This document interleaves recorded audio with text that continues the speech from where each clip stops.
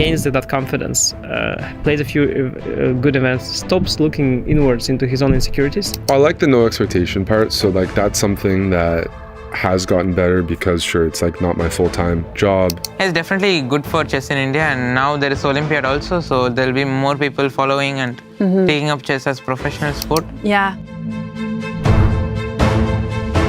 And it's surprisingly concrete still, no? Like e takes d4, good move. This d takes e4, this d takes e5. This line was essential and forced, but also not rocket science to map out.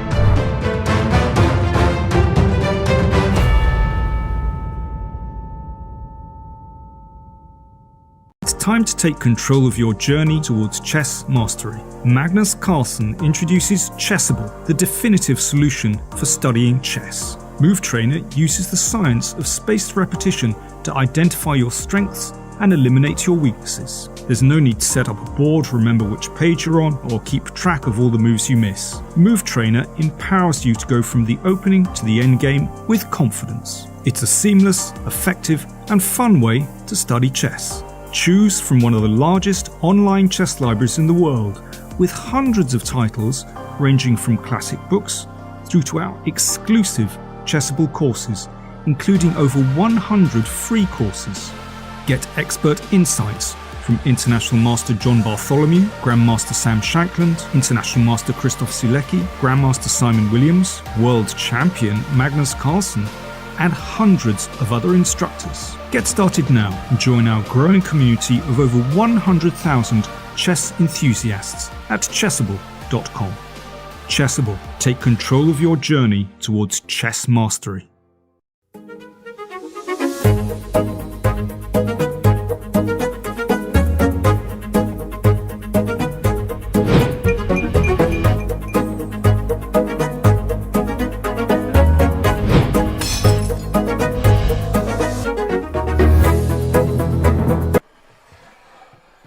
Seriously?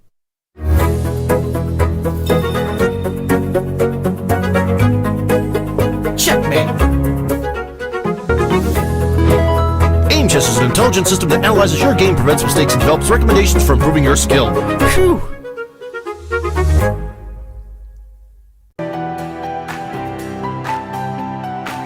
Okay, so let's send a challenge. Here is challenging me. Nice graphics, easy to see.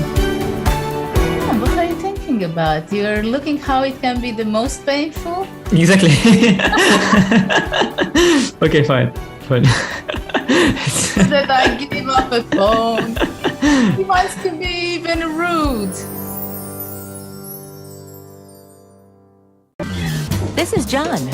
John loves to study chess. This is David. David loves to study chess as well, but efficiently.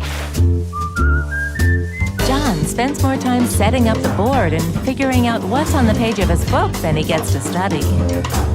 David likes to take it easy and use his time wisely.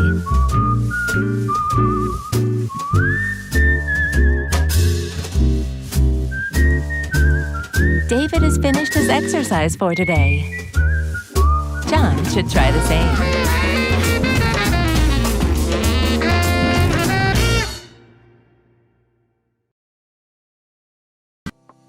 Welcome to the new Chess24 playing experience. Play in light mode or dark mode.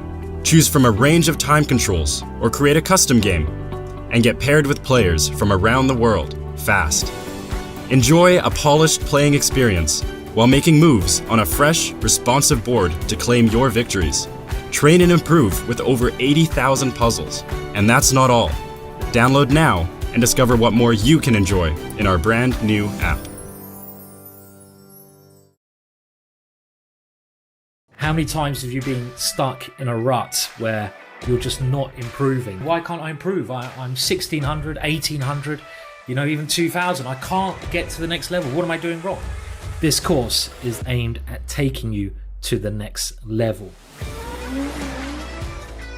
I show you one game which has inspired me, which has really helped me in a particular idea. And this is what Berea said in his notes. The move h4 is not to try and checkmate black, it's to try and stop black from playing f5. And I'm going to show you one of my own games where I've used that idea and I've put it into practice. That's why I started playing h4 in multiple positions. I now play bishop e2, and you can see it's very similar strategy to the last game. I want to play h5. Best form of defense is attack, and calculation is key. Force your will on your opponent. Rook to d4. Boom! So get yourself a nice cup of coffee, get yourself a nice comfy seat, lay back and learn.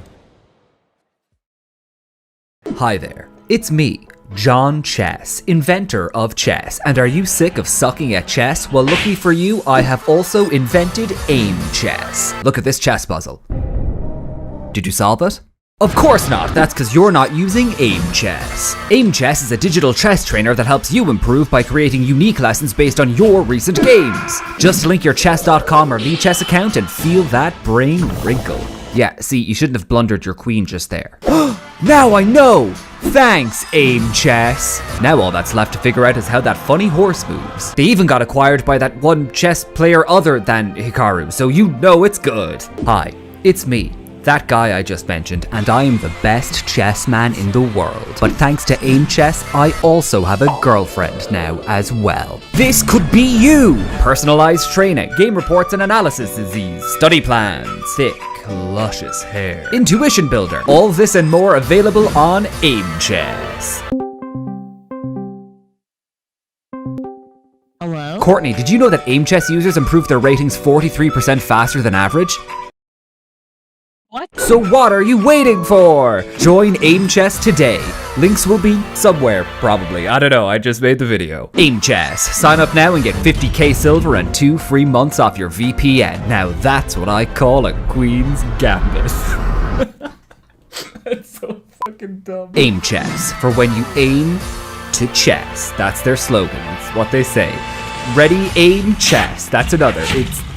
Look, just sign up for Aim Chess, okay? Just, come on, literally, why not? Alright, just stop being a dick for like 5 seconds and just go, alright? Jesus Christ.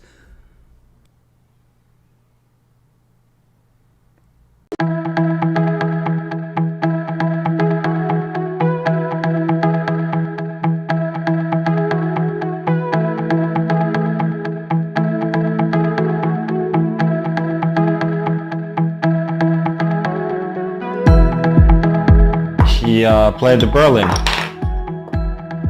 which I sort of expected, but I didn't really know what to do against, because in reality very few people do. When we are playing an even game against someone of similar strength to us, usually we need to give something in order to obtain the initiative. Just how shrewd and cunning Alireza can be, even with very little time. I want to show you a game just to prove that I play these lines that I played against former world #2 and a bit of a superstar, Gatakamsky.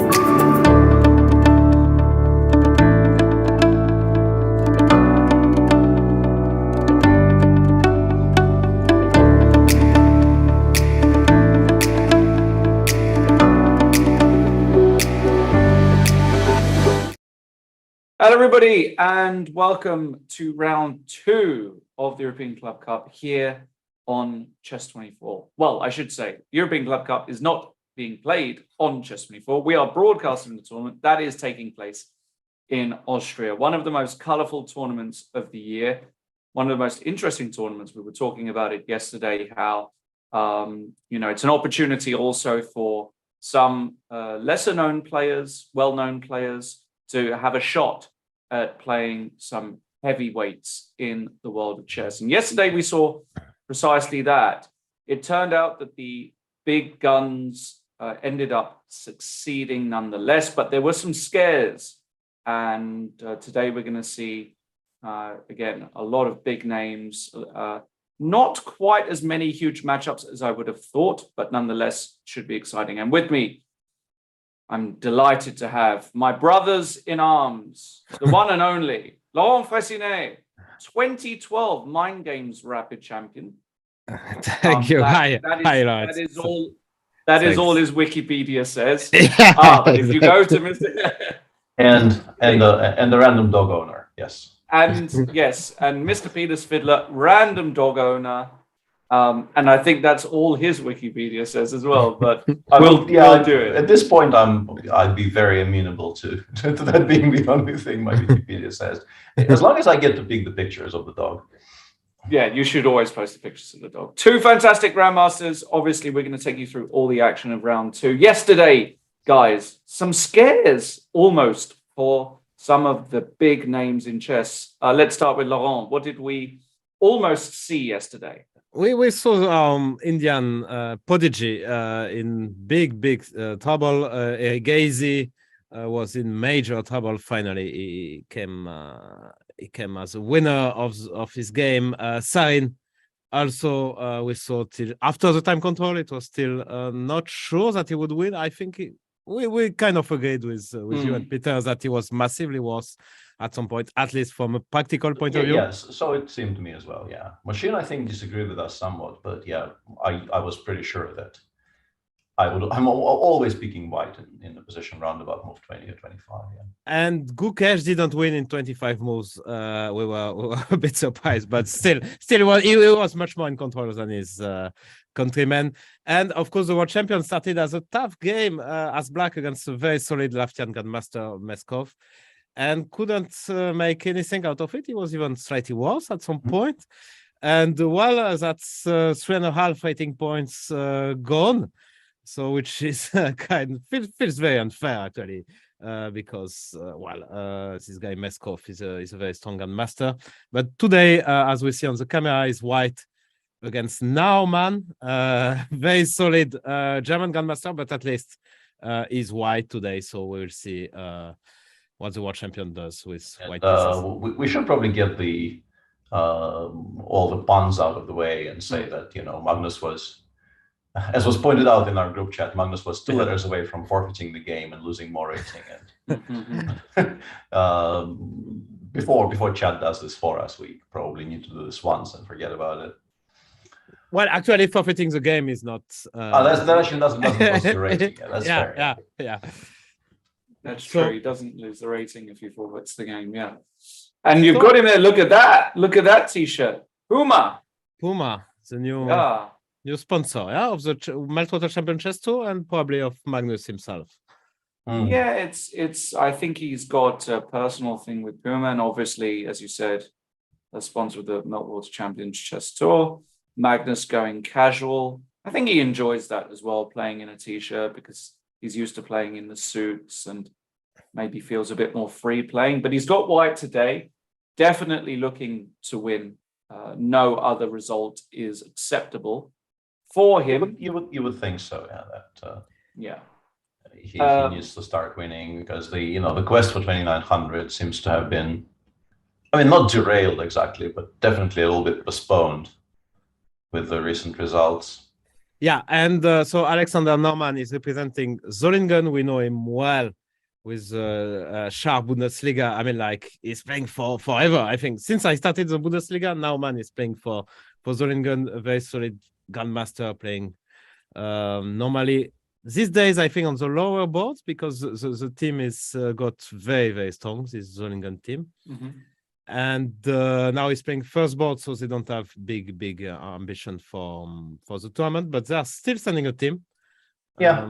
The relationship between the German clubs and the European Club Cup has always been a kind of a weird one in a way, because as someone who's played, I mean, I've been playing for Baden-Baden since they were not even in the Bundesliga. I actually helped them qualify, I think, in the 2001-2002 season, if I remember correctly. But obviously, their best lineup would be extremely strong, and Mr. Grenke used to send the team in the mid 2000s. The team would go, but there is always this kind of a weird situation where the top Bundesliga clubs have a lot of pretty strong legionnaires, let's say, and there would always be conflicts, and people would occasionally have kind of a longer standing relationship with their other clubs. So it was never really very easy to send the A team, so to speak, because people would be actually, trying to figure out who to play for, and eventually Baden just stopped sending the team to the European clubs, content with winning the Bundesliga and kind of not really trying on the major European stage. And it seems like this is also the case here with Naumann and his club, where in the Bundesliga it would be a much stronger lineup, but here they're sending a somewhat weakened team. And Zollingen is famous for having a lot of Dutch grandmasters. There's Luc van Velde, Avin Lamy, of course. Giri used to play on the top board. It's been a while. I didn't see him in Bundesliga, so I'm not sure he's still playing. But they have Smets, and it's a lot of Dutch guys. Wow, and surprise, Magnus Carlsen so played E4. This is not a big surprise, but the Scotch is really not something you see that often at the elite tournaments. Peter, not anymore, right? Because it used to be popular. It used to be. There was a period when I think, in particular, once Gary started playing it very seriously. There was a period when the Scotch was enjoying quite a lot of popularity, and even these days, I think mainly due to the efforts of, I think, originally Alexander Morozevich, and then I think Jan Nepomniachtchi did some good work, specifically in the lines with 8h4. If we talk about knight f6, it's not a given that Naumann plays knight f6, frankly, because bishop c5 is still a very solid option. But knight f6 has always been sort of the way to try and solve all of your problems. Anyhow, this move h4, I don't believe it does actually, like against a well-prepared opponent, I really don't believe it does anything at all. But at least it creates, in some cases, very fresh, very unusual positions, which is something you generally very much want in the Scotch.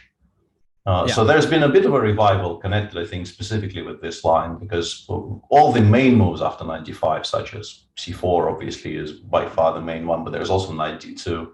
Those things have been investigated very deeply, and by this point, you really don't expect to. I saw actually Gazy playing knight d2 in the Champion Chess Tour, but it was an online rapid game. Also, as you pointed out, Kasparov came up with that against Karpov, and he showed the Scotch against Anand as well. I think he played a few games, and he showed that to Magnus when he was his coach in 2009. I remember some game against Bakro in Nanjing. So Magnus also played it at times, but it was really, I mean, it's been a while. I think he didn't. We'll see what will happen, because the position after 95 is already on the board. So this is a kind of an important turning point, whether Magnus has found something in the old theory, quote unquote old theory, starting with c4, I assume bishop a6, and there's, a bunch of tries there available to white. You can play g3, b3, you can play f4 immediately. There's all kinds of things you can try. But they've all been. F4 was a Nepo try here. Yeah, F4 is, I think, currently the main move. Yeah. Yeah, and Magnus had actually some games as black in that line, if I remember well. And it's always you always think Scotch. Let's say against Jan Nepomniachtchi, Magnus decided to play one e5, and as part of the team, I can tell you that some work was done, of course, on the Scotch for the black side. So this is not something you expect, but this is something you have to be ready for, because who knows. So 92 is played. 92 is played. Yeah, I used to play that quite a bit. I had a period when I was a reasonably serious Scotch player, like in the mid 90s, maybe too early 2000s, and my move of choice here always has been 92. But even in those years, I didn't really have a particular belief it does very much. It's just it was reasonably fresh in those years. People didn't really perhaps figure out exactly what to do against it, so it was a good practical choice. But it's the big question. Go on. It's like the Italian nowadays. Yeah, you don't want to play Spanish all the time. Yeah, exactly. Course, Spanish being the main weapon of top player. Oh, now maybe it's not so sure. Maybe Italian took over. I don't know. But you just want to change at times, which makes some sense. Yeah, and sort of an interesting kind of a side story here is, Magnus is obviously doing this for a reason. I think part of the reason probably will be that he noticed that Naumann either plays something that is perhaps not the most central, not the most critical in response to the Scotch, or alternatively, it's very possible that Naumann just doesn't face it very often. And therefore, it's probably not as fresh in his mind, and he is not as well, booked up. And then, of course, there is this kind of a weird interplay that people don't really expect the Scotch from Magnus. So it's in that respect, it's a good choice, because you play the Scotch, you play a kind of a rare move like 92, or at least not as popular as C4, and these days H4, I would say. And if your opponent is not really waiting for you to play this, for you to play the Scotch, it's very likely he will at least start thinking, and possibly will just not remember what he's supposed to do at all. And that gives you generally a much better chance of getting out of the opening with a good result. Yeah, and also, I don't think Naumann is a professional chess player. I think he has a regular job. So yeah, he doesn't play much as far as I can tell. So probably is not into his repertoire, let's say, fully. So I mean, it makes perfect sense considering the surprise value. And Naumann starts to think. Actually, I think already here, yeah. Yeah, I think the game I mentioned of Agassi, which he won against Li Guangliem, I think was G6 here, which I think is a main move. I think the main line here these days, right? It's that weird line where G6. We play C4, Bishop A6. We go Knight F3, and if Queen B4 check, we go King G1. Okay.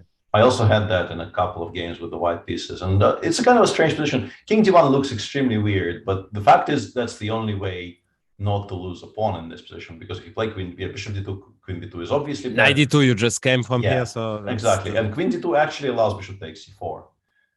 Bishop takes C4. Yeah, you just kind of lost immediately, because that's an important pawn, and this is a check. And this is a check. So you do have to play King D1, but after King D1, Black has to make some slightly uncomfortable choices, because our next move is almost always going to be Queen E2, C2, and the knight from D5 will have to go somewhere. And then, those are really strange positions, because of course you're not happy with your king on D1, but you do end up winning some time chasing those pieces away. Like you play Queen C2, you play Bishop D2 and chase the queen away, or you play Queen B3 sometimes and offer a queen trade. Like for instance, I think one of the main lines here is Bishop G7. Queen C2, Knight E7, and here, for instance, you can definitely play Queen B3 and ask, what do you think about this endgame? And Black can play C5, for instance, and these are kind of sharp endgames which you have to study. Those kind of endgames could be just very, very bad. Yeah, just Bishop. I think C5 is important. Sometimes C5 even. Yeah. No, I mean C5 for Black. I even here for white. It looks very or even that. But C5, but here, okay.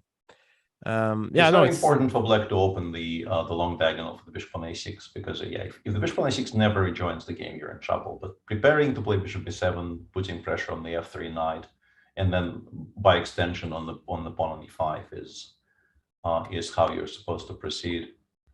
But all of this is obviously quite some time in the future from where we are, because Naumann is, as expected, I guess, caught a little bit, at least a little bit by surprise by Magnus's choice of the Scotch. So I assume he will spend some time thinking it's not about easy. his options. That's not a pleasant situation, because the position is very sharp, as you described. I mean, so you may get them to go for some d6, or I don't know, to end up some slightly worse position, which probably is not a disaster actually. No, it's not. But again, specifically Magnus, how happy are you playing a slightly worse endgame? Because Magnus will be enjoying this quite a bit. Yeah, just ed6, cd6, I don't know, knight c4 or something, and just play. Yeah, you can go knight c4 actually. Well, knight c4 immediately, even. Taking here, and no, it's not. I don't know. Anyway, it's not pleasant to play black against Magnus. So let's take a look at the upper boards. So Richie came.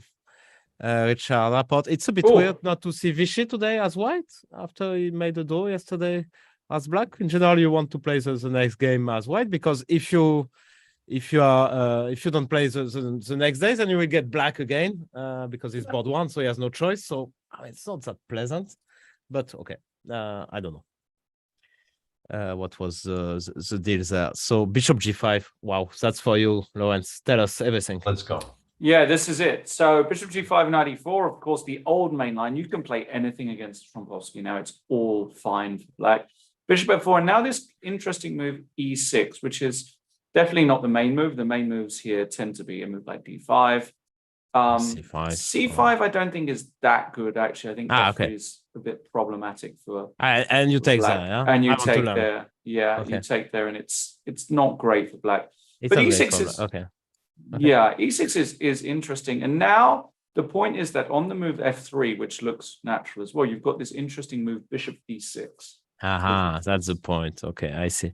And now, if you take I takes, that doesn't look like it. And if you take just knight takes, and if e4, black has got this interesting move f5. Now it's not the end of the world, quite far from it. The positions are very rich. It can go e5, knight f7, f4, for example. And then b6 precisely. And there have been some games in this. White is, got a good. And what's the point after that? By the way. Okay, maybe I can just castle or something.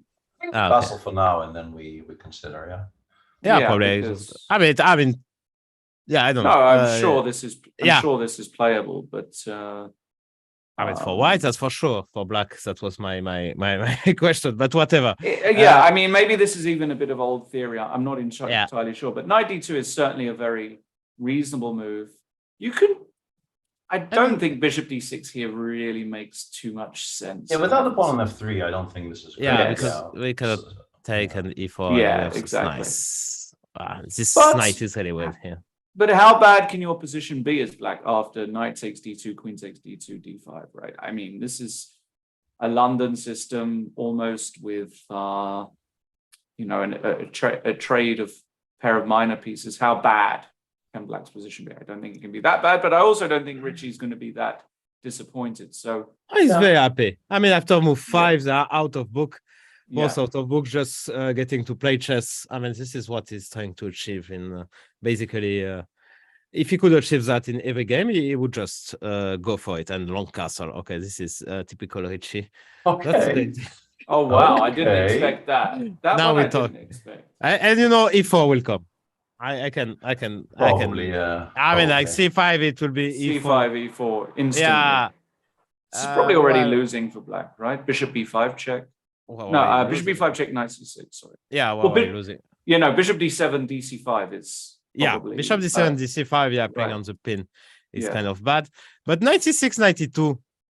I mean, against Richie here, I would be very worried already. Queen e3 is coming. I don't know. I mean, you have this.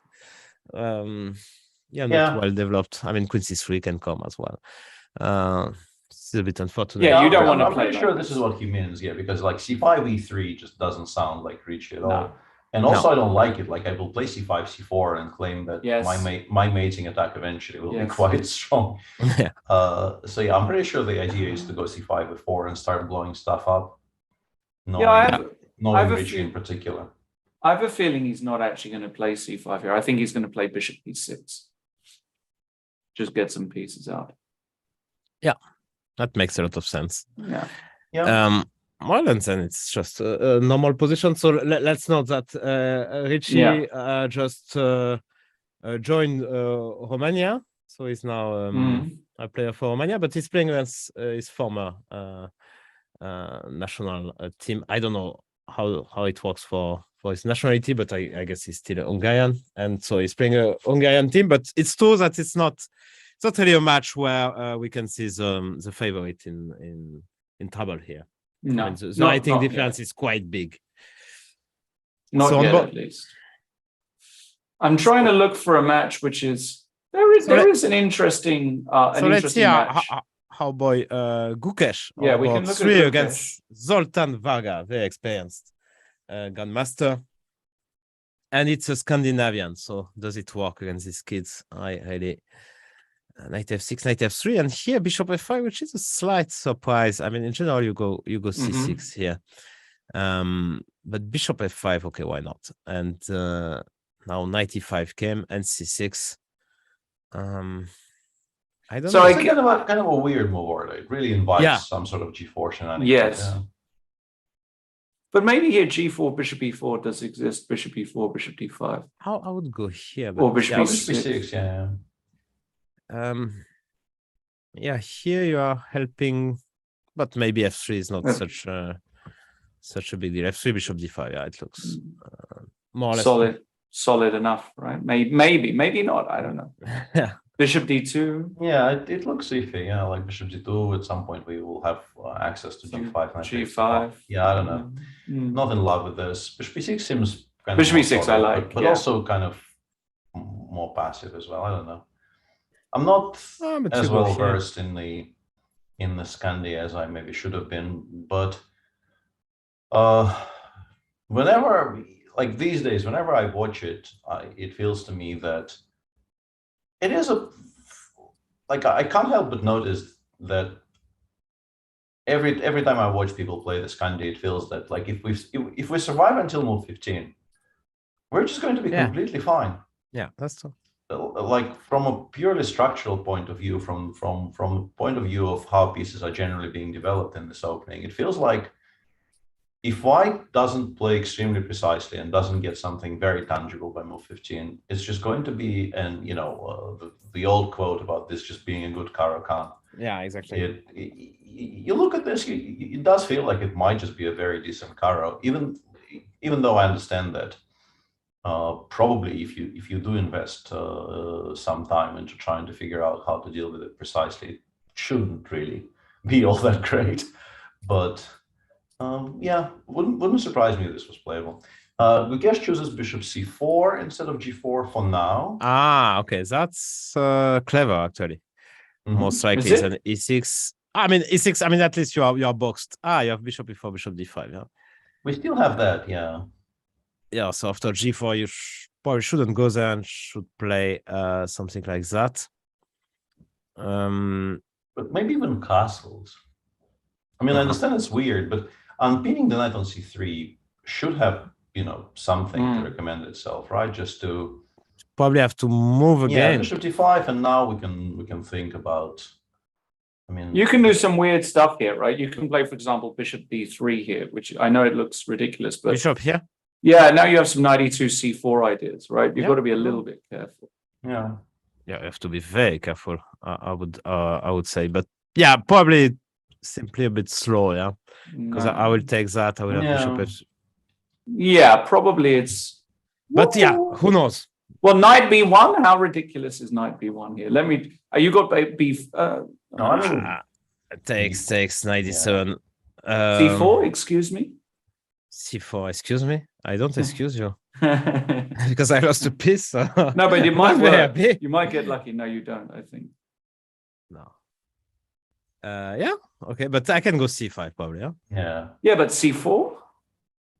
c6. Okay, I take. I played Yeah. G5. Yeah, I you played G5. G5. This was kind of interesting, yeah. I played Allez. G5. Le bleu. Yeah, come on. This is... Okay, and it's on the board. G4 is on the board. Oh Okay. wow, we might see it. Okay. Well, we might see, something approximating this. Yeah, I don't know. Obviously, bishop b4 f3 is also kind of logical, but it felt to me that unpinning the knight on c3 has to have at least some reasoning behind it. What was, maybe you remember, Peter, this game Anand Lothier? I can't remember. I know what you mean, but yeah, I can't remember. With the bishop on g2, and yeah, it was some really nice game from Vishy. Once again, and in the Scandi, but it was in the 90s, late 90s, I guess. Or yeah, it was really a model game. I remember, at least for the eyes. I don't know if it was really a good line, but for aesthetic point of view, that game went. Yeah, he played bishop g6 in this position, not bishop b4. So really beautiful game. So where? Bishop g6 here. Okay, yeah. so it's h4. Yeah, h4, okay. knight b7, knight d7, knight d7. h5, bishop b4, rook h3, bishop g2, rook e3 for some reason. Knight b6, bishop d3, knight d5, f3, yeah, and bishop b4.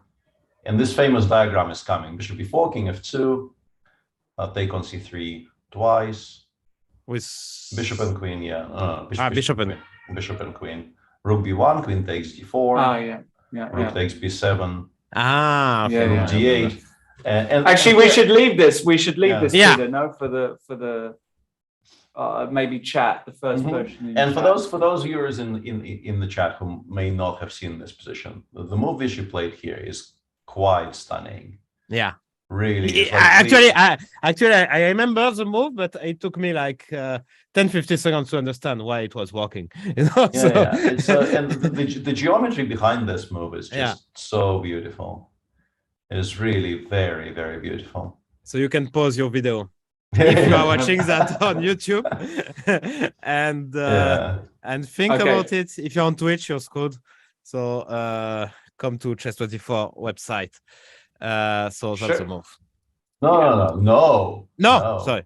You play h6 first. This is the point. You play h6 first. And after h6, Joel took on h6 because what else are you supposed to do? It's do. But why it doesn't work actually? Queen g1. Yeah, because it's not made, right? King f8, rook f7. Yeah, and here knight e7 maybe. Okay. And suddenly it's not made, right? See, I knew it, but okay, yeah. So he played h6. H6. Okay. And Joel took on h6, and now we go bishop g6. Yeah. And then we have, and then suddenly we have bishop takes h6. Yeah, that's brilliant. That's actually brilliant. I knew the game, but I couldn't find it. That's amazing. It tells you how difficult it is. It's a very, very famous diagram. It's one of, I think, one of the more recognizable Vishy games in the entirety of his career. Yeah, really nice. So how did it go? What did Joel play? He played knight e7, and then he lost kind of prosaically after queen d4, rook d4, and one final very cute move, rook d3 here. Wow. And because bishop b2 not because but I think rook d3 kind of wins more pieces. Like everything wins, but it wins kind of wins more pieces. If you take, I'm taking here. This bishop is doomed anyway, so you just resign basically. Okay, very, very nice game from Vishy. And bishop e4 played. Bishop e4 played, not bishop e6. By we'll see. Who certainly knows about that game. Yeah, you have to assume so. Yeah. Kukesh as well. It's my best guess. Okay, so another game. Let's look at your boy. Jules. Then we look at Zipenko and our favorite team here on the show. Yes, absolutely. So Jules, where is Jules? He's playing as black against Bertrand Breiter. So we can notice that in this Anya team, our boys are playing, but Maxime Vachier-Lagrave still didn't play a game, even if he's there, that's for sure. So he will play at some point, but just resting the first couple of days. Just resting his eyes, yes. And so this is a knight off. Yeah, knight b7 is fine. F4, queen c7, queen e2, e5. I'm not sure I'm familiar with this particular move order. Trying to figure out what you're supposed to do here, but it probably isn't this, right? This looks kind of, I mean, it looks logical if white has one more tempo to play 93. I think the entire setup starts making a lot of sense, but I'm wondering if we can already sort of go in with d65. D65, really? Wow. I mean, maybe. No, of course. But I mean, I'm confused here because my engine, my small engine on the live board doesn't like it, but the guy is playing everything. He has 128. So I cannot imagine. Yeah, so I cannot imagine this is just some kind of bluff and that d5. You just play d5 and you're better, while the guy was blitzing out all his moves. But maybe I'm just too pessimistic. So how does that work? I have no clue. Lawrence, this is your territory.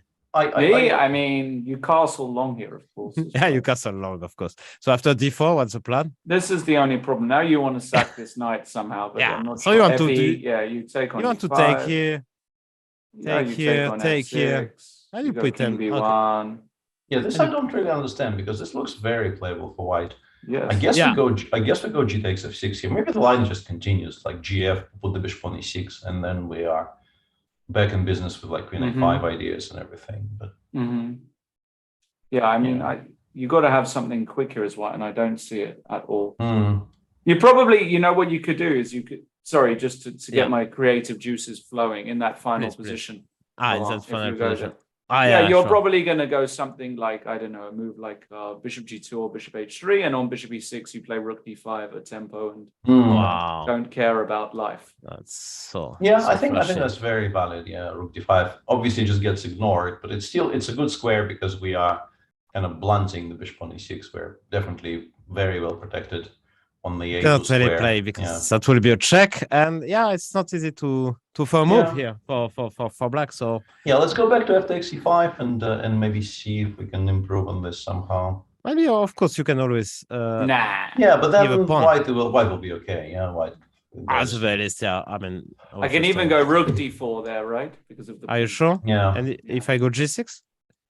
What's you I mean, want to do this? Wait a second. Yeah. No, I'm not. No, I'm of course, not bishop afraid. f5. I know you. Yeah. I cannot take because my But king g6, is. queen d3, for example. Of course, I'm terrified, but it's not my pieces. I give you a check. I give you a check. That's why. The last time I played knight off, it was 15 years ago. Okay, now I just. But here, I would think I'm winning, but maybe you're winning. Yeah. I mean, what a shame. Yeah, but we can take with the knight. Like if we don't actually want to be involved with any of this, we can take with the knight and be kind of okay with life, I guess. Bishop g4 knight f3 exists, and bishop b4 knight d5 seems fine. So yeah, it is a pawn. We'll see. Another idea I had. Another idea I had. It actually is. I was going to say it's extremely stupid, but maybe it isn't. In that line after dc3 ef6, the one we showed earlier, and dc ef6 here, is queen b6 a move you can make? Because because it's a kind of a strong threat of mate in one, which means that fg7 is never going to be quick enough. I don't and want to take. B3. I mean, this looks horrible. Bishop a3 is followed by anything. So b3. You have to play b3, and maybe now I have time to. Actually, maybe even I go for some kind of mate. No, but then rook d5. Then rook d5, king d1. I was wondering if I can just take on f6 with the queen. My point was, can I just like b3 take on f6 with the queen and try to play like bishop a3 check and castle short next to moves? Yes. And then maybe I'm claiming I'm doing very well. Yes. You can claim. Yeah. Yeah. Successfully claim as well, may I add? maybe even successfully, for all we know. It's a bit boring that we're not giving mate here with black, but I mean, if we just get a solid, good position, maybe we don't have to be too fancy. Yeah, very interesting. Well, so queen b6 could be the point. No, I'm very curious actually to see the prep of the guy with white, or maybe he's bluffing. Or no, he seems to. He's not at the board, so.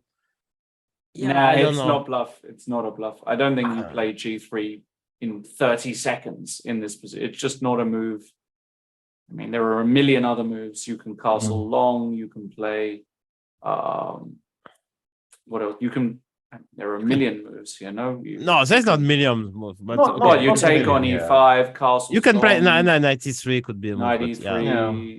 How can you play g3 in 30 seconds? Yeah, without no, of having- course. Yeah, of course. I agree. So let's see how your boys then. Isipenko maybe or Alexeyenko? Yeah, Yusupenko has a kind of a very nice. That's very cute, actually. They've been doing this in every single position, right? Like, if we show this, it's like a classical Khan, yeah, with e6, a6. And he just goes a3 here. And I think it's actually a very serious move. I've been reliably informed that this is a very serious move because we're not committing to either knight c3 or c4, and we are saying, please advise what you are going to play in this position, and I will react accordingly.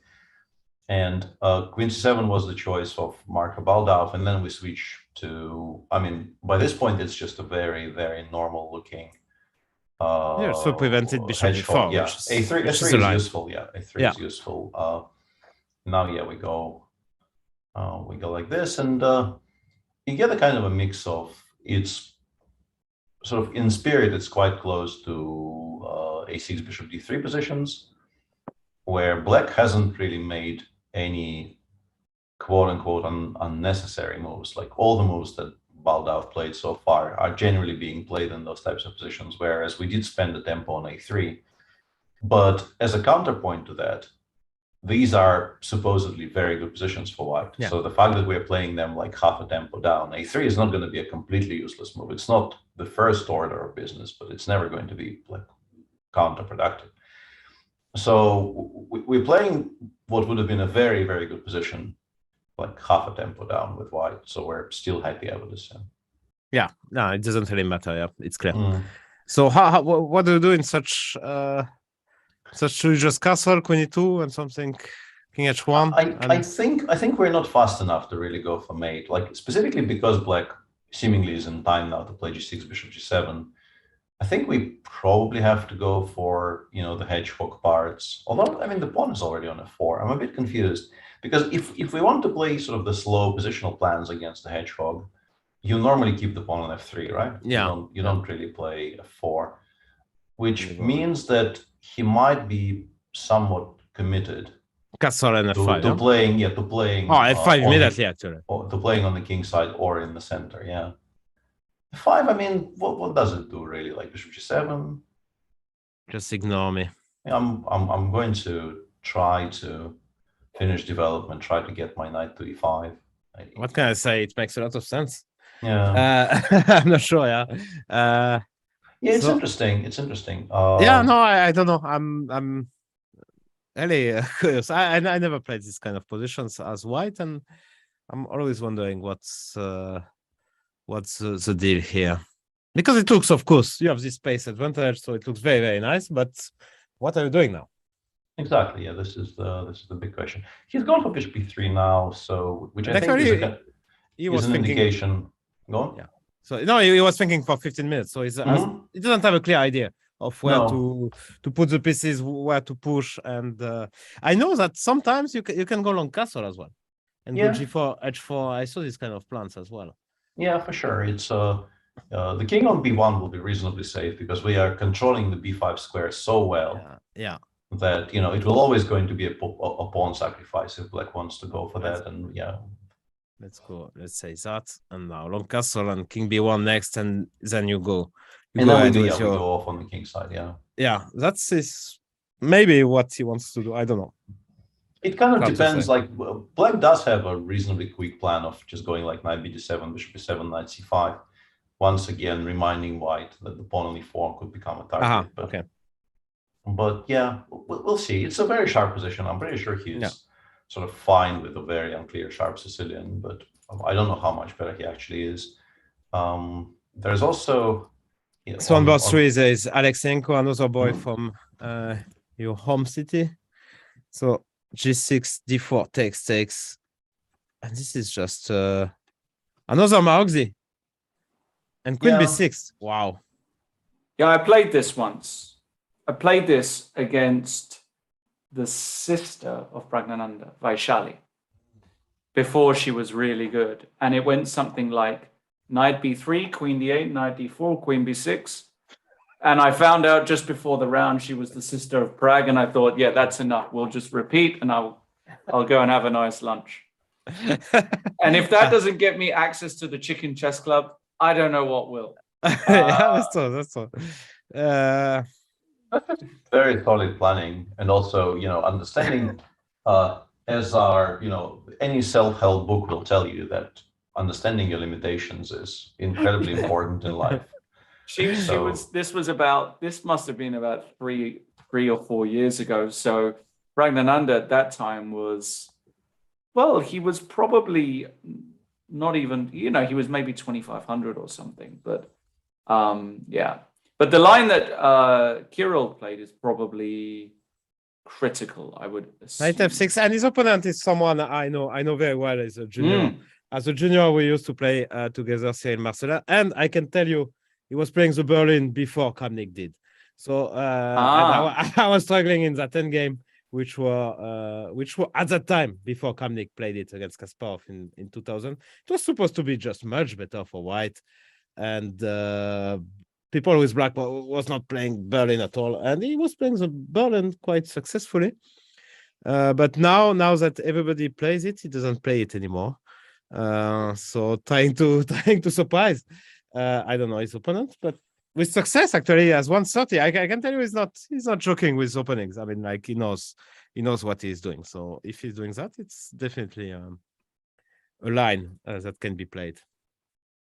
Yeah, and you do get a kind of a normal-looking Marazzi setup with the white knights on slightly weird squares, I would say, but it's still a Marazzi, like d6, bishop b2. We both castle, and play goes on. I suspect it actually is not bad at all for black, but because of you really never. We normally got here. Yeah. Why? Yeah. I'm not so sure. I still don't feels like it. a bad version of a Marazzi to me, because you've got c4 over defended, you've got e4 nicely defended. You're not even committed to playing f3 here. It's just not a move that's necessary. It actually feels like a pretty poor version. You've got no queen h5 ideas.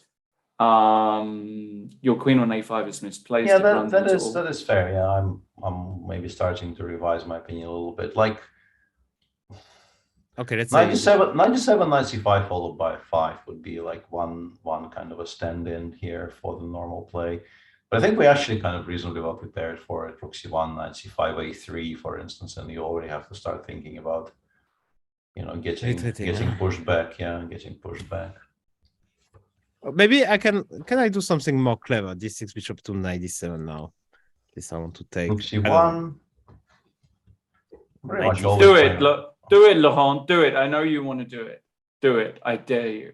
What you want to take on c3 and take on? No, I'm not. Yeah. You are just confusing me with hammer. I mean, hammer is kind of start to count the pawns and say, okay, the pawn a2. After all, why not? But no, I don't do such things. Not yet, actually. 94? 94, maybe, yeah.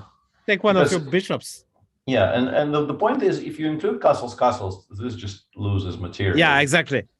Yeah. Yeah, because bishop takes d4 and knight b3 would just win some material straight away. But without the inclusion of castling for both sides, bishop takes e3 is a check, of course, so you don't lose material there. And you even maybe that time I will consider taking it. Yeah, you can maybe even consider winning two here. For sure. Yeah, and then it feels safe. So I don't know, maybe something like that. But I'm surprised actually that he starts thinking, because I mean, where can be the surprise? I mean, knight d2 is such a logical move. Well, the pawn was hanging, so yeah. I mean, knight d2 does look. Yeah, how can you stop your pep here? I mean, that's the point. It is very serious, guy. So I don't know. Let's see. For a second there, I thought. I mean, indulge me. I mean, we're probably not. Can we play knight g4 here? It's so ridiculous. Like d5, d4. Aha. Positional pawn sacrifice. Yeah, I'm sure it doesn't work. But actually, I mean, are you sure it's a pawn? I mean, like maybe it can be. Might be more than a pawn. Yeah, like obviously it doesn't work. But it was just queen d8, but yeah. Funny idea I had for a second. Yeah. He's gone d6, of course. Yeah. Yeah. So bishop e2 will come. What else? I mean, f3 is a bit. Mhm. We don't need it, and okay, we should develop at some point. So I guess knight d7 will come, maybe. Let's see.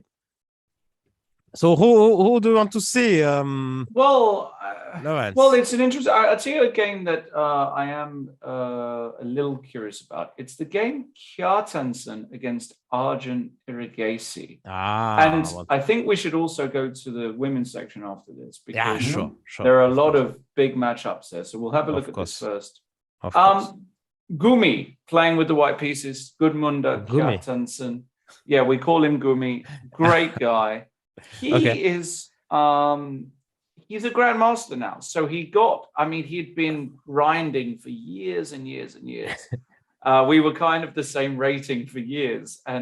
But he's basically he does the chess thing. I think the Icelandic players still get a stipend from the government. So getting the GM title was very worth it. And he was just grinding opens, grinding the circuit. Got his GM title, so great for him. How is it going? How is it going with your GM title? I'm not. I mean, I've got this fight coming. I've got so much stuff going on. I just can't play any tournaments. It's just ridiculous. But next year, let's see. And it's always next year. But I really will see if next. But year. I mean, with the years, you are not improving your chances. If I No, I don't. My chances are definitely not improving with the years. Yeah. Although I am fitter than I've probably ever been, so that might count for something. Actually, probably. I love your optimism. This is great to Yeah. So, This is beautiful. so c6. Okay, g3 bishop is very normal. He's going c6. Okay, what's not to like? And of course I played that as black, and I want d5 because I don't mind if the game just equalize immediately. So takes you play d4 and it's basically equal. But Arjun is an ambitious guy, I guess. So yeah, d6. But then you accept to be a bit worse, but you get more pieces on the board. Sure, honestly, I think he's just fine on because. Really, yeah? Okay. Yeah, I don't like this knight on e2, and it feels that. Yeah. Although the pawn on d6 is a bit weak, I was going to say like we play bishop h3, get those. We can actually still do that because you can't really take on d6. You will get mated after knight g4. Yeah. So that is still an option. And whatever you choose to do against that bishop on h3, whether you allow us to trade or whether you play bishop h1 or bishop f3, it feels like black shouldn't really be in any kind of trouble. Mm-hmm. Yeah, once those bishops are gone from the board. Yeah, no, I was a bit worried about this knight, but actually you may come back into the game very quickly. Mm-hmm. So let's say I go b4. What do you? Oh yeah, that's a good point. Yeah, takes. Let's say takes just. But you can go knight c7 anyway. We can go knight c7. Can we? No, maybe not. No, yeah. Yes, you can. We have bishop a5, right? We actually have if bc bishop a5, yeah. Mm-hmm. Yeah, it's a bit touch and go because if the queen on d3 here was protected, we would be losing. Yeah, but it's not. Yeah. If I'm really threatening c5 here, but then you have time to go for such, and it's completely fine for black. Mm-hmm. So okay, let's see. Arjun is much higher rated, and we're expecting him to. I mean, he just got the position he wanted after the opening. I mean, a board full of pieces and sharp play. So let's see the women's section. Yeah, so let's go to the first match, which is Cercle d'Échecs de Monte Carlo. Monaco. Monaco, yeah. Against I'm gonna have trouble pronouncing this one. Peter, this is much more up your alley. Let me take a look. Yeah, so it's I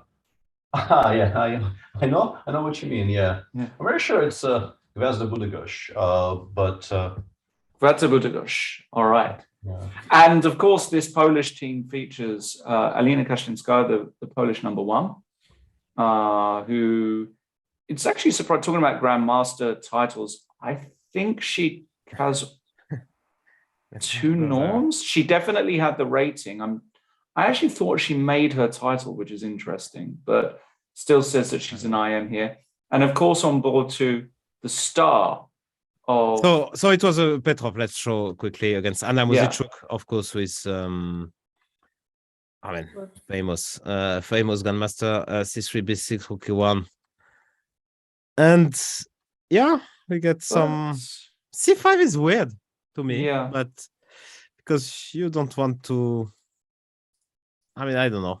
If you manage b5, yeah, that's your point, yeah. That after you can't really play b3. You would like to play b3, I guess. There is knight d5, cd5. Yeah, bishop 95 f6, through 6 seems to be and working. and this is a big problem. So yeah, I don't know. Very interesting position. And on board 2, yeah. Yeah, I was going to say Olivia Kilbasa, who had this amazing run at the Olympiad, beat Dina Belenkaya in the first round, who's playing against a much sterner opponent in the form of Antoaneta Stefanova, the former women's world champion, veteran. Oh God, she's going to hate me for saying that. I don't mean it. I don't mean it in that sense. I mean, she's been around for goodness knows how many years. She was world champion, I think. When was she world champion? I think 2004. 2004, yeah. I would think so, but sure. Now in the politics game, Antoaneta, she's a mum, but she was working in, I think, local government in Bulgaria. Lovely woman, obviously married to, I think I've got this right. I mean, I'm assuming. Please finish. No, we're not going to hide. No, I mean, no. I'm saying, I mean, actually, I haven't seen them for a very long. I mean, I haven't seen Antoaneta for ages. Were you part of the Wood Green team with us or not? Yeah, for sure. I mean, yeah, I was sacked every year, but then he was calling me back. He was forgetting. I mean, who was calling you back? Roger. Roger. Captain. Anyway, Yeah. so she's married to Chepa, and they've got a kid. Yeah. Which is really nice. And but so she hasn't been playing as much, being a mum and having a real job, but can still absolutely move the pieces. And on her day, she's beaten some fantastic players in her career. I mean, she's really had a lot of 2,700 scalps. So when she's in form, she's very, very tough. And today, playing against I played her in one of the Gibraltars where, occasionally you have this kind of a Gibraltar Masters where you get, I think that year I had an actual 50-50 split. I think I played 5 women and 5 men in that tournament. And I somehow scraped through. We played some kind of a very sharp, I had white pieces against her, and I played some Spanish. It was a huge mess, and eventually I got through in a very, very tough mutual time trouble, and she was very upset.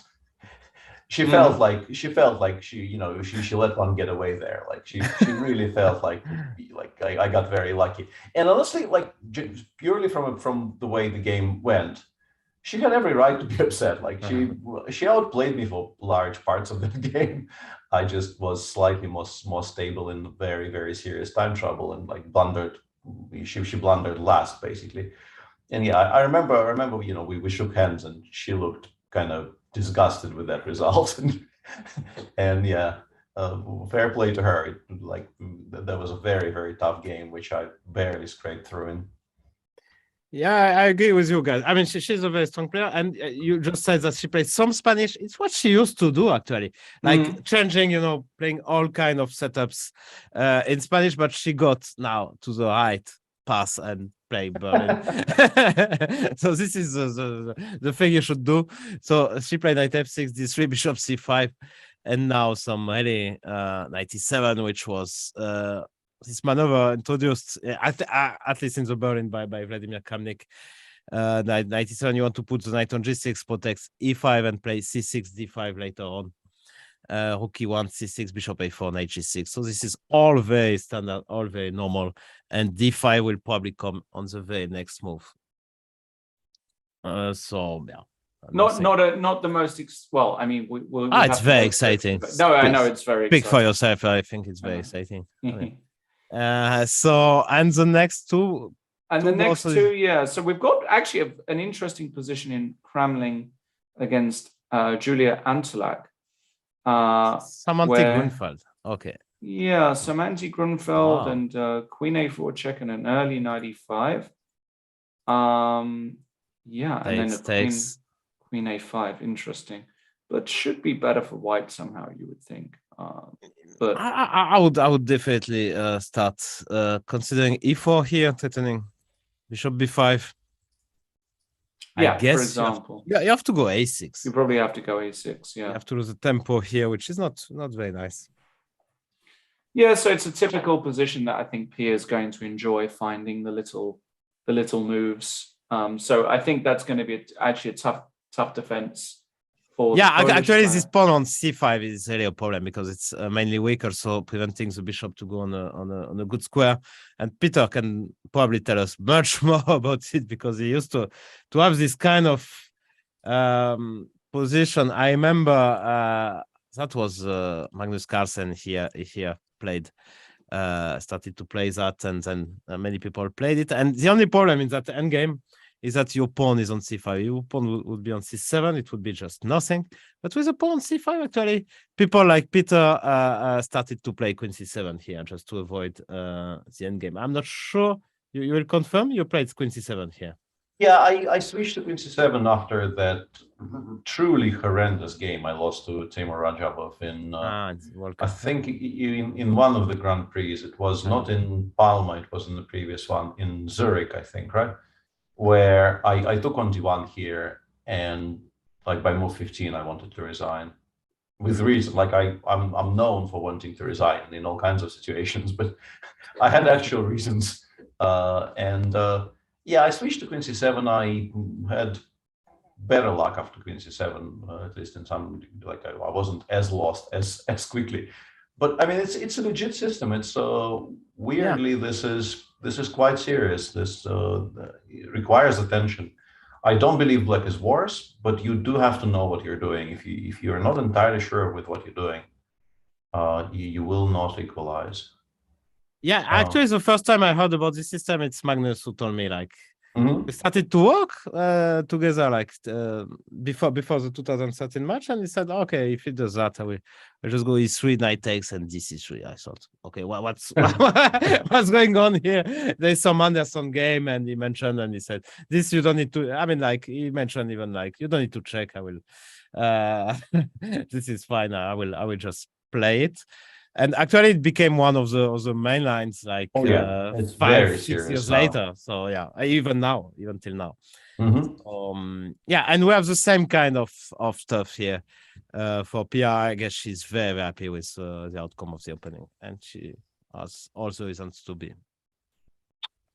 And that's board. And on board 4, we have also quite an interesting matchup. We've got Karina Sivka. Or Chivka, I'm not sure how that's pronounced, against Elizabeth Pates, Lizzie, with the black pieces. Lizzie also, from what I understood, did she get her title as well? I think she did. I think she did. Yeah, I'm pretty sure she did. Yeah. So well done to Lizzie. I think that will make her the first ever grandmaster, full grandmaster from Germany. I can't think of any other names. So no, she's a German #1 for many years by now, I think. And she's playing this A6 which used to be very, very popular. Let's say in I mean, like, again, thanks to Kasparov, who started to play it in the early 2000, I would say, and had a very good result with it. I mean, not only with that opening, but just in general, he had good result. But I mean, it happens that he was playing that opening in the early 2000s, and then it lost popularity. And Queen B8, yeah, is a move I remember. It's a very typical move. Just you're fighting against the knight landing on e5, so as much control you can exert over the e5 square, the better. And she played h3, which is weird in connection with Queen c2 because you just invite. Well, I mean, it was sort of hanging on h2, so. That's true. And now she cannot even play bishop d3 because now the bishop is hanging there, so you just lose the pawn, and she has to play the sad queen c1. So that cannot be. And I very much like the move h7, h6 here by Elizabeth, because you want to keep that bishop. You want to keep that bishop on this diagonal specifically, and giving yourself the h7 square. It's kind of an idea that you see in the Londons all the time, where white goes bishop f4 and then very quickly goes h3 just to preserve the bishop on this diagonal. And now after a4, b4, I'm starting to think that maybe we're starting to prefer black, right? No, but my question was like, after knight d1 is g5. Yeah, I mean, like we're going for it. Yeah, I mean, like the center is closed. You cannot really go. I mean, like I don't see a way. I don't see a world where e4 you will make e4 happen, and even you can open up that line. But so what? Yeah, the king can even be on e7 if we need to put the king somewhere. It will very quietly go to e7, and it will be fine. So yeah, definitely. I think if we have to choose a square, honestly, I'm choosing b1 over d1, because I think on d1 it's completely dead. Yeah. And on b1 we can at least put it on d2, and then maybe it does something. It's not going to be doing very much anyway. Like even here, I think g5 is playable, but still, if I had to choose between b1 and d1, I'm probably choosing this. I was too excited by g5 and tonight. I just played the under move, which was not hanging the knight. But of course, it makes much more sense to go here and here. And at least maybe you can hope for, let's say, I would probably just sacrifice. She chose a2, which I mean, yikes. A2 is ugly. My goodness. Yeah, I have no idea. Like the pawn on b4. Like, if you have time here with white to play both a5 and c5, then the pawn on b4 probably actually gets picked up. That's so. But there are two arguments against it. First, if we go g5 here, let's just, for the sake of argument, like g5, I don't know, c5, bishop c7, for some reason, like a5, and we don't take on a5, like we go rook g8, queen d2, we go g4, and we say, this is one pawn, I will give mate by that point. I don't really. You're not going to force me to care about the pawn on b4 here very much. Is my point. And like knight b4, okay, I will spend one tempo on queen b7, but then I will go back to giving mate on the king side. No, but also a different way to think about it is knight a2. Black can play a6, a5. Now. Yeah, exactly. And then the pawn on b4 is entirely safe, and you will have to spend God knows how long getting that knight to better squares. I guess you play I don't know, queen d1, knight c1, knight d3. D3 is not such a horrible square, but it's such a long maneuver. It is, so very. That's long. probably the point of white. And a5 is actually a move you play in 1 second in the blitz game.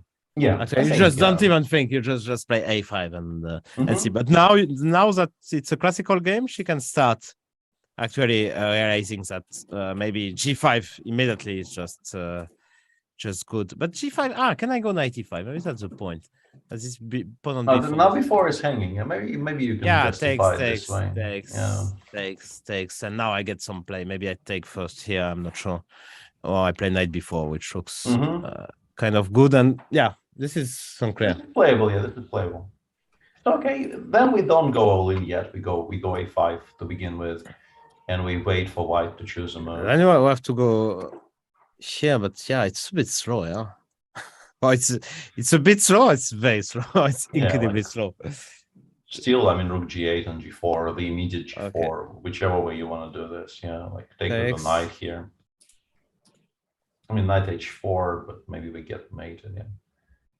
Knight h4, I have this bishop h2, bishop g1. I don't know if it's good, but like it's always fun to play. But yeah, here they have knight f3, so maybe it doesn't work. But maybe bishop f4, no? Yeah, and actually, look at this beautiful knight on d3 protecting the pawn on f2. Yeah. Yeah, that's bishop b4 is very clever. Yeah. I don't think out of king g1, bishop f3, and queen h2. I mean, like this is just way too dangerous for white, I would say. But maybe you have no choice actually. Yeah, we'll see. We'll see what Elizabeth chooses here. So it's a tough match, but still, Monaco, Cercle d'échecs de Monte Carlo is quite a big favorite, I would say, in that match. And match 2 in that in the women's section has a very interesting matchup there on board 2. It's team Erste Bank Baden versus the Romanian Superbet team. And on board 2 there we have Elin Robbers, who is a very, very strong young Dutch player who I was introduced to by Peter Lecco when we were covering the Olympiad. And I think she's a very exciting prospect. She's just like a genuinely a very, very exciting prospect. She plays very, very solid, very interesting chess, and was very enjoyable to watch during the Olympiad. How old is she? 16. Yeah, she's 16. She's very young. Yeah. Okay. And she's playing the Stonewall. Wow, that's why not? yeah.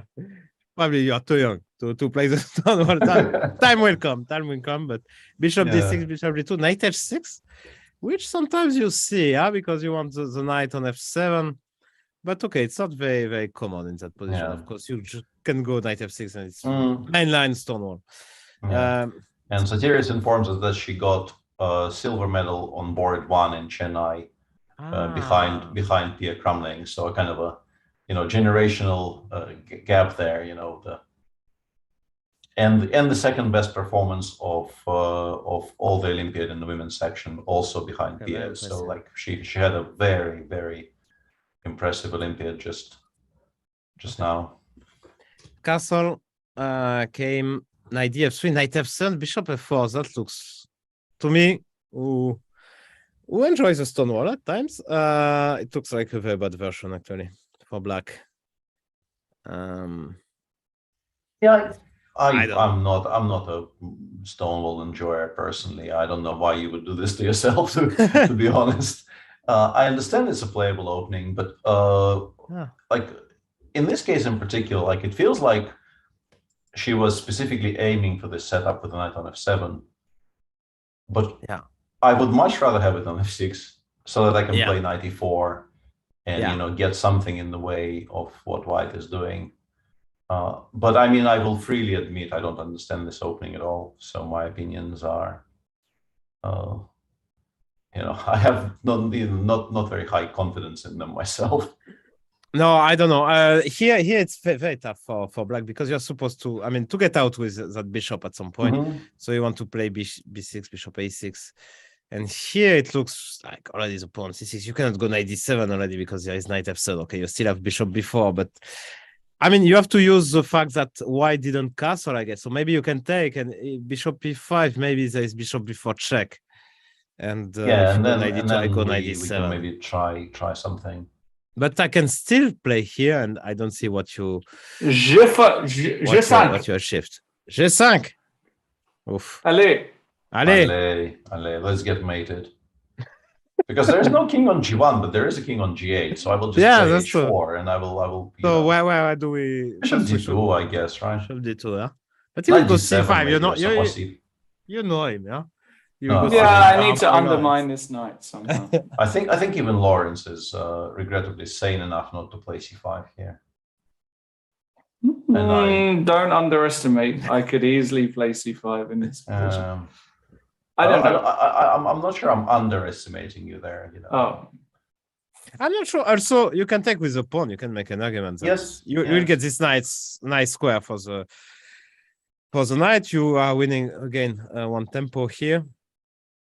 So I don't know. But here bishop e7. How bad is life? Is it really so bad? Horrible, but like I'm still picking white here. Sure. I'm not sure we need to castle this early. I would be like very interested in the idea of playing h4 for now and h4 or queen c2, and like keeping my options open. Okay. I just don't like how Stonewall looks. Like it's just I can't figure out where my pieces are supposed to go and why is my position supposed to be any good, but. The opening definitely is much sounder than I would have guessed. And there's more kind of Stonewall type structures in the same match, right? Because in board 3 we have Dinara Wagner against Ekaterina Talik. This used to be a Queen's. This used to be a Catalan, but it is now Stonewall adjacent. Exactly. In the excellent video series by Magnus Carlsen on this website, Chess24, He is having a video series which I recommend about the Stonewall, and he is explaining exactly that point that he also played the Stonewall via the Catalan move order. And here we go with G5, or you can go with F5, G5, Bishop E3, F5, and it's very playable actually for black. Okay, D1, Bishop F6, and Knight E5. Okay, so if you take here. Looks like you want a pawn, but actually... Yeah, we have bishop takes e4 in the end, This which is is nice. why I guess Ekaterina played queen e7. And Zinari is playing very, very energetically here. She's just going f3, ef, rook takes f3. Continues saying, I don't care about protecting the pawn on e5. Please take it whichever way you like it. Then we will start looking for ways to punish. Yeah, maybe that's the way she wants to. If you take with the queen, I just take here. At least bishop takes g5 exists, and here, yeah, bishop c5 looks very kind of annoying with queen takes h7 to come in the end after something bishop like c6. that. Yeah, that looks completely lost. Black should be doing something. Yeah, whatever else, just not this. Just not this. And if you don't take the pawn, then I will just go rook f1. I mean, it's very threatening, yeah? I mean, it's just very... No, I think, I mean, it looks very risky, but of the things we've mentioned, I think I'm taking knight, bishop, and then queen on f8.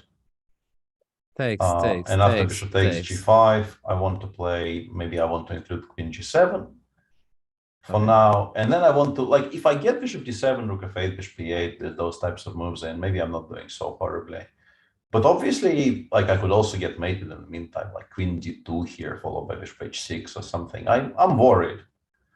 But maybe we're surviving, right? Bishop h6, queen g6. It looks scary, but maybe it's not that bad, like rook f1 and some move. I guess you have to play bishop g7. If I have to play bishop g7, I'm not really in love with my position, to be honest. Why not? Takes. Yeah, I don't know. e4. This is nothing. You shouldn't play the Stonewall. Yeah, I mean, you should, if you think that position is very bad, then you shouldn't play. No, you're not. You're not a good. I understand your point exactly. Your contribution is not needed to our cause. That is kind of who is better now? Huh? The bishop is getting out. His bishop. Well, I mean, it's the Stonewall exactly. Yeah, and on board 4 we have some kind of a quiet-ish Spanish, which I guess was that was actually this 5 knight c3. And this is interesting. I've had this conversation with Kirill Alexeyenko a few days ago, where he sent me some position he was looking at in some opening, like one e4, e5 opening, and we started discussing sort of the philosophy of the openings these days. And it's very curious to me that in a lot of positions these days, this idea of playing knight c3, which would be a very normal move in like 1905, like 1870 or something, right? And this is all coming back. They're playing knight c3 in Italians now. They're playing knight c3 in every single Spanish, where, seems like there was this development over the course of the 20th century, which led to all of us understanding that you want to have a large pawn center. So you want to play c3 and then d4 and occupy the center in Spanish. And the knight from b1 goes to d2, to f1, to g3, right? And instead of that, we are now very seriously, sort of non-ironically, we are returning to the gioco piano, like the way they were playing it in the 1700s, and it's actually not only that; it's also the way you are teaching kids. Actually, get your pieces out, start pin, castle, and that's it. Exactly, and this is all coming back, and at the same time, in every single closed opening, we are going like h4 move 5. We're doing this extremely hyper modern things. We're playing h4, we're playing all kinds of weird double fianchettos, we're doing all kinds of weird things like that. Like, our closed opening theory doesn't resemble the 19th century at all. Maybe even not the 20th century, but after e4 e5, it really is like extreme old school now. I thought it was kind of interesting because yeah, for sure. Those two things happening at the same time is kind of weird. I was first alerted to this opening by none other than Rustam Kazimzhanov, who said this is a great blitz weapon because he told me exactly the same. Yeah. Okay. So funny. So yeah, because after Bishop B3, Bishop B7. Bishop B3. If Black plays D6, Knight G5 might already be winning, right? For White, exactly. Or it's very ugly. A lot of Black, and Bishop C5 you can transpose to normal line. So there's nothing wrong with it. I mean, bringing a knight towards the center, how bad can it be? In fact, you could do it on move 1, also perfectly good. Just, this knight towards the center. No, but I remember a few years ago when I faced that. I mean, like as an E5 player, I faced that in blitz games, and the guy plays knight C3, and you think,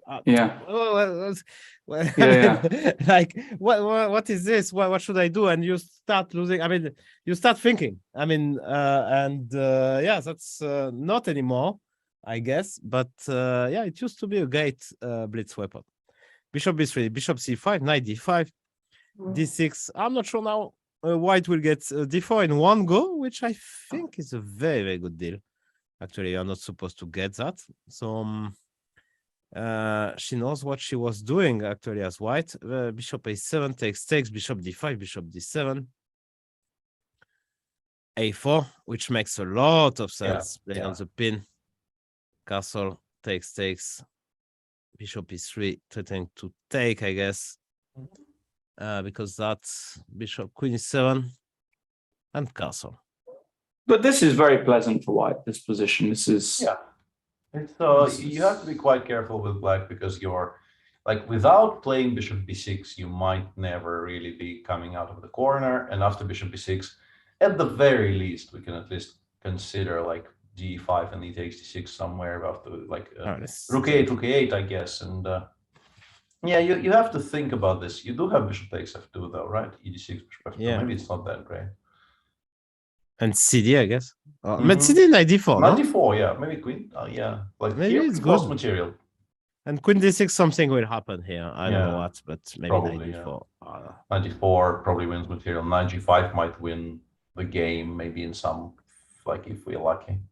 Yeah, no, but I fully agree that even if the computer shows equal, which is not the case here, the live board it's very unpleasant to play as Black. I mean, like you have to be super precise, to find 2, 3, maybe even more very, very precise moves to not to end up in trouble. So this is very unpleasant. This Bishop on D5 is very, very strong. Yeah. Many interesting games. Let's go back to Magnus, maybe. Yeah, Magnus thought for more than 20 minutes on move 11 there. So what happened? So now man played Knight F4. Okay. Queen E3, Knight D5. Okay. Door, please. No. Queen E4. F6. And now he played C4. Okay. Very interesting. Well, Black has to decide whether to put this knight on B6 or B4. So you have to calculate.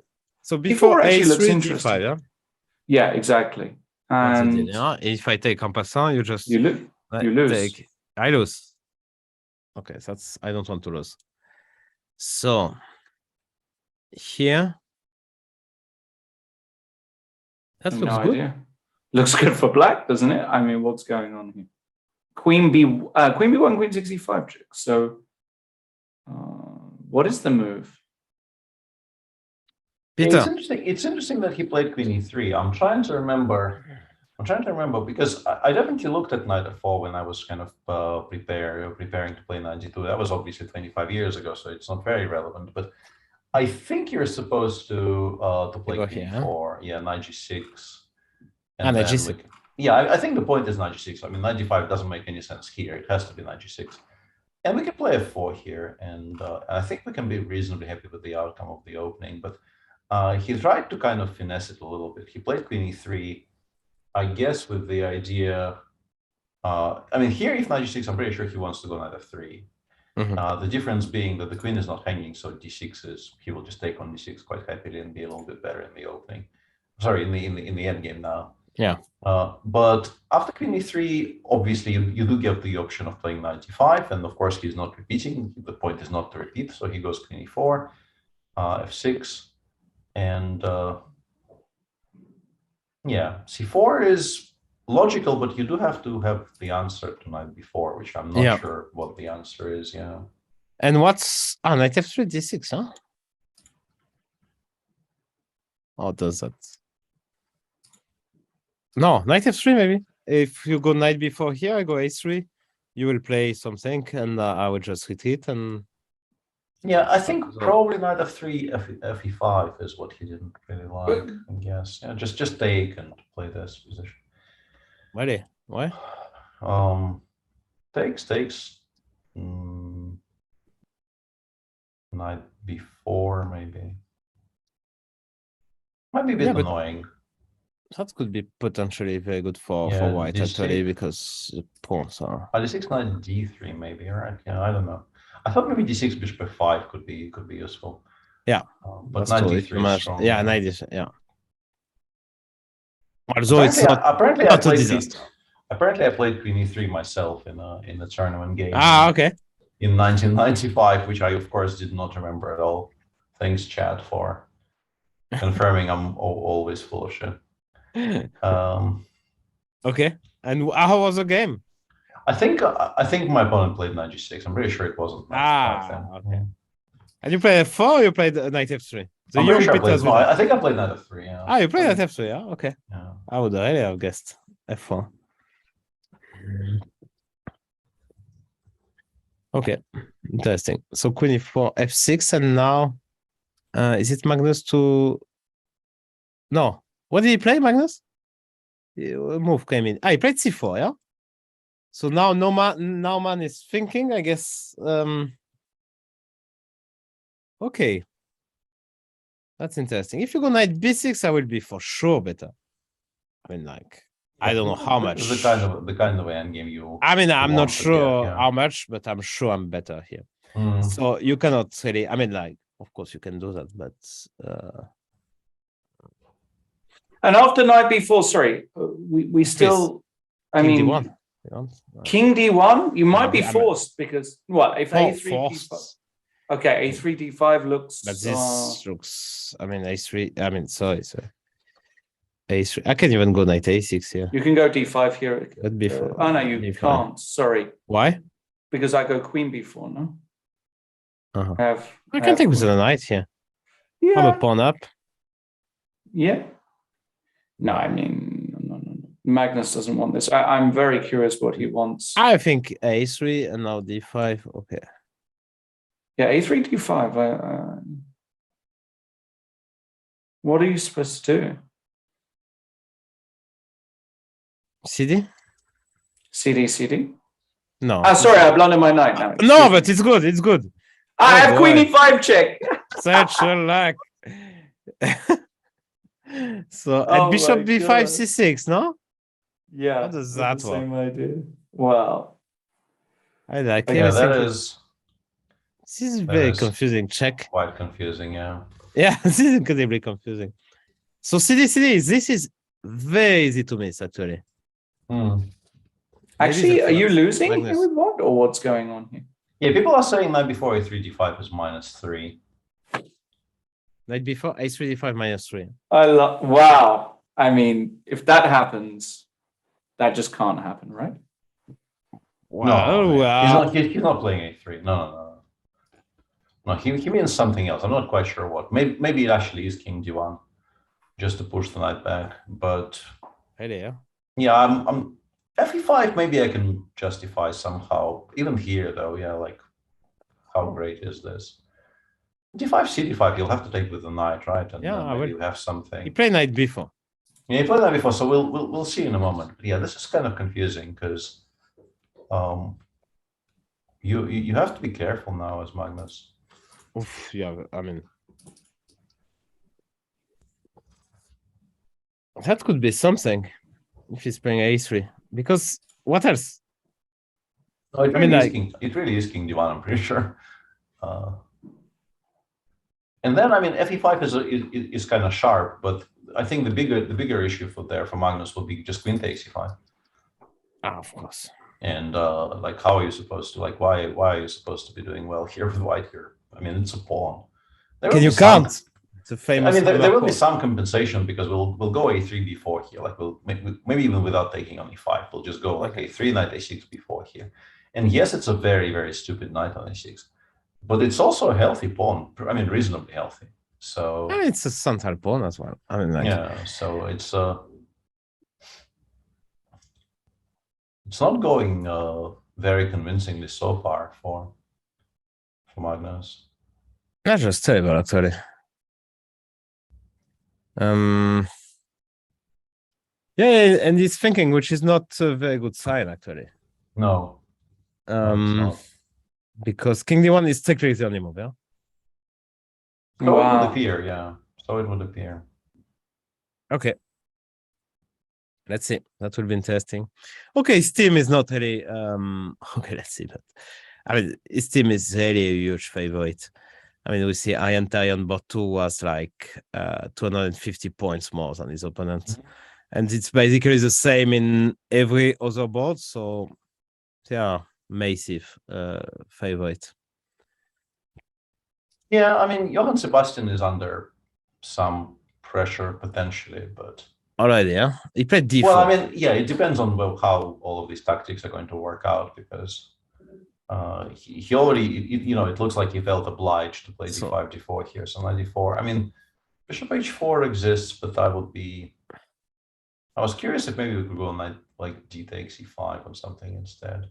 Ah, okay, that's nice. That was my initial, takes, idea. And now white center seems to collapse. I can play g5 so maybe. Yeah, is there a way to just completely ignore all of this? Can we go back to the current position? Yeah. Can I go gf here? Oh boy. I mean, just as you know, it's not my piece. I will take the. Yeah. So we go fe.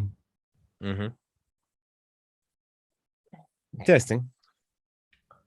It might not be entirely ridiculous, you know. It's no, it's not. But knight e5 maybe. I think you probably should be starting to return the yeah, I was thinking about or it. rook f4, yeah, or rook f4. Like exactly. that way, but I was not sure. Like takes, knight d5. Knight d5, yeah, it's kind of a really strange position. I mean, but just for our viewers, just my point was, if let's say move 15 there, you go knight db8 to preserve the piece, and white goes, I don't know, knight g5, or maybe even bishop h7 already. Yeah, you know, it's here actually I get mated, yeah, because queen d2 is mate, so I can go king g8. And unfortunately queen h5 is not as fast as queen d2, queen f2. Okay, so let's not get carried away, but that was the kind of an idea. You can even play f5 here, actually. I mean, yeah, sure. But knight g5, of course. Or knight g5, yeah, just going all out to give mate on the king side. But yeah, I'm worried about rook f4, or as I said, knight d5 might be strong as well. Yeah, so knight d4 looks very normal, and now we have the option to take here or take. On board 5, there's a very strange position, which I suspect might just be winning for white, right? Yeah, okay, yeah. You shouldn't be playing all things like this. Yeah, this queen on g4 is not inspiring very much confidence. Yeah. Fishing. So against Okedal, who was another member of the Norwegian Olympic team. So this is basically as the Norwegian team without with Hansen instead of Hammer. This is it was about Okedal that I think Jan told that story about him encountering some hooligans. Yeah, and he was asked if he ran, and he kind of laughed and said, "Ran? Me? No, I kicked the living daylights out of them." I think Jan told that story on the podcast, no? I don't think so. So yeah, this was a podcast. Your podcast, so you should be aware of it. But I'm not listening to the guys. Fair enough. Why would you? Yeah, no, I don't think it was there. It's another. Are you sure? Yeah, and the Satirius is confirming this. So And in the meantime, g takes f5 actually has been played by Thomas Michalczak against Johann Sebastian Christensen, and the engine doesn't seem to like it very much. So maybe a case of being slightly overexcited with your attacking prospects. So everyone is doing well except Magnus, who played King D1 and this pawn sack. Well, he didn't have much choice anyway. So let's see. Now Man will almost certainly take with a queen on e5. I mean, that's what normal people do. Because you just get the way out for your bishop, you just exchange queen. You're always a bit concerned about that king. Especially after King D1, if you take, then it's very, very, very weird position. I mean, there's some compensation here. No, this is a position like this with queens on. Yeah. It's actually like a very typical Scotch compensation, which I think might be quite strong, actually. So I'm choosing between either queen takes e5 or actually your idea of playing d5, knight d5 and just opening the center. Like here, fe, a3, just go d5. Yeah, but then I didn't like it anymore. Knight c4 or something, yeah, bishop e6 and just castle long. And just try to pretend that we are the ones giving mate here. Yeah, I'm castling. Yeah. Really? I'm sorry, bishop a6 check. Okay, I'm not. Yeah, I was. Oh, that's kind of unfortunate. Yeah, no. I was very happy. You will get you. No, you don't even. You don't even get anything back because it's been. Yeah. Okay. Yeah. Yeah. Okay. Interesting. I don't know. I was a bit confused, even if I felt that something could go wrong here, but I don't see exactly how. Maybe bishop a6 and long castle. I don't know. The other way around that. Let's say queen e5, long castle. Even without queens. Yeah. It's black definitely gets a lot of play in positions like this. Like you have to play king c2. Yeah. I guess we start with rook f8 or bishop c5. Yeah. Yeah. Okay. Fate. Yeah. f3, and you have to find follow-up because if white stabilizes, of course, white's structure is preferable, but you probably should be able to generate enough activity here for with black somehow. I don't know exactly how. Yeah. All right. What else have we got going on now? Another person who's potentially in a bit of trouble, or has got a weird position anyway, is Mr. Van Forest. Van Forest. Jordan. Yeah, your boy. Our boy. Where is he? Where is our boy Jordan? He's playing against Gabor Nagy. And it's the match of Rashad Upeng Kelmis against Clichy. Yeah. Clichy échec. 92. Yeah. Okay, so let's go with Jordan.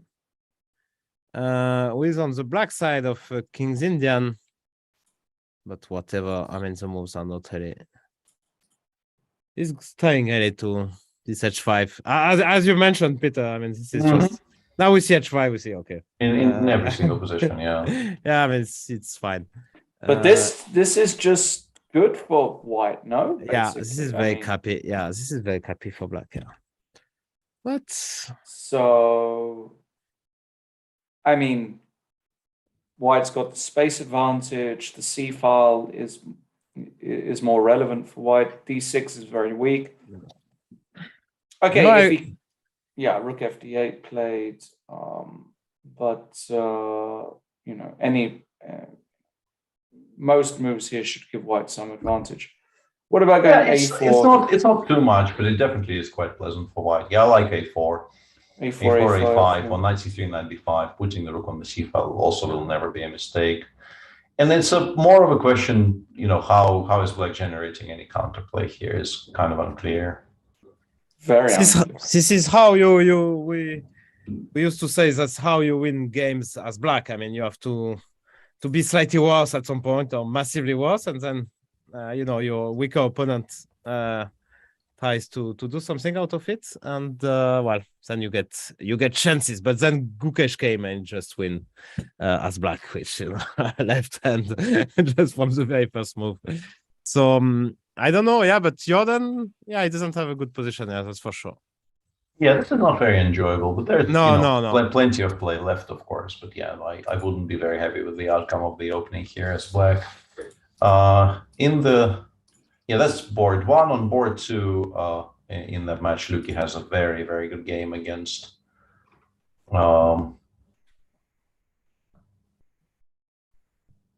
whoever it was that he was playing. Yeah, Conan. Yeah. Who's that? And I am from Germany, who I don't know, Norbert Kernan. It's playing against Luke. Against Luke, yeah. This is board 5. Yeah. It's whoa, okay. Yeah, sorry. It's board 5. I mean, Max Odlu is the first board, and Jordan Van Foreisen. I mean, Bassem, they have a very strong team, and Vocator is on board 4. And Luke Van Velde, former super grandmaster from the Netherlands. But not former senator, right? Still a senator. Still a senator, but I think he's not going to run. That's what he claimed, actually, last time I saw him. For another term, which should finish rather soon, I think. Okay. Yeah, so, he's playing. He's actually downshifting. He apparently will run for mayor somewhere. Really? Yeah. Oh. Okay. Kind of a very, very serious downshift. Yeah, but he's playing like as a senator in that game. I mean, that's very clear. Getting the line, getting the small square, like all going, very slowly. And, very, very senatorial, yes. Very surely, I think he will show his class in that game.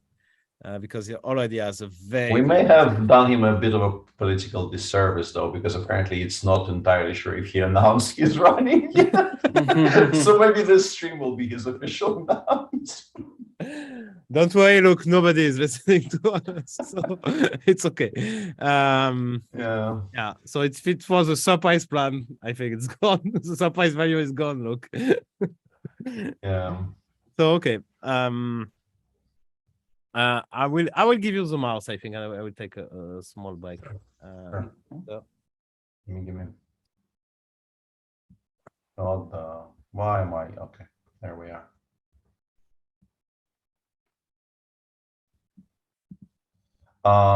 Chat informs us that Harry is in trouble. So okay.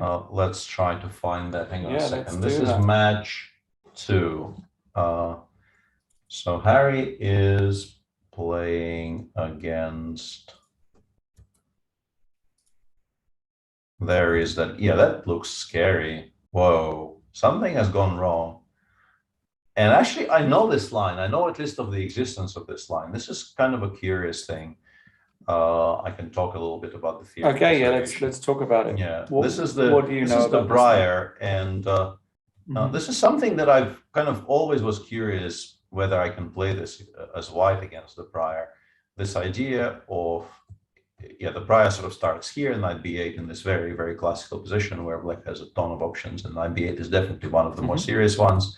d4, knight b d7, and there is this move c3, c4, which is interesting and would be actually, I think, extremely playable, if not for a very, very specific reason. Black should really play c7, c6 here. And here white has a choice. And the choice is basically between playing knight c3, which is Arto Pipers is doing today against Pintala Hare Krishna, which does allow this move b5, b4. I did this once, I think, against Klov Kovalev in the Grand Swiss in Isle of Man. I played knight a4, c5, and tried proving that I'm better here. Like everything gets completely closed down after d4, d5.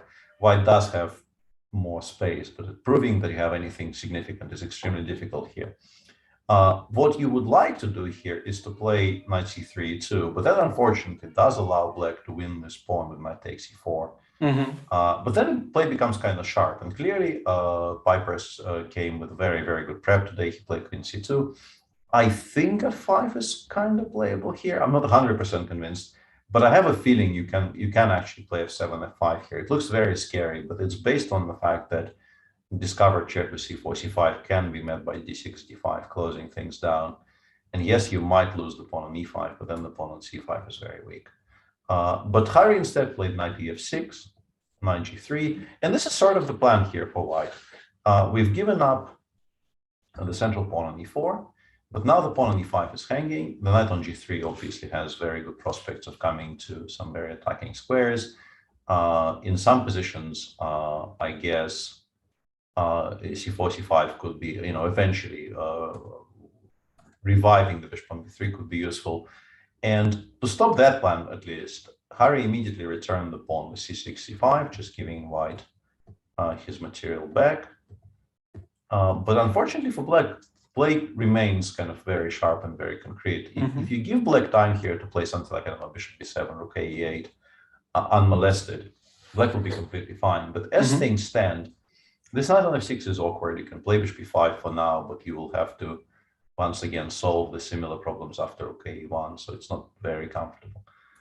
So Harry took on g3 twice, bishop f6, gf, rook f1, queen g5, queen e4, bishop e6, bishop c2, and this is the current position. And honestly, it just doesn't look great for black at all. And I'm not only saying that because I can see the bar. I can actually see the bar, but I think I will be saying exactly the same things even if I couldn't. Obviously, h7 is hanging. If you play queen g6, very importantly, the bishop on c2 is protected by the rook, meaning that we can play queen, I don't know, f4 or h4, or probably h4 is the strongest, because now after queen g5, we have the very strong move queen takes h7 mate. And the position seems to be just on the verge of complete collapse. And if you play f6, f5 here, I assume we just play queen e5. And this is now hanging. Ideas of both rook f3, rook g3, or rook e3, rook g3 are all very serious.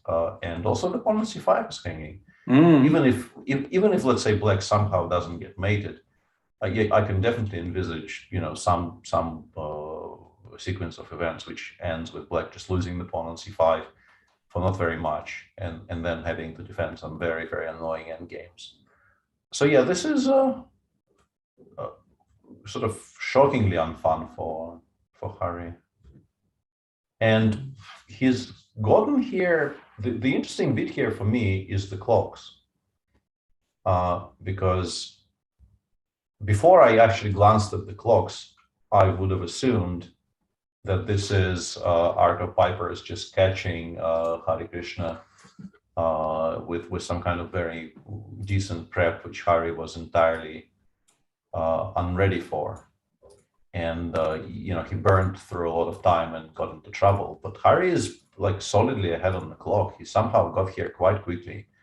And his opponent is the one who burned through, well, by this point, if you include the increment, White spent about an hour. And Harry spent about like 25 minutes. But yeah, the position is just bad, I think.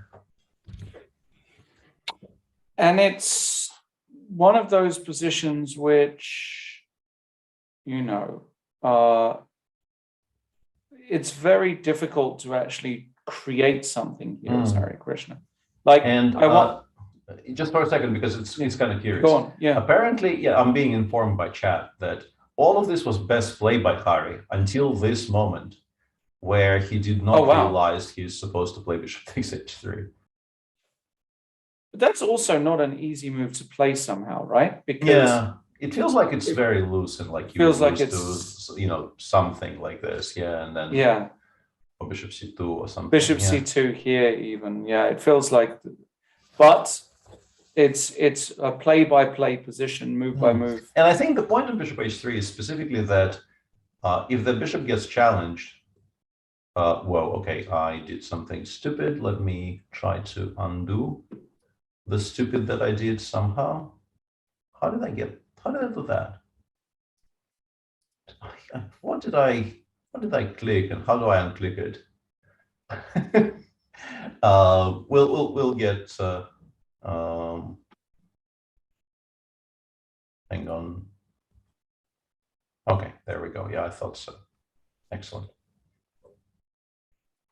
I think the point is, it's not that we won a pawn. It's more the fact that we've pretty much secured for ourselves this g4 square for the bishop. Like, for instance, after rook f3, we can play bishop g4, and then we can support it with sort of both h5 and f5 if needed.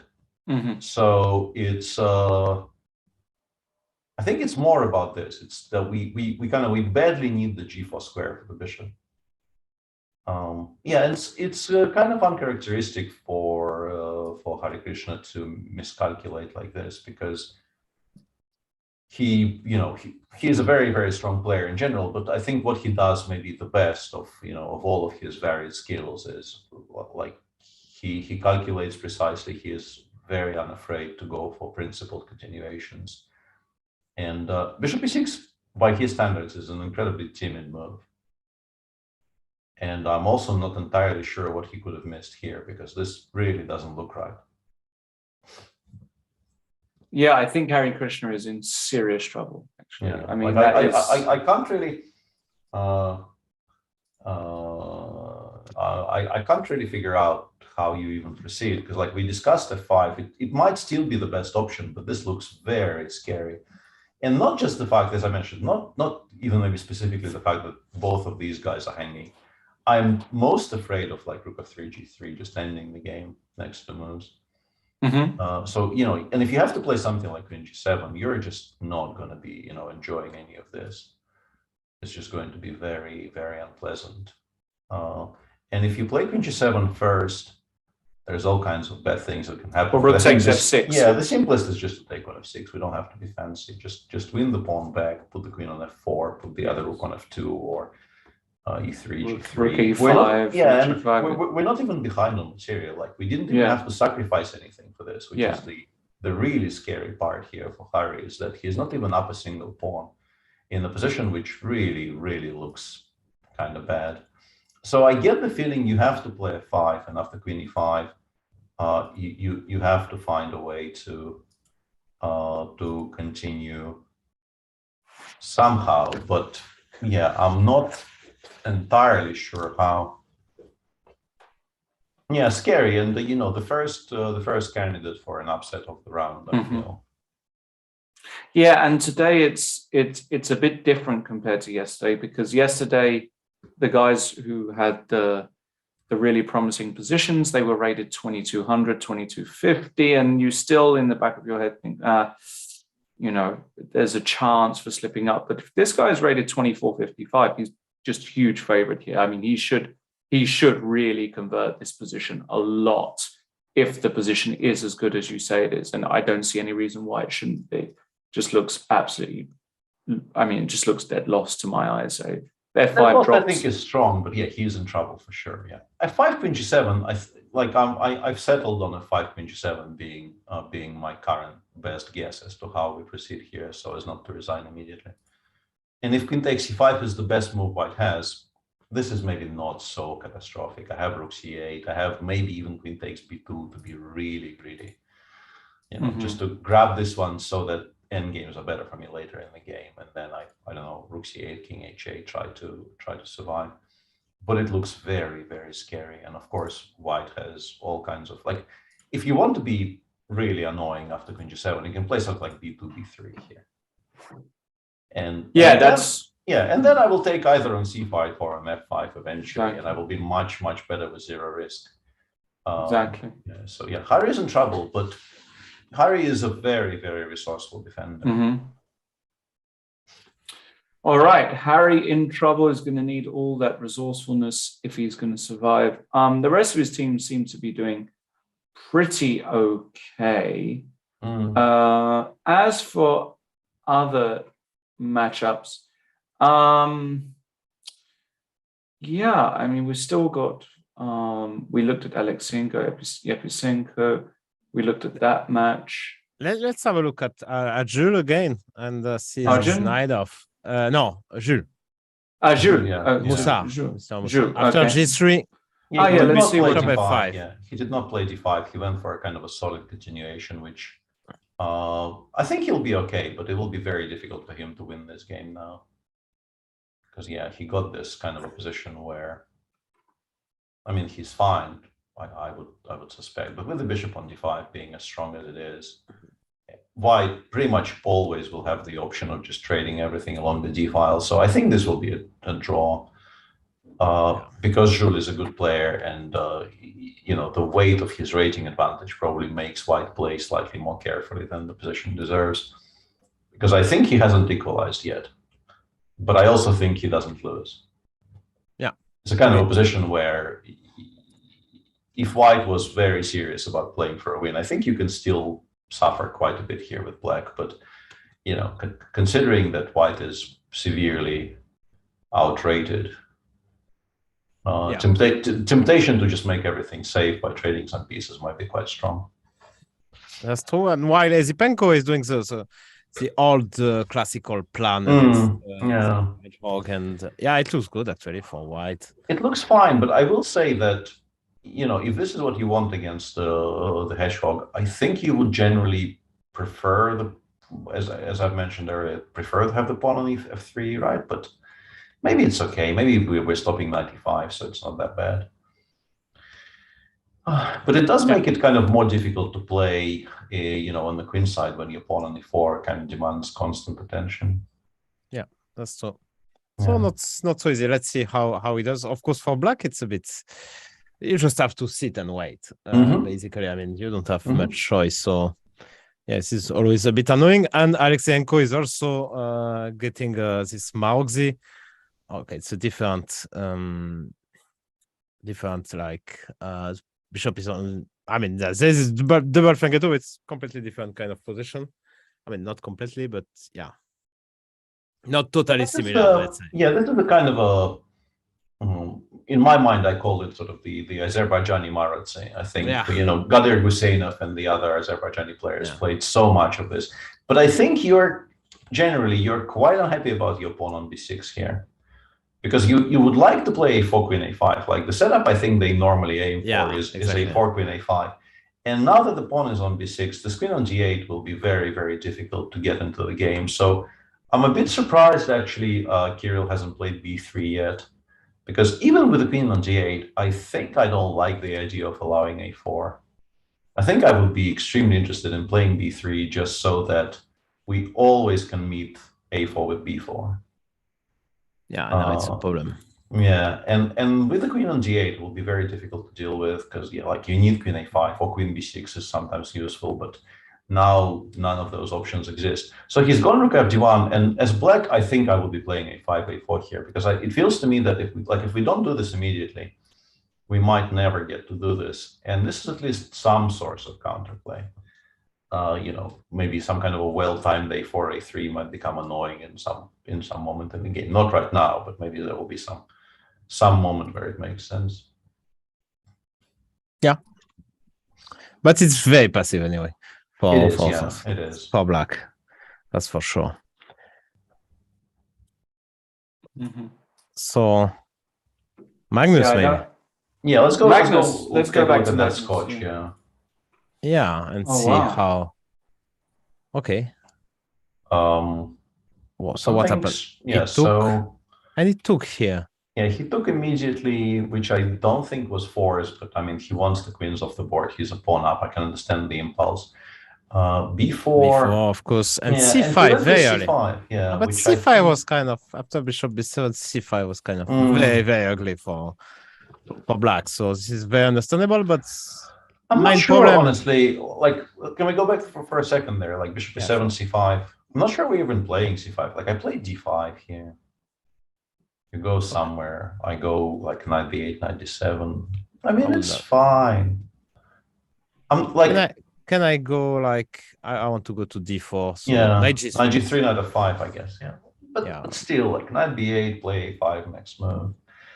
It's not that horrible. I just think it's not, even bishop b7 is not necessary. I think you can probably find something more useful to do, like rook b8 might be a move. Why don't you go? Yeah, immediate d5 might be a move, yeah. But maybe takes bishop b5 check is a bit annoying. Maybe this is why he didn't do it.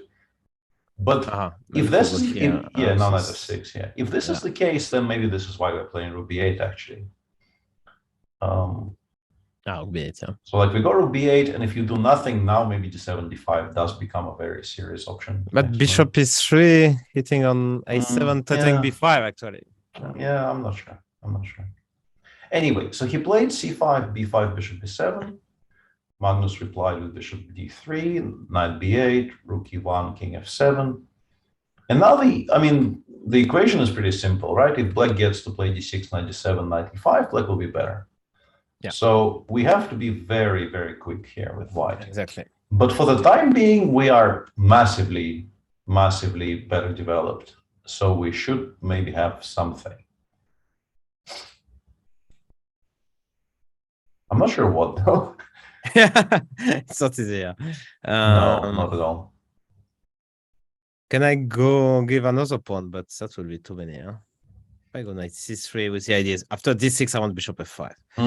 Okay. Yeah, that's clever. Yeah. But the problem is that another pawn is hanging G2 there. is hanging, and also I'm always kind of curious about a7, a6 because it feels to me that opening up something on the queen side might be useful for black. Like I want to take on b5, and then if you take with the pawn, I will have d7, d5 as an option, maybe. And if you take with the knight, I will get c6 as a square for my knight on b8. I don't know. It's yeah, takes d5, bishop f5 anyway. Yeah, yeah, but it's still scary. The king on f7 is not safe. No. The king on f7 is not safe at all. Yeah, So I'm not sure how. Maybe how I should feel go about f3, this. yeah, just to protect. But I mean, what worries me, I mean, like, how do I it's these 2 pawns. I mean, By the way, yeah, for people who maybe only just switched And he switched played the knight stream c4. on, I want to say, I mean, if I give this as a puzzle, it will not be a very difficult puzzle because it's obviously, if I'm asking the question, the answer is quite clear. But this knight on b8 is a different knight. It used to be on g8. Okay, that's It's not that knight. It's the other knight. Yeah. So that was a nice. Yeah. Up.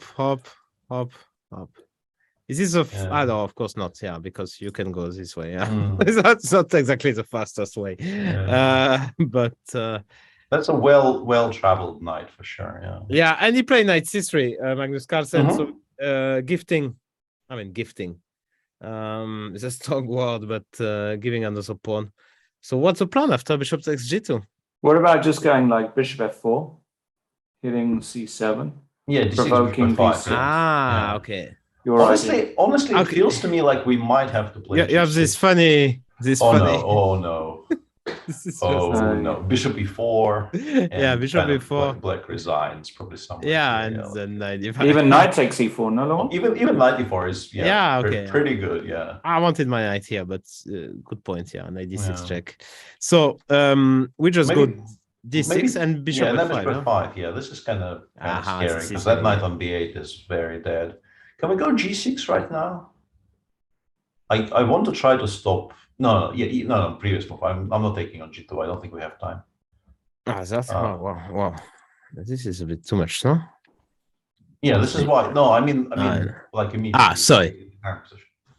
So knight c3, d6, g6. Yeah, I want to be able to play d6 without allowing bishop f5. I think it might be important. Could be.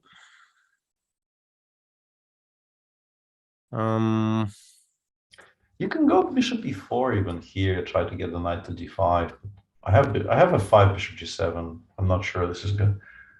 Yeah, 5 bishop g7 might be quite useful. Yeah, good. So what's the plan if we go g6?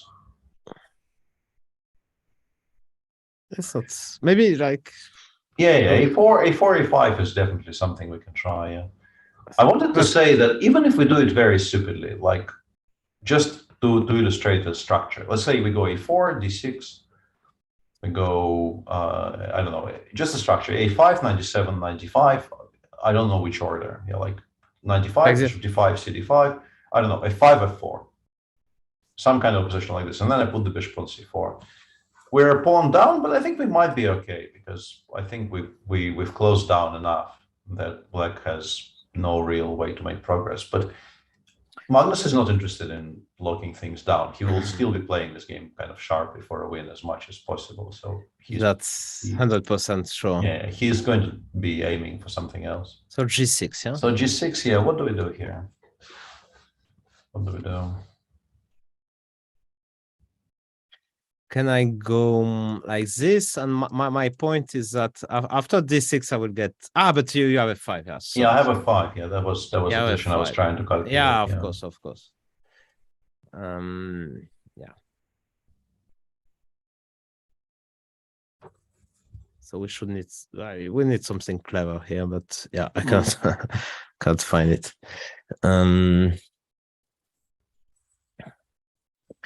You didn't talk about your weekend, Lawrence. I'm very disappointed about you today. I mean, you didn't break up that topic. Lawrence is a seasoned professional. He needs a segue. Yeah, I don't just randomly bring. And this is up. your. No, you do. And That's this what you is did your yesterday. segue, Lawrence. Sorry. And this is your segue. And this is my segue. So last week, no, I'm. I do. I wonder if I'm allowed to say this. I am going back next week, actually, to Oslo. Okay. Yeah, I'm going back. I've got a few things to For sort out. divorce this time. A few things to sort out. Please come on. You cannot bluff us. No, I'm really not. I will one day show you the correspondence. I didn't add to that extent. And I'm going to be making an appearance in the studio with David and Jovanka next week as well, which will be nice. But I do have actually a few things. What are you covering? The Meltwater Championship the Tour. Meltwater. The Meltwater. The next tournament, and yeah, so that will be fun. Feels like I'm in Oslo all the time at the moment, but I'm warming to it. I wasn't such a big fan of Oslo, actually. But now I've started to, find out a few more cool places to hang, and obviously got a big group of friends there, so that's always nice. That's it. No other news on today for you. Okay, so I had time to think about. Not I was listening to you, but I had time to come up with some idea. Okay. 94. And then you go back, yeah. I wanted rook a2. Rook a2, yeah. Okay, 97. Maybe I'm taking knight f6 as well. You could. Okay, 97. I guess I just go here, bishop b2, but yeah, you cannot go bishop g7 at the very least. Not immediately, but I think I can do the next move, right? I go rook e8. Okay. Oh, 95. No, sorry, 95 again. Sorry, yeah, I calculated 96, bishop d6, and stopped there, which is a bit stupid. 95 maybe, then I go bishop b2. But he did something completely different. He played bishop d6. Norman, so yeah, but give me some. Yeah, he's saying I will develop that knight later. Yeah. At some later date, unspecified later date, you know. Yeah, okay. Interesting. This is a statement, yeah. The statement that you will make the statement a bit later. Yeah? Yes. So that's the best kind of announced to make. Exactly. Now, I mean, who doesn't love the announcement about the announcement? You know that's Jan in the podcast we registered that morning will be out tomorrow. The Chicken Chess Club podcast. Go and listen. He called it a low and Trent statement. Like you make a statement that you are going to make a statement. Yeah, it's to build up the drama, build up the excitement. And there's nothing wrong with it.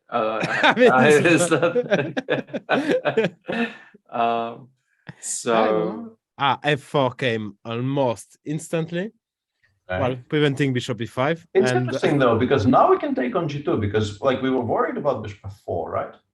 Yeah. And now bishop f4 is not really available at all, so we can do a little bit of pawn grabbing and then return to our usual programming. Maybe you spend too much time in the US, with Yasser. Yeah. Clearly 2 months so far this year. I mean, I spent basically a month with Yasser in May and a month in August and September. And it's delightful, but my pawn grabbing is instinct. Yeah, they've been fine-tuned. Let's put it like this. So how we do it here? I'm not sure. Yeah, I don't quite know. I mean, my hand wants to play bishop e4 for some reason. Yeah, but I think it doesn't really. Yeah, it's a bit slow, right? And take with what? the hand wants to play with the knight, wants Then to take with A6, the knight, but no? sends the brains thinks hook and Okay. at least after bishop e7 back, to play d6, knight d7. I have knight d5, so I'm Okay, so pretending to. Even that position, honestly, knight d5, bishop d8, and then I'll play c6. Wow. And start kind of digging out. Yeah. Okay. Fair enough. Yeah. Well, this is a it's an incredibly unusual endgame. I'm really enjoying this because I don't think I've ever seen a position like this before. With the material balance being what it is, and also this knight on b8 having so few moves. So can I try to activate my oak here? So I guess you would give a check just to. Well, you probably start by giving this check. Yeah, because if I go here, it's a bit unpredictable. Maybe I can go bishop e2 now, and if you take here, of course, now I got. Okay, so bishop e2 we go back to b7, I guess, right? Because we feel like we've achieved something. And now is a moment to find a good move, but I don't see it. Yeah. I mean, the pawn was taken. Okay, it's very interesting. Magnus playing much faster now. 51 minutes against 30 minutes. I'm very curious about the next move, actually. Yeah, I really want to see what he does here, because I think his next move will give us a very good idea as to what his plan is. Despite him being 2 pawns down, it really does feel like white is doing okay, but I'm just kind of struggling to. So what do you do if I go. Here? Yeah, I don't know. I would just keep playing on the moves. I don't know but I mean, at least A6 maybe. A6. Okay. Yeah. If you take, I take. I recently gave a lecture on. I can't remember exactly what the subject was, but it felt to me that very, very famous game between I think Agerbach and Spassky was part of the lecture. The King's Indian, where Spassky 96, yeah. Yeah. So I'm kind of looking at AB5, CB5, knight C6 here, but it's not great. There is some point to it, but it's not great.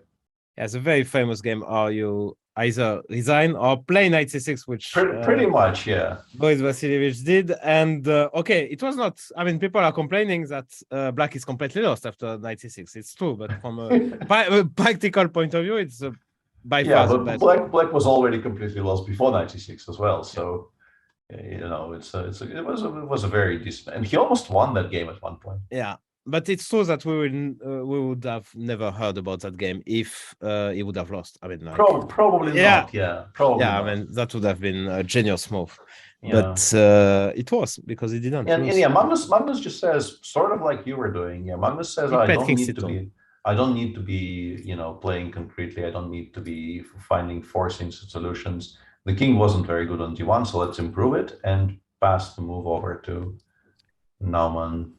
So should I go bishop e7 or bishop f8?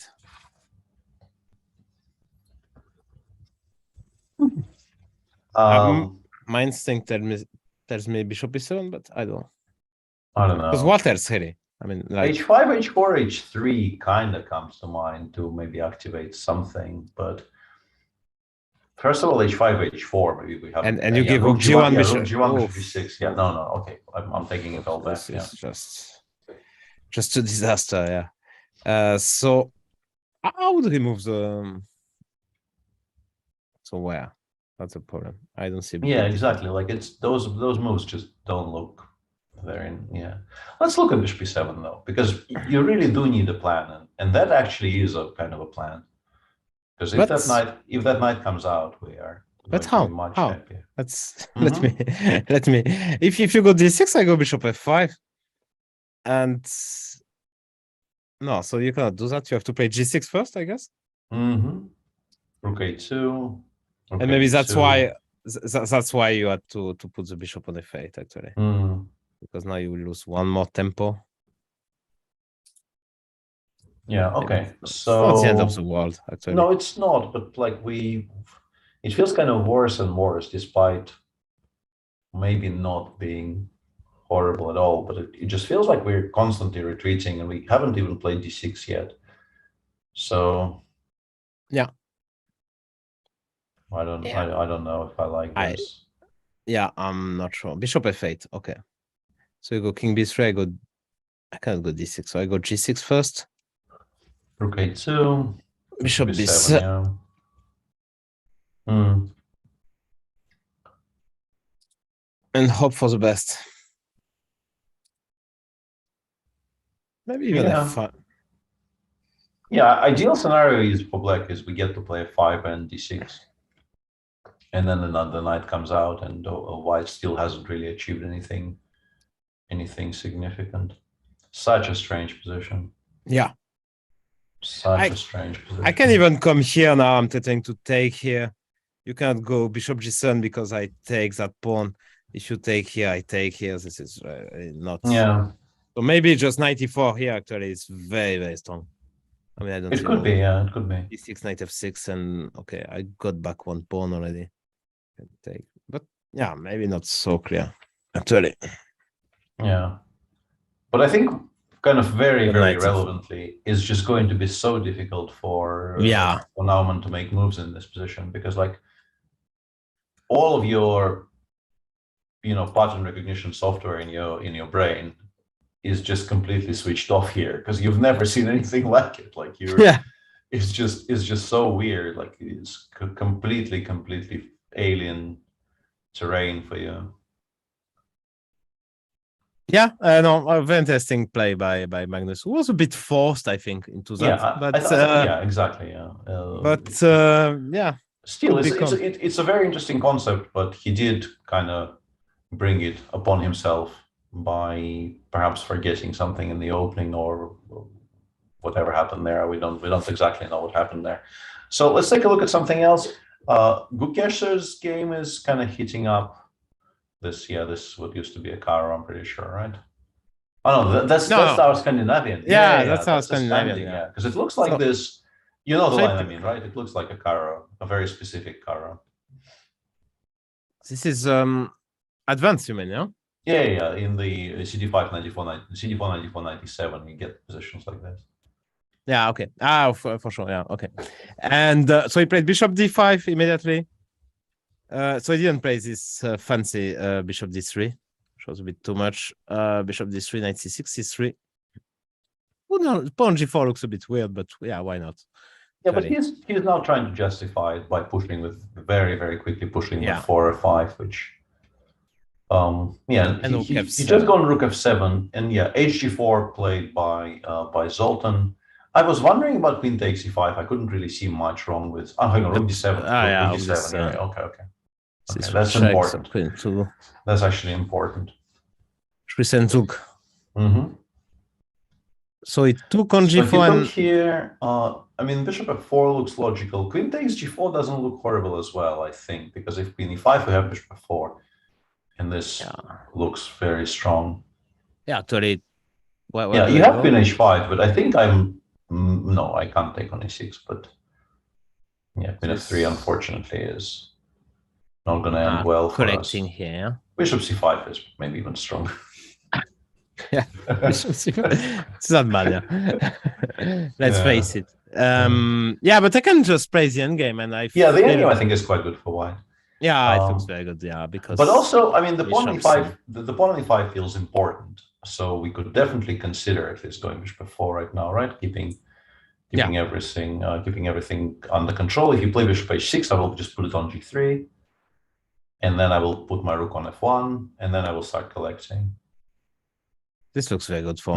So can we find something after bishop f4? Is there anything that we don't hate?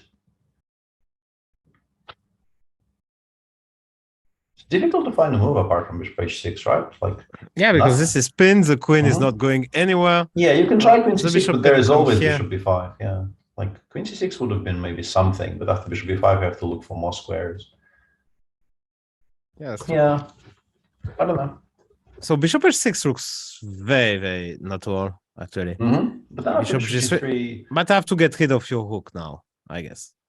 I mean, at least let's try. I'm going to try. F1. Yeah. Okay. One. I get rid of one. Another one So comes. you can go after the other one, yeah. So like take rook f8. But you're going to be worse. Like even if I just go into the endgame there, right? I will just. He played bishop f4 very quickly. Yeah, and then queen takes g4, and yeah. Yeah, it's not that bad. Like if we take Probably the knight, knight, we have protected quite a few things, and after queen g4, maybe we go queen b6, and It's not that bad, but it's not that good. Oh no, it's not great. No, I'm not making an argument. This is great, but it's sort of playable. I But I guess. mean, even if I just go back to e2 here, like white is just very solidly better with the bishop pair. Yeah, that's just amazing, actually. No, very, very pleasant for white. Yeah, we expect Gukesh to win another game. That's what he does. Yeah. In the meantime, nothing really jumps out apart from that Hare Krishna game in which he spent a ton of time on that move of 6 f5, but he did finally make it. I think it's a bit up. Yeah, I will just. Yeah, that's a better way. Yeah, there we go. Yeah, he played f5. He played a5, and after queen e5, he's going to be, not very happy. But yeah, and I glanced off. Whoa, okay, that's a position I haven't seen in a while. We can go with it's just a kind of a nice warm memory there on your screen, not on our viewer's screen. But yeah, after queen e5, you're in trouble. But while searching for the Hare Krishna game, Laurent typed in HAR and got 5 games, one of which is a very, very famous King's Indian that was first played by Sasha Grishuk against him in the London Candidates. Yeah, that's a position I remember very warmly, because that was one of the most fun games I ever played in my life. Even though Sasha, you are black, I guess. No, I was white. You are white. Yeah, okay. Yeah, I prepared the Zamish specifically for that candidates, and I think that was maybe round 5, and in round 3 I beat Taimur Rajabov on the white side of the Zamish. Okay. And then Sasha, I think the night before the game, he and his second, I think it was Alexander Ryazantsev for that tournament, I think they found this idea and they were very, very excited, because it's just such a wild idea. So where was it? It was in London? London Candidates, yeah. London Candidates 2013. 13, yeah. And the point here is bishop takes c4. And like a bit of history overview, this line was considered, before that game, was considered to be basically unplayable for black, because after f4, people thought you are absolutely forced to play knight g4. And then people realized that after everything gets taken on g4, queen takes g4 and e takes d5, you can play f5 here. I think f5 at some point was the important novelty. d4, and I think just knight d5, d takes e3, knight takes e3, and this is the Tomaszewski-Ponomarev game, which basically people assumed this closes the entire line. And then they found this idea of knight takes c4, followed by bishop takes c4, b7, b5. And the center gets completely blown up. And in a lot of these positions, black will be playing a full piece down. For instance, if you play bishop takes b5, e5, e5, I think black just goes rook b8 and continues. Okay. White is currently a full piece up. There is no immediate threats, and white is to move, But yeah, like nothing goes where it's supposed to go. The king is stuck in the center. Black has an unbelievable amount of activity, and it's just such a wild position. And I think I played bishop b5, e5, e5. And he played, I think, d takes, f takes, bishop g4. And I took on f6, g7. And it was some kind of an ungodly mess somehow. Which ended up being a draw after a lot of fun had by both of us. You were doing a lot of this f3 actually. I remember in candidates events against Nimzo. I think I remember. Games. I played a lot of the random Zamish stuff. Yeah, you like this. No, I didn't play f3. I was playing a3. Yeah, I played a3. a3. Sorry, but most of the time it's just with the idea of f3 and e4. Yeah, f3 and e4. Yeah, that's true. I remember. So it was very sharp opening a pattern just to go for Well, I basically I had to kind of reinvent myself as a 1d4 player for one tournament because until that moment I was basically only playing 1e4. Yeah. So me and the boys, Nikita and Maxim, we tried figuring out like how I can, become a 1d4 player in like half a year without studying too much theory because my brain would just explode if I had to learn everything. And we came up with this kind of a strange repertoire where against I would allow the Nimzo and play 3 against the Nimzo, and we had something against the King's Indian and something against the Queen's Gambits, and what went. was the idea? I mean, like you are a very natural 1e4 player. Well, the idea was I have no idea what to do against the Petrov or the Berlin, so let's not play it. The idea was very simple. So you prefer to invest this 6 months in Yes. learning a completely new repertoire and Yes. finding any idea. Okay, Yes. sorry. Because you had the feeling that you would not find any ideas. Yes. okay, that's clear. I'm stopping my questions. No, but because I mean, like there is some. I mean, Vishy did the same, and I thought it was very, very clever when they started to go d4, especially against Magnus in the second match. But yeah, you are a very natural e4 player. I mean, you started as a try. I mean, you played 1e4 in 98% of your games, I guess. Mm-hmm. Yeah. So It still feels a lot more comfortable for me, of course, any kind of a e4 openings. But I have become like, or at least at some point, I was a semi-competent d4 c4 player. Maybe not anymore, but there was a point where I could actually do this quite seriously. Okay. No, interesting. I think it's interesting for the viewers to just you go for the most important tournament of your life, probably. I mean, like candidates tournament, and you start changing everything. So this is always a bit weird, I guess. Yeah, but I mean, it also has like an additional advantage of people wouldn't have been expecting it. So at least like for the first half of the tournament, really nobody had any idea what I was going to do against anything. Yeah. Like I show up and I start playing d4. Like Kramnik played the semi-Tarash against me. I offered him the Nimzo, and he turned it down because he had no idea what it was like. He had no idea what my move 4 was going to be. Yeah. So it also works like as a kind of a weird semi-bluff because like people are freaking out. Nobody knows what I mean. So it's definitely for one tournament it made perfect sense, I think. Yeah, that's actually the answer I was expecting when I asked you, and you came up with this Berlin Petrov. So that was really the original thinking was I wanted to play 4, but then we thought, okay, we're so far behind, sort of in the arms race, searching for ideas in the Berlin and the Petrov, that we somebody floated the idea of just becoming a different person for one tournament, and we thought, yeah, maybe we can try that. Okay, very interesting. Thank you. So let's go for the woman section. Sure. And so Anna Muzyczuk against Kashinskaya, which is a Petrov, and Anna Muzyczuk didn't have much after the opening.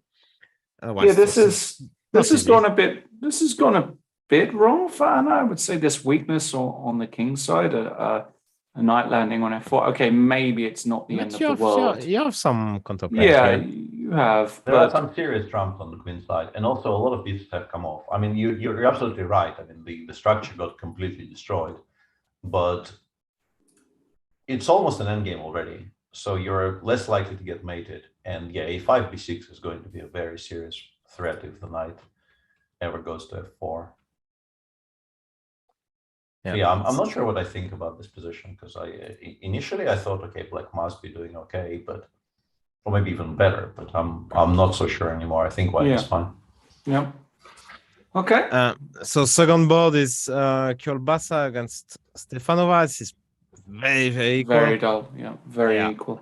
Mm-hmm. I would say, and Pia. Yeah, Pia is much better. Yeah. Okay, so yeah, she's nice in game, and okay, so Pia will probably, and let's see how Pets did, if she decided to attack or not. No, it's a team competition. It's tough to play g5 and Is it? I I would probably play castle actually. If you look at the, what was that sound? that was Larry David, Curb Your Enthusiasm. You know, if you watch it hard enough, he does that sound. Yeah, it is tough to play G5. Of course it is, especially when your position was so pleasant. But at the same time, if it's the best idea, it's the best idea. Yeah, I'm a bit confused by CD5, EG5 here. Maybe it's good, but like, I think I still would have been taking with the C pawn. Because there's also this C3 square we can be aiming for. She didn't want probably to allowing that, yeah. But I don't think it's a problem. I don't think we have to be. I don't know. I mean, that could go on actually. Yeah, maybe. And yeah, E5 is a good way to preserve the asymmetrical nature of a position. And they got a very, very weird position on the board right now because white actually stabilized. The knight is on a good square now. But the queen side is completely closed. G5 did happen eventually, just not when we expected it. Yeah, that is so weird. Yeah, and yeah, this is just such a strange position because the bishop is very weird here. I mean, it looks like it's in trouble, but you can't really attack it. Yeah, if you play a 5, yeah, then 95 and it will get squares again. Such a weird position. Yeah, it's hard to say what will come up here. But I mean, black is doing fine, yeah, with such bishops, I guess. I think so. Yeah, I think black is okay. Yeah, and black still has, I think, more space, and the bishop on b2 is extremely, extremely pitiful. I agree. Yeah. So how's our Stonewall doing? Stonewall. I wanted to look at that. Brilliant. It's a brilliant Stonewall. Yeah, Stonewall is now completely fine, right? Like I mean, look at this bishop. Look at that bishop. I mean, I prefer the bishop on a6. Yeah, she's doing well. C5 coming in. A 5 or 4, I think, is something they do in positions like this sometimes, just to restrict the space some more. Yeah, it looks like Elina is doing very, very decently. Yeah, and there's a concrete issue on e2, so I don't know how you Rook f1, but Rook f1 knight c5, and well, immediately threatening a lot. Yeah, putting a lot of pressure on the on white's structure. So I don't know. The other kind of Stonewall has progressed, I think, towards the position we were discussing on board 3 in the same match. Yeah, we were talking about something like this. Yeah, we were. She didn't take on f8 immediately. This is clever because she didn't take on f8, and now she has bishop c5 here. And I guess if you take on f3, if we go back for a second and move 18, I guess the point is you would like to take on f3 here, but d5, d6 probably, right? Bishop takes and then bishop f3, and we're still kind of stuck. The bishop on c8 is kind of poor, and this looks unpleasant. So she had to take e5, but then you're allowing bishop c5. Bishop is it d6. such a big deal, actually? I don't know. Takes, queen f8, e4. I mean, white is doing well. The question is how well, right? David. Hello, David. Should I just develop and win a tempo? That looks very tempting. Yeah, bishop g4. I just missed bishop so g4, you have rook to f1. go rook f1. I guess it's normal. Queen, I don't know.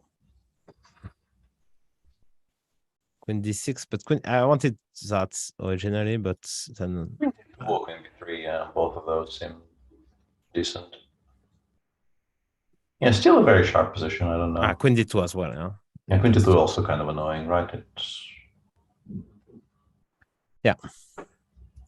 So white is definitely asking questions. Can I go? You know, this is typical actually. Yeah, but my problem is queen c4 check. Yeah, I wanted to do this immediately, but my problem is queen c4 check. Well, maybe we just go queen f7. Maybe we're fine. Queen d4, bishop b6, or bishop g4. I think bishop b6 probably, yeah. I don't know. I mean, like, bishop g4 is, of course. Rook f1. Yeah, rook f1 is annoying. I don't know. Okay, I just go here. Bishop is not great here. Yeah, yeah, maybe. Yeah. And on board 4, there's some kind of a tactical skirmish going on in the game between Marcel Efraimsky and Josephine Heinemann. white just picked up that pawn on e5, but after knight f4 you have to calculate. I guess she wants bishop takes f7, because otherwise I don't understand what she means. What does she want? Bishop f7, I guess, right? Queen f7, queen f7. There's many pawns, no? Yeah, a couple. Rook c3 or knight e2, I don't know. Yeah, so we already got there. Yeah, so bishop f7, queen f7 on the board. Queen d7 will be played. There is no choice because the rook is also hanging, so you have to take on d7. I don't know about completely lost. I think maybe there are some drawing chances after, like, I don't know, let's say rook c3, knight b6, rook b3, or something like this. Because knight on b6 is a bit misplaced, but of course, white is much better. I would highly assume it's completely winning, but yeah, I don't know. Yeah, and our chat informs us that Magnus is now 3 pawns down, but also completely winning. Wow. Let's have a look. What's a pawn amongst friends anyway, huh? Yeah. Or 3 pawns. Yeah, so he kept on sacrificing stuff. So now king c2, g6. Yeah. Which actually I think machines quite liked. And then Magnus played bishop b2, just continuing to offer material. And Naumann probably mistakenly took on f4, probably missing rook e2. I guess he just missed rook e2. And here the point is, I guess, that if you play rook bishop b7, yeah, this loses a bishop. Yeah. But if you play bishop b7, suddenly after rook f1, your position starts collapsing, right? Because you cannot play bishop e5. Rook e5 wins. If you play bishop g5, I'm guessing bishop e4 wins on the spot, or at least comes very close. Because if you take, you'll once again lose. And what about g5? Sorry? G5, yeah. G5 no, sorry. Instead of bishop g5. Yeah, rook f1, g5. Yeah, that's a much better move, actually. Let's go. But maybe we still go like bishop e4. No, bishop e4 we can take, they go rook e8. Why is this winning? This doesn't look even close to winning. Well, yeah, that's because we're not playing it, right? yeah. I mean, yeah, we're not playing. I don't know. How about rook e1? Yeah. Rook e1. Sorry, bishop d6. You could do that immediately. No, I think provoking g5 is clever. And now bishop e4. Yeah. Okay, g5 on the board. All of this on the board. Yeah. Chat says h4, which originally looked to me like it must be too slow, but maybe it's... h4, h6, h5. Yeah. Oh. Ready. That's h5. Yeah. The bishop. I mean, this I can actually understand and believe. Yeah. My question was, let's say h4, rook e8. It wasn't h6 at all. I thought, okay, rook e8 and try, trading something first. Have you got some ridiculous like rook ef2 here? Very possible, yeah. With some knight e2 ideas as well, yeah. Yeah, but now, for example, Laurent, in the worst case, I can even. And chat says rook e8, knight e4 is winning, I think. A knight e4. Yeah. And things start collapsing. Yeah, just knight e4, and things start falling apart. Do they? Yeah. Yeah, HG is massive. Wow. I mean, still, I would take on e4 here, bishop takes e4, I would play c6, and I wouldn't be so sure I'm losing, but obviously, I guess we just get mated like h5. What about very, very quickly? What about bishop takes f6 here? Also pretty good, I guess. Yeah, bishop f6, b6, hg, and rook g2 check. Yeah, might also be very strong. Yeah, good point. I have to keep on. Well, yeah, we run, right? King f6, king e5, king d6. Yeah. Well, still. Yeah, but even here, I don't have to protect. I can play moves like rook f7 here for sure. No, I'm just running towards c7. I'm not trying to take anything. Okay. You just want to run. I want to run. Unfortunately, king d6. King d6. I've got rook d2 check. And then bishop takes c6 or something. Yeah, exactly. I went pawn takes. Yeah. Pawn bishop takes. Bishop takes. Yeah, but it's mate. Oh, is it? Wait, is it it's mate? Not mate? No, it's not mate. No. Why it's mate? No, it's not mate. King b6, rook b7, king a5. Yeah, b takes. I take on c6. And it's probably winning. If I may say, that was a bit random. It was a bit random. Yeah. Let's go. It was a bit random for sure. Like a 15 moves line, maybe mate. So h4. Let's Yeah, go. but H4, You play H4 played. Yeah, and he's playing quickly. He's playing, and yeah, and if he wins this game, it will be a huge, like, this is now a very, very nice game to, you feel great playing a game like this because I don't know. I don't know what's the feeling actually, but yeah, okay. Because just yeah, it doesn't happen, yeah. Yeah, Flip it's such down. an unusual game, yeah. All right. So Magnus. Okay, well, go on. You want to carry on? You want to try and defend this position? Or yeah, what? sure. Okay, I play you. No problem. It's not easy, yeah. So what's the next? Troll. Actually, I just take, yeah. On Yeah. 94 take. actually is, and that is really like. This is so troll. After rook e8, I just decided because because honesty and truth is important to me, or possibly because I'm lazy, I decided to ask. Rook takes e8 is +5.5 here. Wow. And this is the best move as well. Like rook e8, king 8, 94 +5.5. Also, yeah, quite. Yeah, this looks like trouble. Because takes now we can. And then we take on f6 and everything continues collapsing, and the knight still has no moves. Yeah, and it will never have any moves. You have to play h6, I guess, but even here you just get mated. You just get mated. Yeah. Okay, so Magnus is going to win, I guess. The most difficult is behind. Probably, yeah. I think he wins from here. Yeah. So what do we have? Well, some excitement happening in the Gukesh game, according to our chat, which I currently cannot find. Why can't I find it? Oh, there it is. Yeah, but that's the line we were talking about. But computer suddenly thinks white is completely winning. Oh yeah.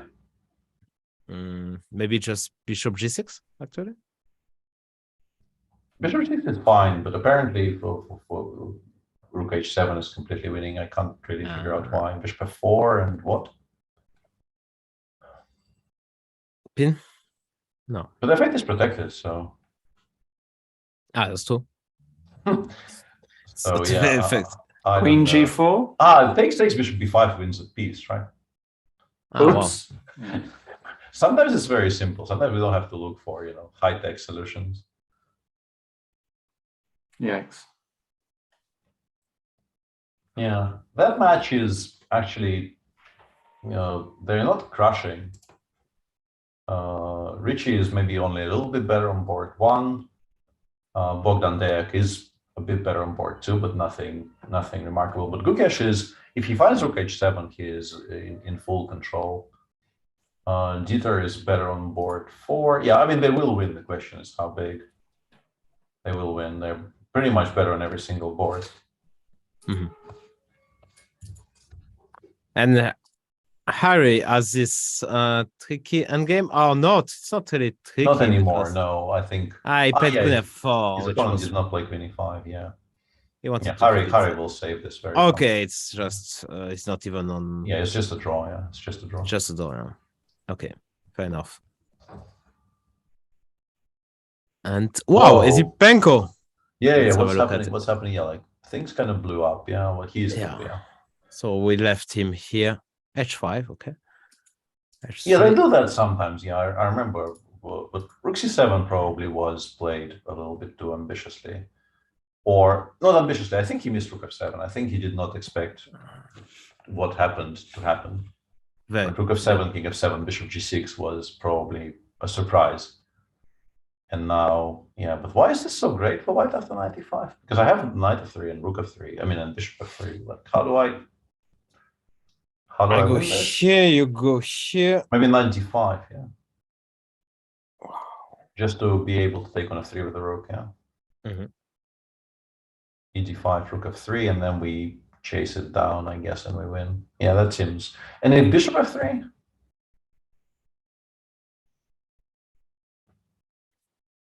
Because still, like, if I have a tempo to play rook h8, it will become, I think, quite unclear. So we still need to show why this is so great. It's not easy. 94, knight g5, but it doesn't do enough, I think, because I have king f6. I mean, maybe it's still winning. Like maybe I could just go queen e4 here and claim that I'm winning or something. And actually, it's one exchange. Ah, we have a pawn even for the exchange. So yeah, that looks like good compensations.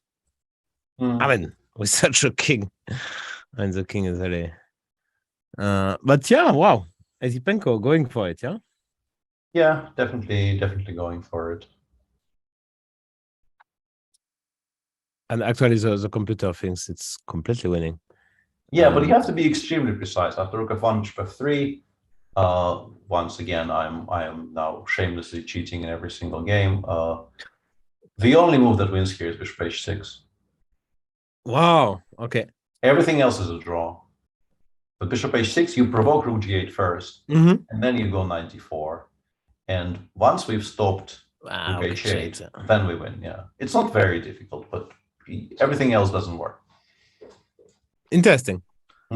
But yeah, probably we'll find it. While Jules did nothing much happened, so yeah.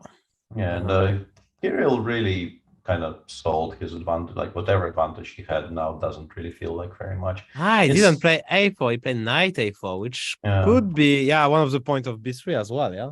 Yeah, exactly. Like I'm really wondering why b3 wasn't played earlier. And now these types of positions with only the 4 bishops on the board, it's just so difficult to make progress. You're still a bit better, you still have more space, the pawn on b6 is still a little bit tender. But yeah, I'm not sure how you really make too much progress. I guess maybe the plan would be to play, like, assuming black goes a before. I would like to somehow at least attempt to double on the a file while keeping an eye on the b6 pawn, like, I don't know, rook d3, a3, and then rook c2, a2. But because the a1 square is unavailable, it takes me such a long time. Yeah, I'm pretty sure black can find something to do in the meantime. Like black is not going to be passing for 4 moves straight. Yeah, it doesn't feel. How bad is that? I try to c5. I think the point is you're kind of worse after c5, dc5, and let's say bishop c5, and or rook c5. Yeah, and it starts looking like those Spanish positions. There are some Chigorian positions in the knight a5, c5, and the classical Chigorian. You sometimes get this structure, and you don't really enjoy it very much. Yeah, so I can play rook d8, bishop e8. It's not that lost, but I agree. Yeah, it's maybe not the best, but I don't see what to do here. Maybe I shouldn't do anything actually. Maybe that's the key. Maybe rook c8 and bishop d7, bishop e6, trying to get some play on that guy. But yeah, I like that plan. Yeah, I think black probably should be generating some kind of play like this, doubling on the c file eventually. Perhaps trying to provoke before b5, like bishop d7, rook bishop b6, rook c6, try to double on the c file.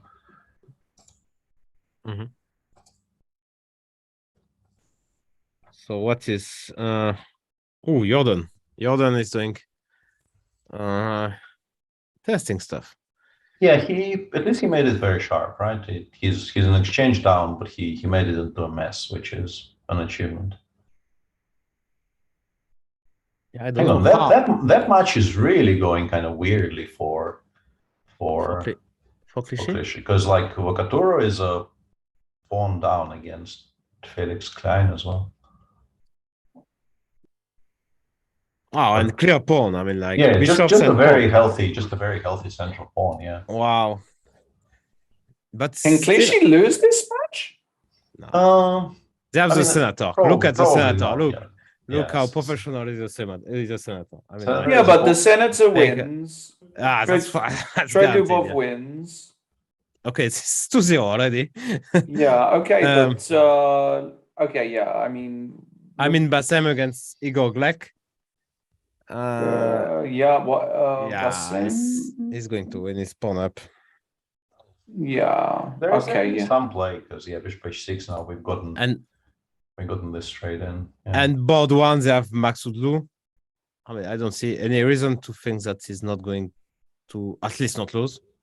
Yeah, he's not losing this for sure. Yeah, I mean, Yeah, the position is a so- mess, but he is just, you know, a better player in a very messy position, and we've, you know, Two passes. Yeah, connected. you tend to think that if you give a very, very unclear, complicated position to Parham against, you know, a 25-50 player, Parham has to be favored.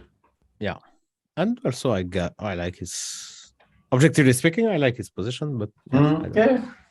That's a different story, of course. So no, Clichy should. No, I think no upset for today. Tomorrow. Tomorrow. It's only individual upset. Today, tomorrow will be the day where we'll see some teams, you know, at least making those some of the favorites. Arjun is, I guess, a bit better against. I think Lawrence told us to call him Gumi, right? Gumi, yeah, Gumi. Gumi the bear. He's our boy, yeah. He is very much our boy, Gumi. Okay. But he's a bit better, no? Who? Gumi. No. Gumi. No, Gumi is not better here. No. No, I like how Lawrence is treating his friends. You know, like, oh, you have such a nice position, but not really, no. No, really okay. Well, I would think it's very cool, actually. Yeah. I would don't know, pick black. Yeah, exactly. Like if I have to pick, I'm picking black here. Yeah, knight on g4. You can Knight on g4 is extremely annoying. Yeah, there's nothing on the b file for us to attack. True. But yeah, I mean, it's obviously closer to equality than anything else. And Gumi just wants to play Rook 2, I guess. Oh, he had plenty of. Yeah, he just played Rook 2, yeah. Yeah, I played Rook B2, so I guess his point is to go Rook 2. It's not easy to generate some play here as black, actually. Yeah, I mean, knight h6, queen f5, but it's very slow and also doesn't really do very much, in particular against Rook 2, yeah. If I also had the e file, maybe this endgame would have been maybe slightly promising, but without the e file, it's really not very much at all. You mean that, yeah? You are hoping to... Yeah, like if I get this queen trade and there is still a rook on e8, on let's say a rook on e7 and a rook on b2, I feel like it's kind of pleasant. Like, yeah, if you make some kind of a stupid move here and we trade those queens, yeah, like rook d2 and takes, and then I want to play g5, king g6, and I will continue pressing because d4 is a bit weaker than c6, and yeah, exactly. But we're not missing position, unfortunately, for white. Interesting. Unfortunately for black, not for white. Sorry. And we are rooting for our boy Gumi. So we're happy. Okay, let's see. If he makes a draw against Arjun, that would be an excellent. It's a fine result, of course. Yeah. And a player we didn't mention so far, Andrei Volkitin, very strong player from Ukraine. There's so many strong players that we don't even. And yeah, in his style, very aggressive style. Well, it looks very good for white, but yeah, it's a line which used to be a line which used to be hugely popular. I think maybe 20 years ago. I remember we all looked at this. Yeah. I used to play this line with black. It's extremely risky. It's extremely risky. Like, this is such a scary line to analyze. At least, like, I haven't really tried looking at this with modern engines, but I remember in the old days, like, it felt like you're constantly one suboptimal decision from being completely busted. And yeah, this also doesn't look very pleasant. And yeah, it's always been a very important feature of Andrei Volkitin's play. He's always been an absolutely unbelievably well-prepared player. Yeah, he works on chess all the time, knows an incredible amount of very, you know, cutting-edge theory. Always has done. That's true. How is doing Magnus? I'm completely winning now. Yeah, the game is probably not going to last very long.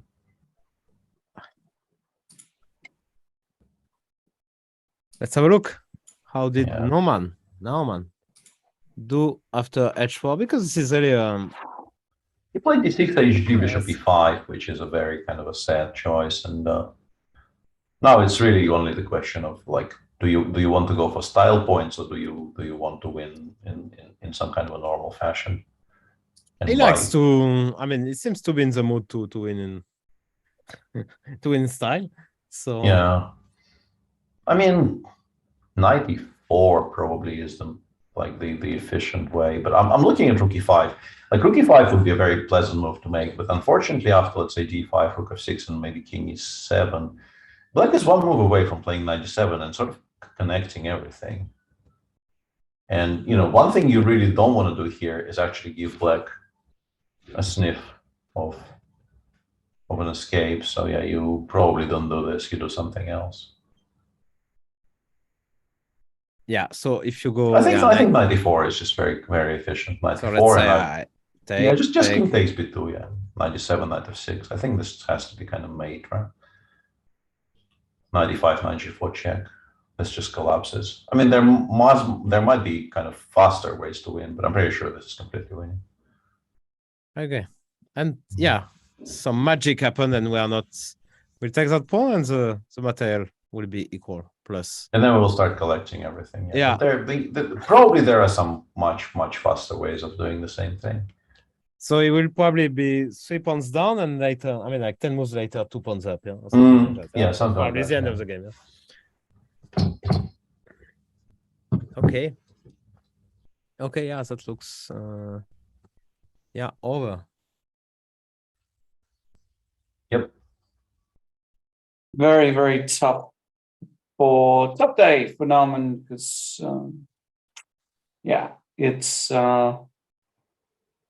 it's not a position you get every day. It's very difficult to adjust to just have to play a position like that. Very difficult to apply any pattern recognition or And he anything played, like that. yeah, and he played 94. Yeah, this is. Yeah, he doesn't really, need to be too fancy. He knows this is winning. Yeah, that also probably didn't work. Yeah. Mm-hmm. And now, yeah, it just looks so easy actually for white. Yeah. Okay. No, I cannot do much. Yeah. So what else? No, I think we can return to this when the game is sort of actually ending and there's maybe a handshake on our screen, but we know how this ends. Yeah. Did Gukesh find Hooker 7? He did, I think. Yeah, he did enough to bishop c1, bishop b5. Yeah, black is just kind of completely tied up, and queen c2, queen g6, kind of very, very cynical way to just continue picking up material. Still feels like you might have to work a little bit, right? Because black did manage to unpin themselves on the 7th rank, and I don't see anything that wins on the spot. I agree. But it has to be winning, yeah. Why isn't it just quite straightforward, or am I just a patzer? Oh. Maybe I'm just a patzer, but it looks straightforward to me. Bishop d7, rook d7, rook d7, king d7, queen f7. And then yeah, but now I give check, and there's a bishop h4 in the end. Yeah, no, bishop h4 at the end. At some point, there's a bishop. At some point. Queen c6. Yeah, queen c6 though. Queen c6. Queen d8. Yeah. Queen d8 mate. Queen d8 is quite strong. Yeah, queen d8 is quite strong. Fair enough. Fair enough. Okay, that's nice actually. Yeah. Check and Yeah. Oh yeah. That's a very good spot, Lawrence. Yeah. Well, I just applied the principle that I teach my students. Go through all the forcing moves first, start with the check, exchange all the pieces, follow up with the checks, and then when the checks run out, find a good move. Yeah. Fair point, yeah. I mean, there is sense to the method. Yeah. I think he'll do that. Because method employed, I would gladly explain. But actually, let me just point out something. Yeah, they don't. I mean, he played it, of course. I mean, these Indian kids are not. Especially Gukesh. But I mean, he's not kidding. I mean, like, I'm just curious, Laurent. If you go back to the position 2 moves ago, that rook takes d7 is a mistake here because probably queen takes b5, and there's some queen f1 business if you're queen takes e6, queen f1, and this might not be so clear. I mean, even this is probably. But is it because you escaped to be? No, now I'm not convinced because I. I mean, like And here, you just go 7. We run, we run. But yeah, I mean, Yeah, but now king b6, queen e6, queen c6 might exist. And that probably isn't clear, right? Yeah. I mean, not as clear as we would like it to be. Yeah. We would like to win without having to work anymore if we can make it. Yeah. That's a dream scenario, of course. But Always yeah. is, yeah. Yeah. So yeah, this is winning. Okay, nice game by Gukesh once again. I'm so impressed. So I'm actually going to open the website and take a look at what's. So he'll be up to. He's playing. He's playing a 2401 today, so he's not gaining too much. 1.3. Too much rating, so it's like points. So but still, like he's up to 2733 on the live list. 33. Huh? Yeah, and there's a race between him and Arjun. Like they're within half a point of each other on 18 and 19 on the live list. It's really quite remarkable. Yeah. Okay, they will be ahead of Vishy quite soon. It's my yeah, guess. well, I mean, by the end of 2023, I think at least one of them at some point probably will overtake Vishy. Possibly, like it's by the end of 2023, we're not even at the end of. You mean the end of 2022, right? There aren't as many tournaments, but I mean the tournaments are. They will. I mean they also put in an amazing amount of volume, right? Yeah, and they're going to continue. They play everything. Yeah. But they play a lot online. There's this World Rapid and Blitz coming up. I guess. I mean, still, like at some point, gaining rating at the pace that they were gaining rating up until now will become kind of like once they're actually 2740, and playing the round robins, winning 15 points per tournament might become difficult, but not impossible as we know. Yeah. Aliazar. I mean, Aliazar was an example. But if he starts winning, then can win like 15 points in such on Robin. For sure. Okay, so what are we watching? We know Magnus will win. We just don't know if it will take, 3 more minutes or 10 more minutes. Harry escaped. Let me take a look at some matches. Yeah, Wojtaszek is a kind of game. I saw that game. It was some Nimzo, and yeah, it's difficult. His opponent is Van der Werf, very experienced 2400 player, and yeah, didn't give any chance. So that's good. Yeah, this will just be a draw. Yeah, which is you can go 92 if you want to make sure of it. And actually, I think you probably do want to kind of take the game off here, because if you play 96 just to keep pieces on the board, you might eventually start regretting it. Like Bishop D3, King F2, King E2, and then maybe at some point the Bishop from C1 actually joins the game, and then you are no longer having any fun with black. So, it doesn't make much sense as well, because if you want to know, that as well, yeah. So you just go like 92, Bishop D2 maybe. Yeah, Bishop D2. Bishop D2, but I take on E4 anyway and go King F2, King F3. I don't care. No, I can give it a check. Yeah. Okay. Just out of. I keep on principle. Bishop A3 somehow. Yeah, keep on blunder Bishop A3. Okay.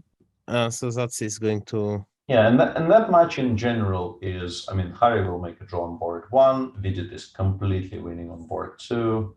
Then Radek will make a draw.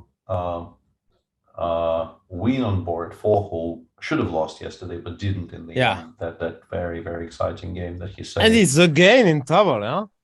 In some trouble. I don't know. I don't know if it's much trouble. But it's a very unclear game. It's knight on A5. Niels is actually a bit worse on board 5. But I mean, Novibor will win, but not as convincingly as they won yesterday.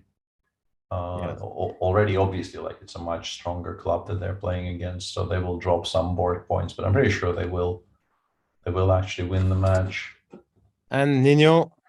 Yeah, Nino is better. Nino is better. Okay. Yeah, that Bishop on B2 is a very, very nice piece, even though currently it doesn't do very much. But yeah.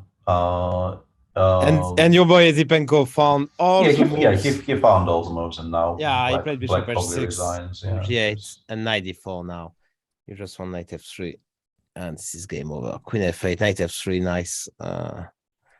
Nice little. Yeah, I guess you go like king e8 or king e7. You try to desperately try to prolong the suffering here, but like and you can't. Like... You're not even sitting to take. That's the problem. I can even continue. Knight e4 looks logical. Knight d2 rook f7 doesn't look that great. No real reason to allow this. Yeah. So I mean, maybe bishop takes g7 is actually the cleanest. I mean, it's a move you don't like making. No. Like bishop g7 followed by queen takes h5 and just go after the material. This is a check. Yeah, this is very annoying check. Yeah. So Andre will win. Jules probably will make a draw. Kirill is a little bit better on board 3. Sergei Movsesian is doing fine on board 4. So he went for the French school of suffering. This is b5, c5 takes rook f8, h4. Okay. Yeah. And now you just go bishop e8 and trade as much as possible. Yeah, but it's gonna be a bit unpleasant still because there's always going to be some piece on c5 and. But this is the way we like to suffer. In the meantime, Magnus did win his game, but that's not really breaking news of any kind. We kind of knew it was. How did he finish? I mean, he just resigned there. Yeah, I mean, it's just completely lost. He took on f6. Yeah, he took on f6, took on e5, took on e5, and like. And as we said, he will collect everything, and it's winning. Okay, nice game. Yeah, very nicely done by Magnus. He probably mixed something up in the opening, but once he sort of got out of the opening and they started playing, he played a very, very nice game today. He mixed something up on move 3. Is my guess. Yeah, very possible. All right. Okay. What else have we got going on? In the women's event, I've been keeping an eye on it. Yeah. And what do we have there? I don't. Well, Pia is still kind of doing Pia things, so she's still. Yeah, I mean, look at this. This bishop. No. This is so miserable. Yeah? You don't even want to take there. I mean, you have time. No, you want to make all the improving moves first, and then you want to make sure that there's nothing, no active play for black whatsoever. Yeah. So Pia's gonna grind now. Muzychuk against Kashlinskaya is I think a very critical moment because it got complicated. There's a pawn on b6, a pawn on d3. What is going on here? I mean, you need a moment to digest because you've actually got a lot of moves here as white, I feel. It's completely winning, no? If I take. D2. Yeah, I can even play queen d1. Queen takes a5, I think. Queen takes a5. I blundered queen takes a5. So it's not so that simple, I agree. Yeah. So here is I think maybe not allowing it to even reach g2 is the way to go. Maybe like this, no? Is that winning? Yeah, but this probably is not that bad. Yeah. No, we go queen g5 check first, I think, right? You might be losing this position. That was very unfortunate. Because that bishop is dead, I mean, you might actually still be okay because a7 happens very quickly. Yeah. I mean, like. Yeah, a6 here probably is a draw. Yeah, some kind of a draw. Yeah. Like I go, I don't know, queen f4 or something, and I start. Yeah, it's on perpetual, because. Yeah. Okay, but we can do better. Let's do better. Yeah, I think queen g2 might be smart straight away. Okay, no checks. So AB, A6, A6, and queen d3, Yeah, the bishop is so far away from the A7 square that queen d3 is a massive, massive threat. Yeah, this looks nice for white. I don't know if it's. So let me, I don't know, play something active. B5, bishop b5. I don't know. I'm trying to. Bishop c4, bishop c5, something. Yeah, I think you're doing the right thing. I think this might actually be absolutely the best chance and might even be Is that enough to save the game. But you have to. It feels like nothing else works. Like Queen G5 check here and start searching for activity. Yeah, Queen C1 is coming. Yeah, that's annoying. Yeah. Maybe, yeah. So yeah, white is doing very well anyway. That's for sure. And B7 is just not. 72 Queen G1 is playable. Because Bishop D6 I can just take now. Yeah, you can take for sure. Yeah, because B8 is a check. Yeah. Yeah, and what do I want here? Queen D6 maybe. Just put it on F4, play Bishop D6, and claim that everything is blockaded. Such a weird position as well, right? Because white will have a protected passer on B7, but I don't know if we're winning. How much time do they have? Maria has it's not Maria. It's Anna. Anna has 7 minutes, and Alina has 24 and a half. Yeah, but it's not easy. 29. So yeah, it's not an easy decision. Yeah, for sure. And yeah, in the match in general, board 2 probably a draw. Pia is much better, and Lizzie is doing fine, I guess. Yeah. I guess, because the knight on e4 is just going to be very, very difficult to smoke out. I mean, we can play 92 though, right? We can, because really it's by far the best thing black has in this position is the knight on e4. So maybe we can actually trade it away, and then things become slightly more palatable. I wanted h5. Maybe I want h5 actually. I wanted h5. I just saw I blundered it, but yeah, okay. That's a nice knight takes, d takes, knight c5 though. And but then you can play h4 or something. Yeah, that was my point. I mean, that's it's still very sharp. Yeah, it's still very sharp. They've already made 33 moves though, so there won't be too much of a time scramble in this game. Yeah, Monaco is doing very well. In match number 2 there between Ersteban Baden and the Superbet team. So Stonewall just won a pawn. Yeah. But not really actually. King F1. Yeah, she went f5 f4 here, which is kind of we cannot keep that pawn. Well, she didn't want to give up the file, which I think is understandable. But she's not much better than because it's not about giving the file. You don't have square actually. Well, I mean, you can play knight. Yeah. I will go sooner or later. Maybe king e2 first and then f3 and. So she's playing f4. Yeah, makes a lot of sense. Yeah, probably around equal, I would guess. Yeah, we open the f file, we get play along the f file for our rooks. Yeah, seems logical. Wow, she's playing g2. Nargur Salimova is much better on board 1 there against Irina Bulmaga. Yeah, the king on e8 is just very unsafe, and you can even go knight c5, bishop c5, rook c1 if you want. Like, I don't know if it's the best play, but it definitely looks quite attractive. So, okay, Nargul is much better. Board 2 is probably around equal. That Queen's Indian actually followed the entire line we were showing a bit earlier between Wagner and wow. Yeah, this whole line happened. Yeah. Okay. Okay, fun. Queen is she decided for bishop g5. It was very difficult to decide. And she just snapped on a2, which I think is the right thing to do because you want to have something to suffer for, right? You don't want to suffer for nothing.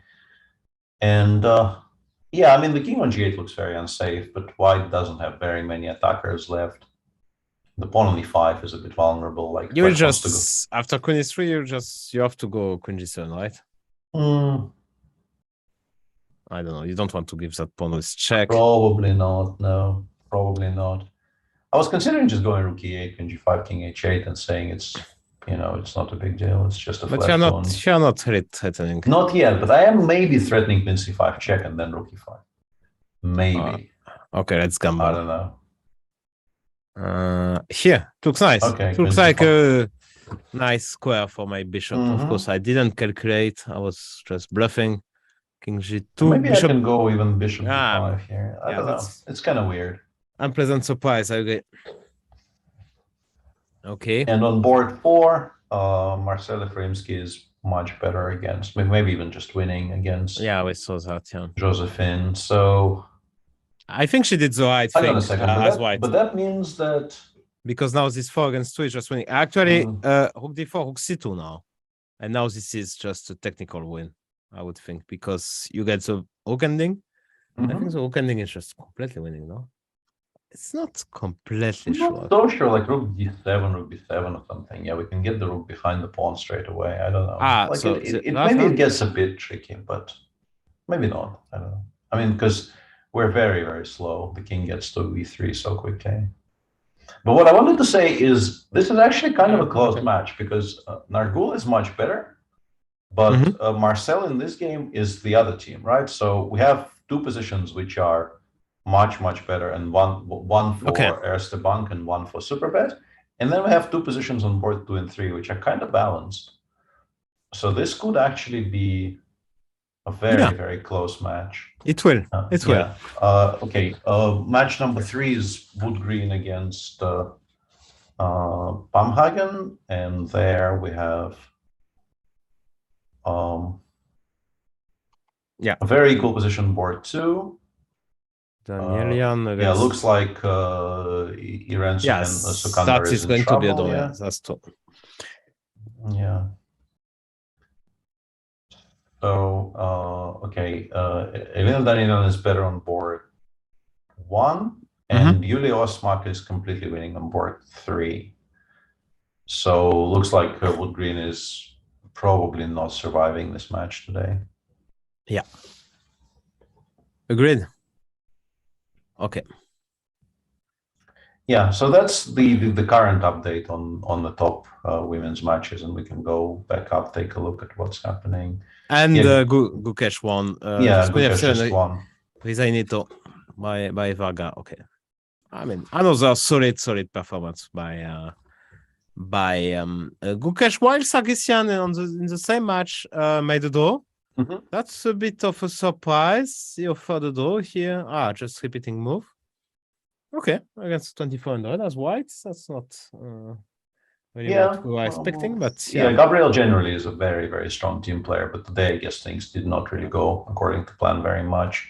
I think board 4 will be a draw as well. Hang on, you can maybe play for a win there with black, yeah? No, not this one. Board 6, I guess, is what I mean, yeah. Because I thought this is just a perpetual, but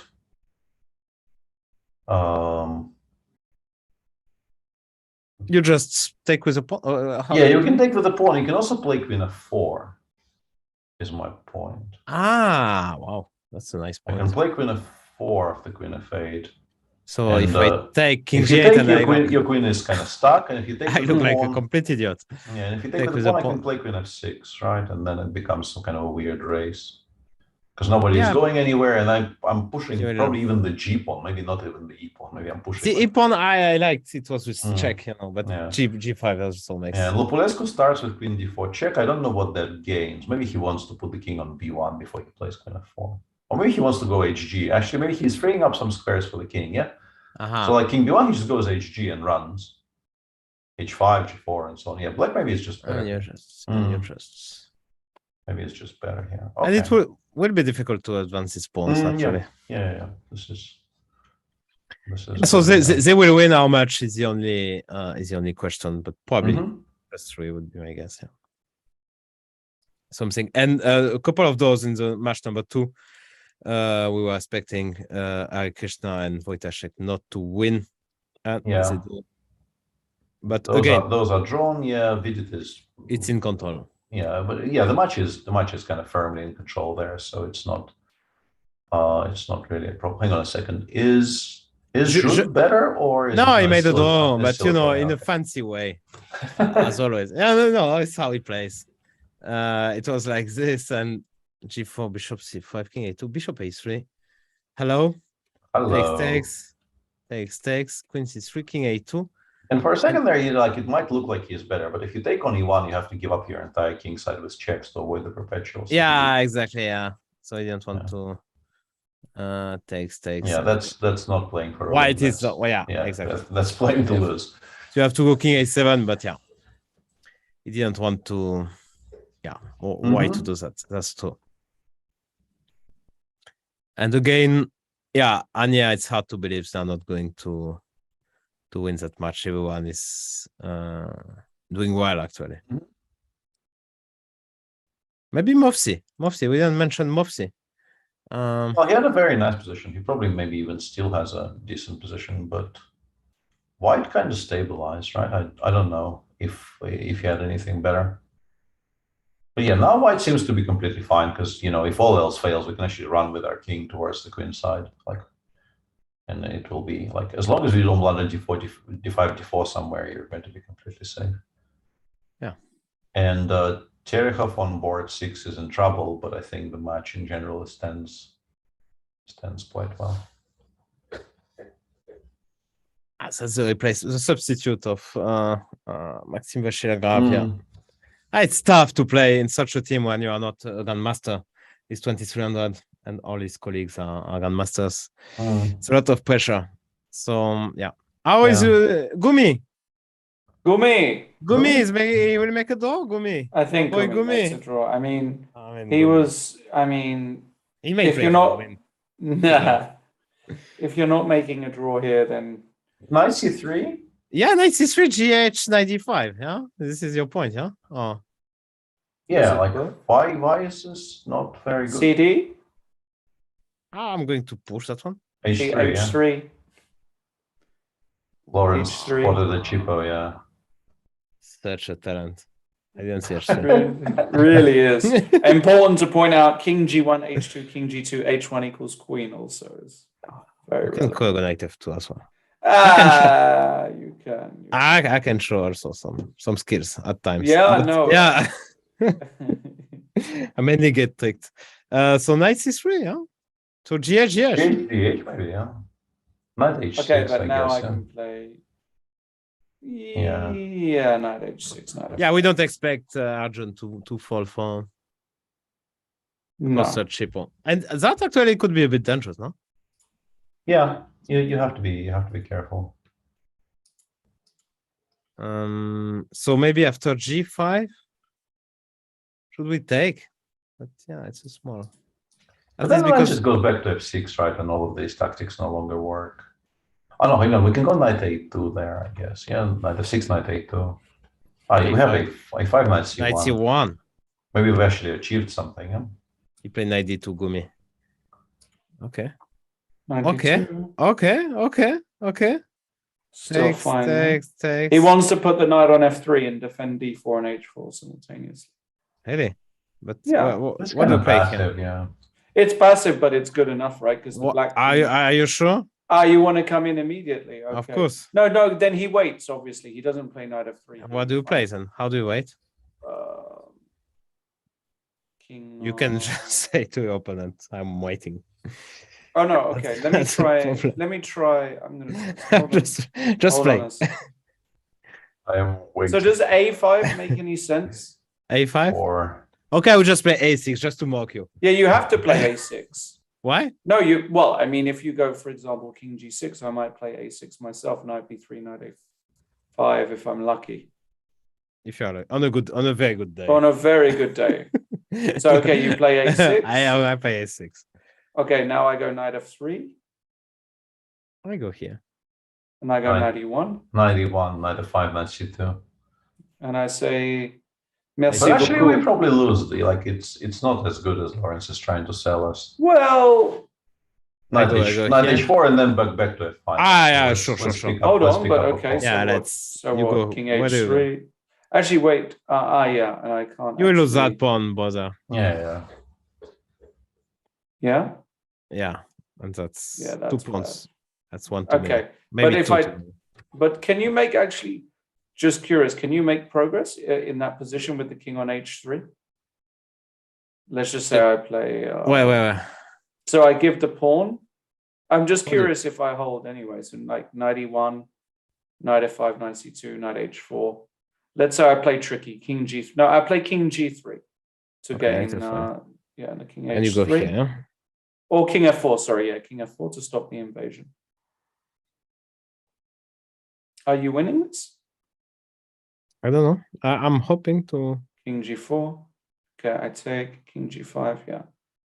And king At g2, least king g2, king f4, f3, but then you have check and you take on f3 and it's good enough.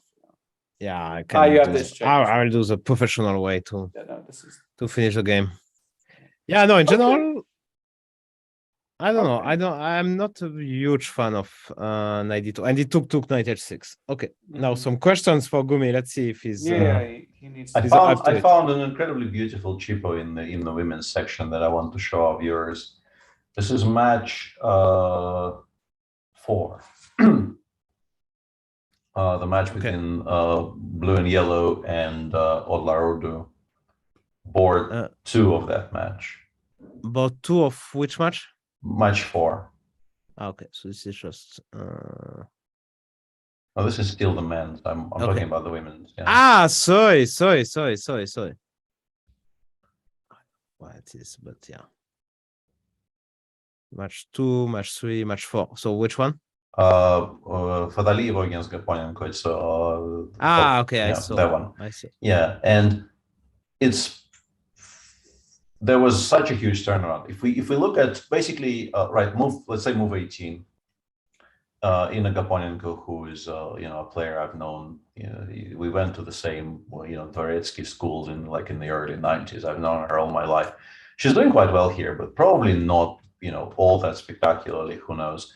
And then Fataliva comes with this bishop takes h7 idea, which is kind of a very striking. I like actually that she played like queen f3 and with queen a4 b3.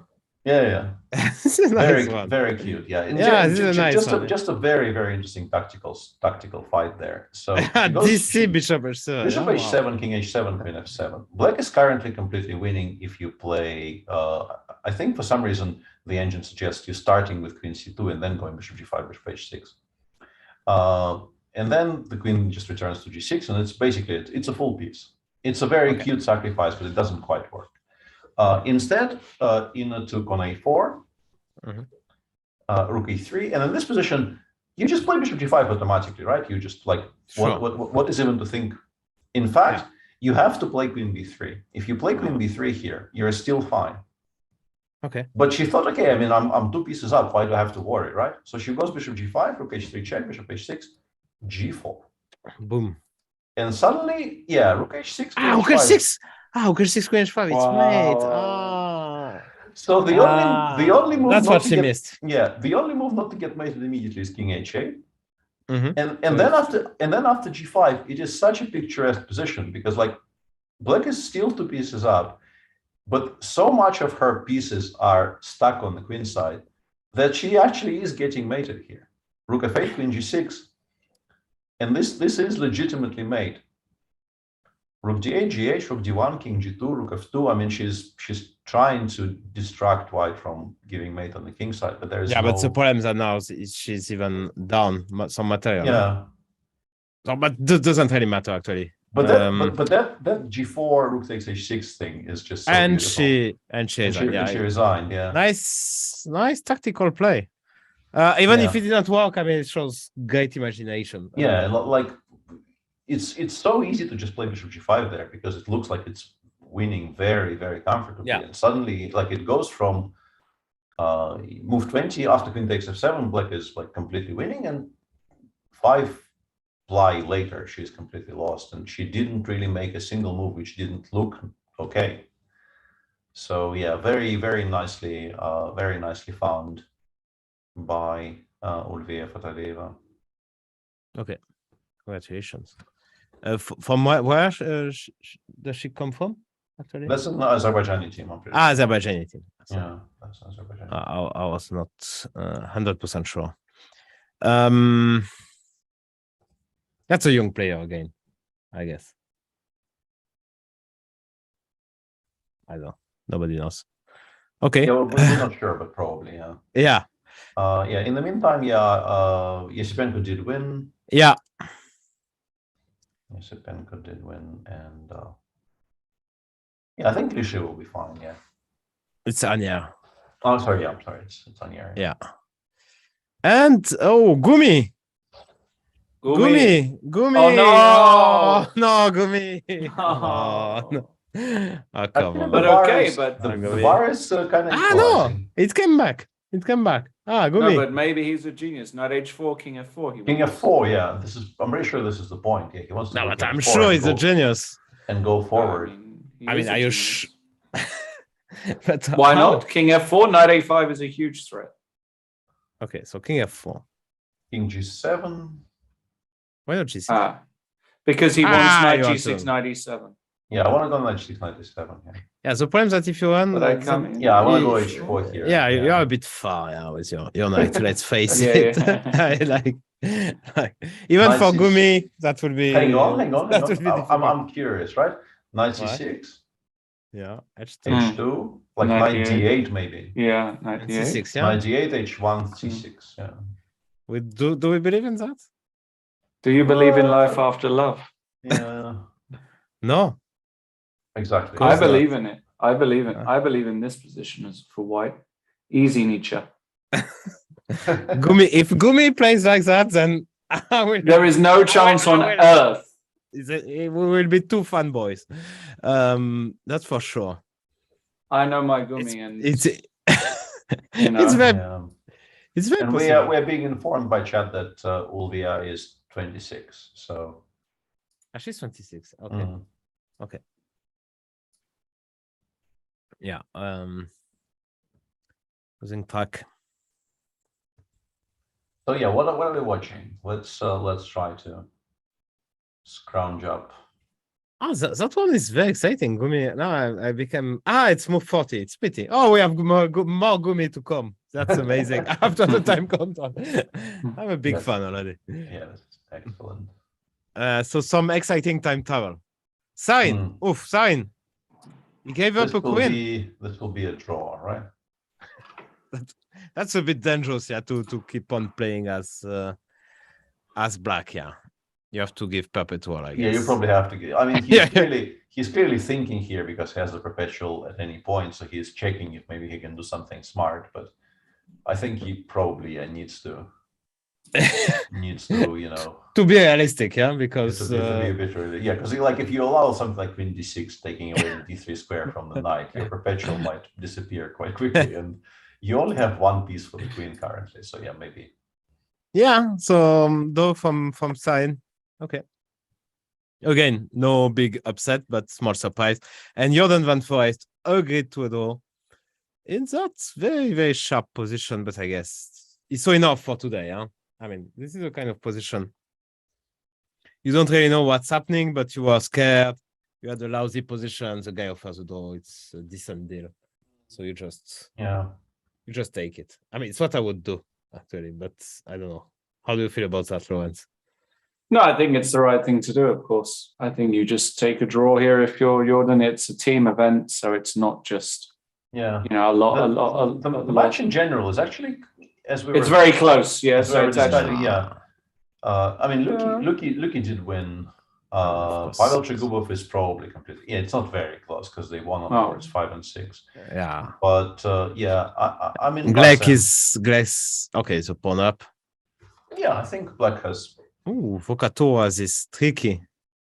Probably lost. I mean, with a B pawn, I still a draw, but it's very, very difficult, actually. Yeah, it's very losable for sure. Yeah.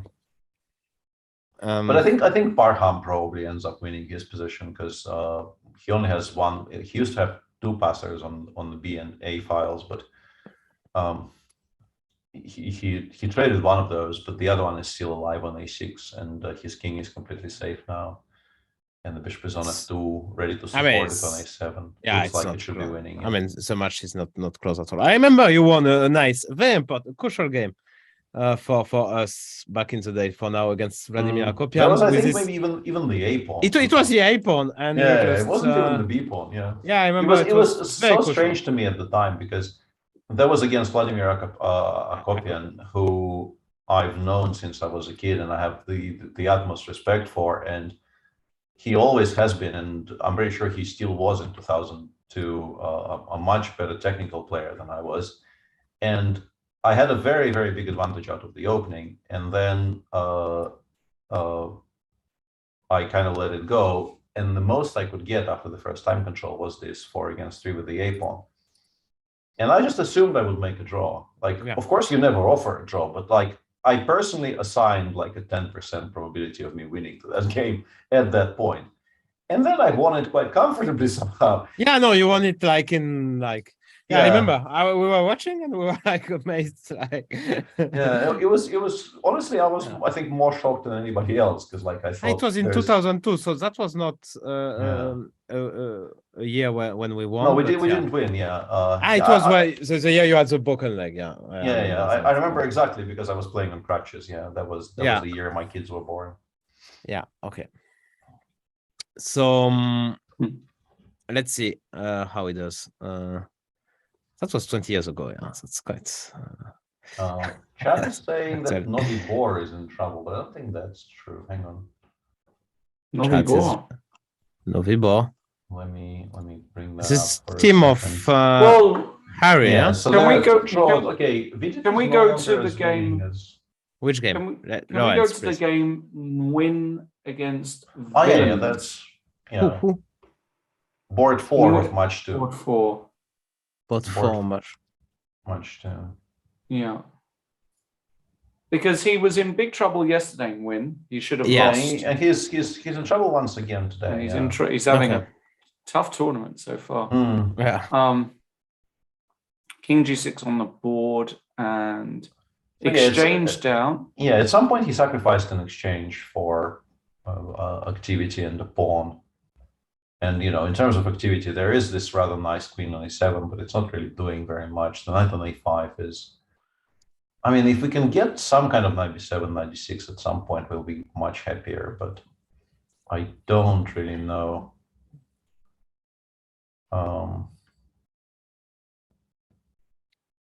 Yeah, no, that's not. If we have time for that, yeah.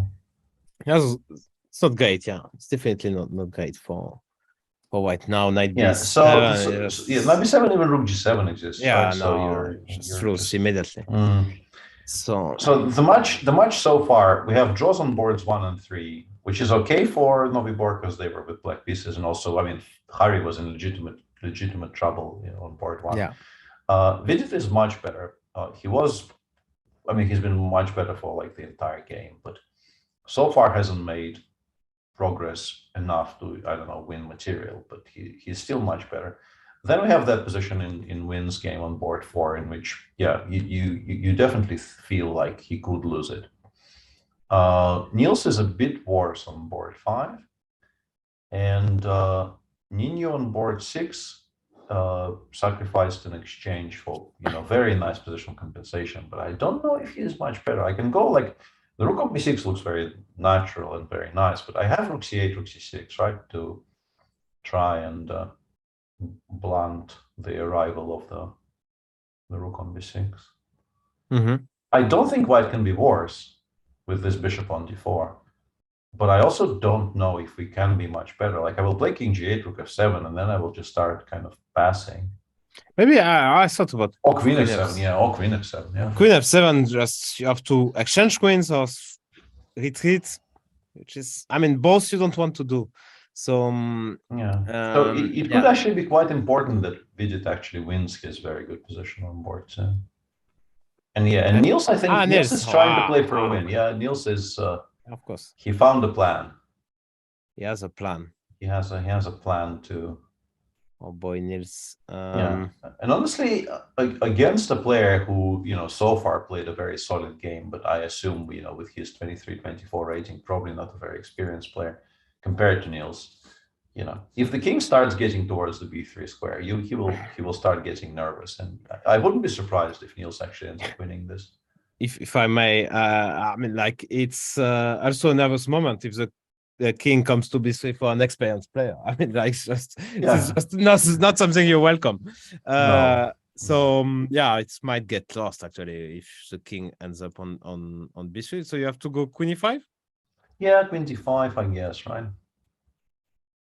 And now the question is, if you go back to f6, I think I might actually run.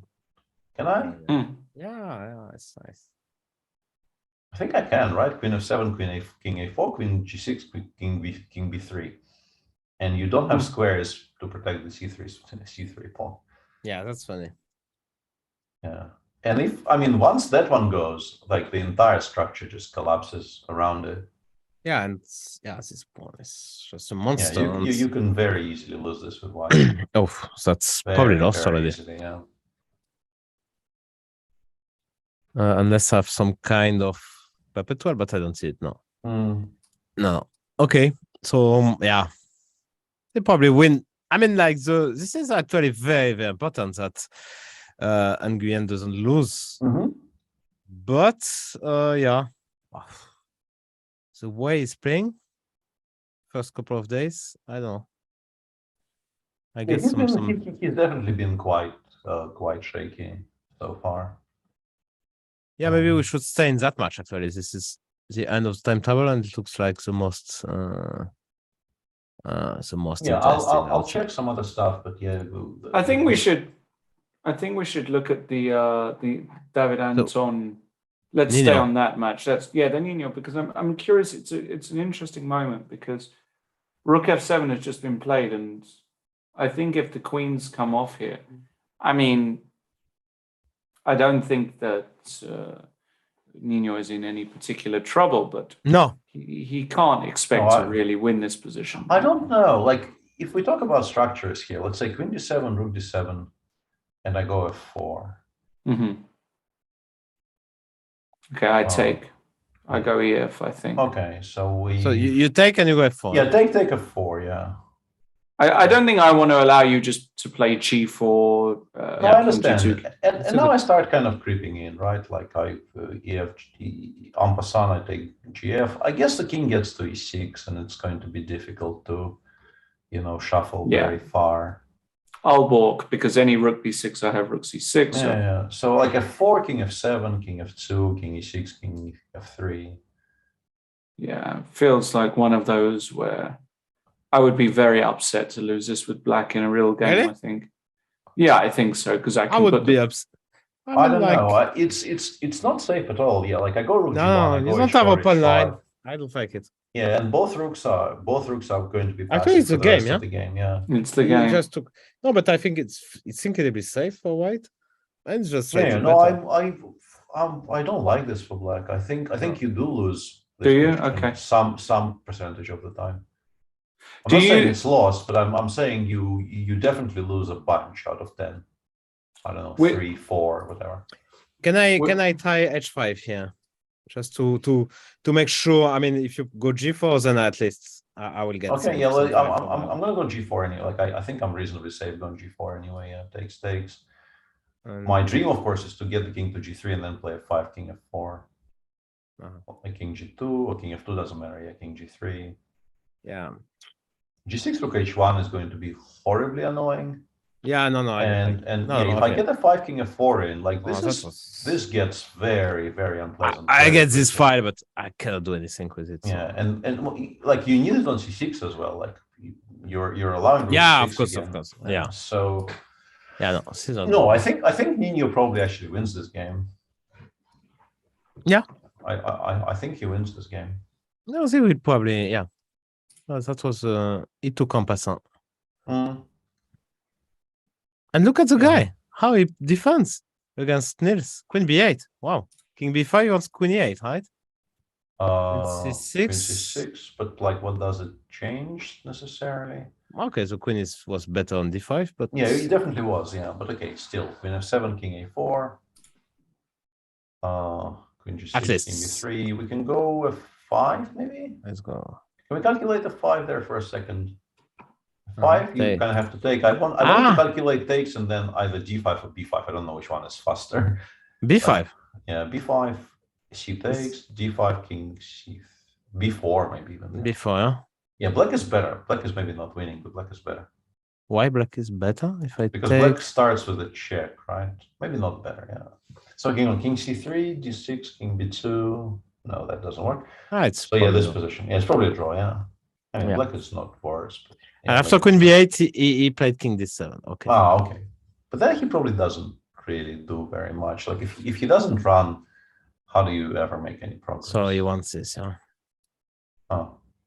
Queen Queen F8 played. So but I don't like Queen F8. Queen F5, King E3, huh? No, Queen D3. Queen No, D3 I think we actually Oh, go fuck. towards. I think we go towards H2. I think we actually run towards H2 there, right? King G1. But there's also H4 maybe, and then Queen takes F4. Yeah, it's kind of unfortunate for him that he has a minute and he still has like 5 moves to make. If this was move 41, he probably works it out. But on a minute here, I think it gets quite nervy. Like objectively, Queen C2 is not really a threat, but you have to make a move. Like Queen C2 King G1 right now, I don't think it does very much. Because F7 with a check would be quite a large pawn to give up. Yeah, he's gone King G1, yeah. That's understandable. That's a good move, yeah. I think Nils will go H4. I mean, what else? He wants to win. Yeah, seems logical. Yeah, seems logical. Not too many risks. Oh, can I go Queen B8 though? Oh yeah, you can. But take. I'm taking mate. Oh yeah, is this? No. Queen C8, Queen C5, I guess. Yeah. Ooh, that's painful. And yeah, our passers are a bit stronger than. I think this is just lost for black, right? Just King F1, E2, F3, taking G3. Yeah. I don't even need to do anything fancy. Yeah. Just go after the G3 pawn. Okay, very interesting timetable actually.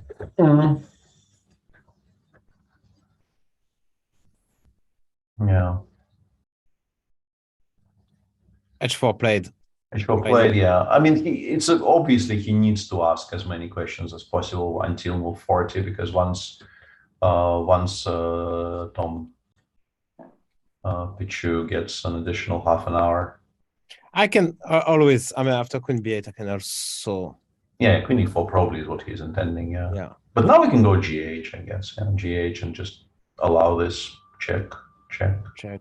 And now you probably go back to E4 and you continue playing. It's not very much. Yeah, I mean, you're not really creating too many threats, but yeah.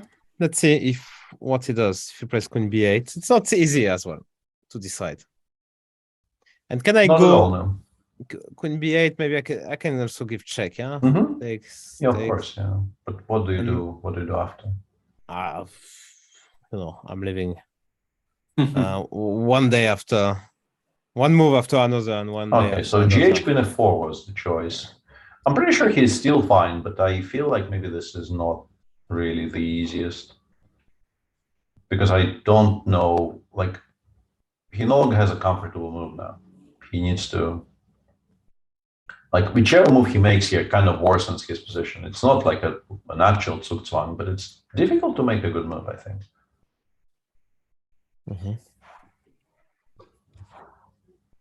Yeah, that's true. And yes, to play 2 moves, it's tough. It's very tough.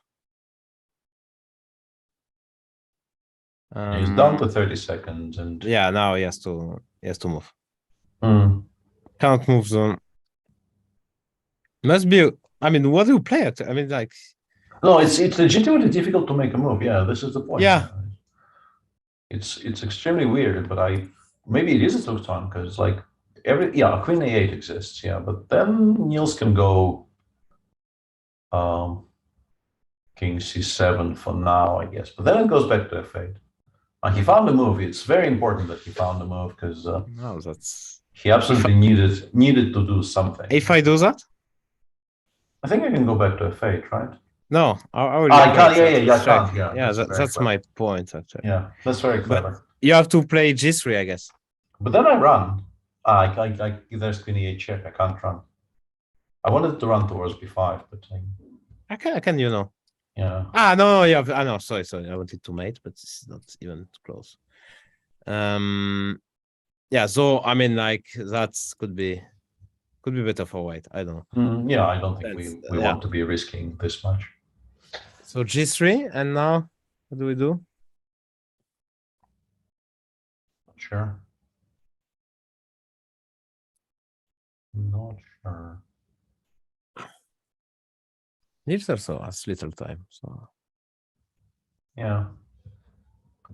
Is there any way? I assume we would have done this by now, but I'm wondering if there's any way to zoom into the board 5. I guess the cameras will always, by it's default, fixed. focus on boards 1, right? So yeah. mm. So it came and changed because it was focused on Harry. Mhm. We don't see board 1 anymore, but yeah.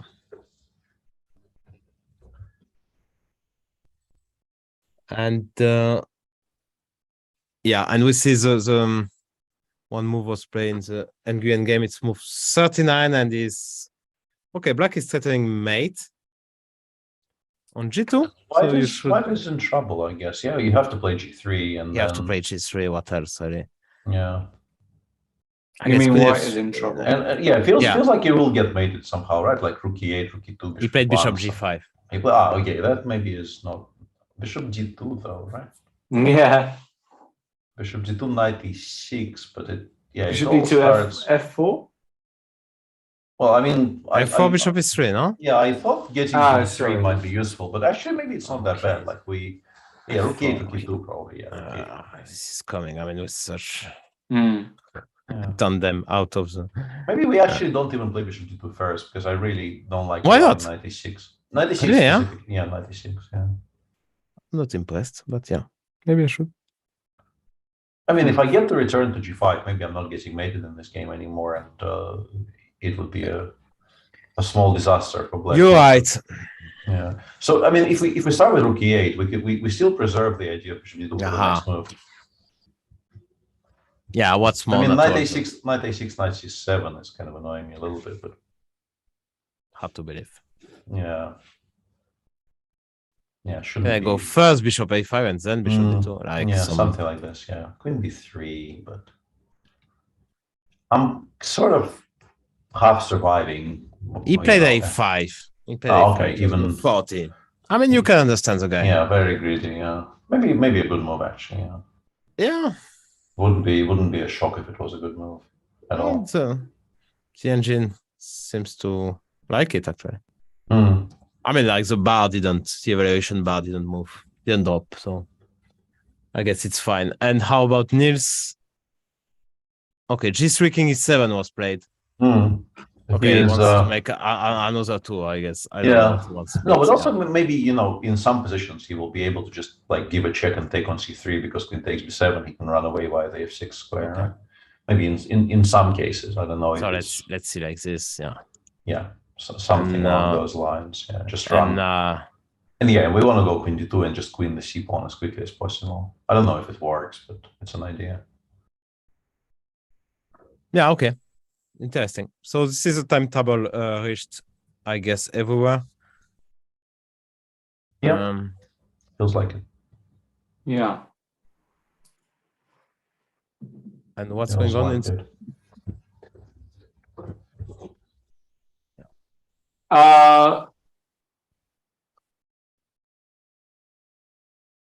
Yeah, I'm trying to figure out which one is the closest of the matches that we're watching. I think it's still Novibor, but you get the feeling that they will probably win. I mean, Superbet definitely will win. They're 1-0 up and have some good positions elsewhere.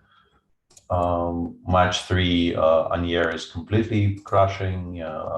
Andre won on board 1. Kirill is a bit better, but I'm not sure if he's winning. Oh, hang on. Movsi is now completely winning as well. So yeah, Anier will win comfortably.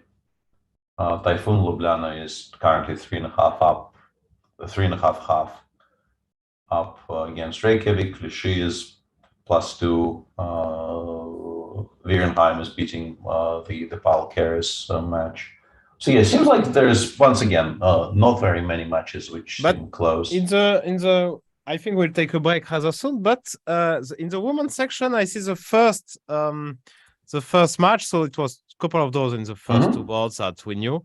But Pierre Kramling is doing like perfect squeeze. But it seems that Elizabeth Patz. I mean, yeah, like She was trying to keep it safe. Of course, it's understandable because I mean Pia is going to win. But I think she played a bit passive, and now she's in trouble. It seems to me.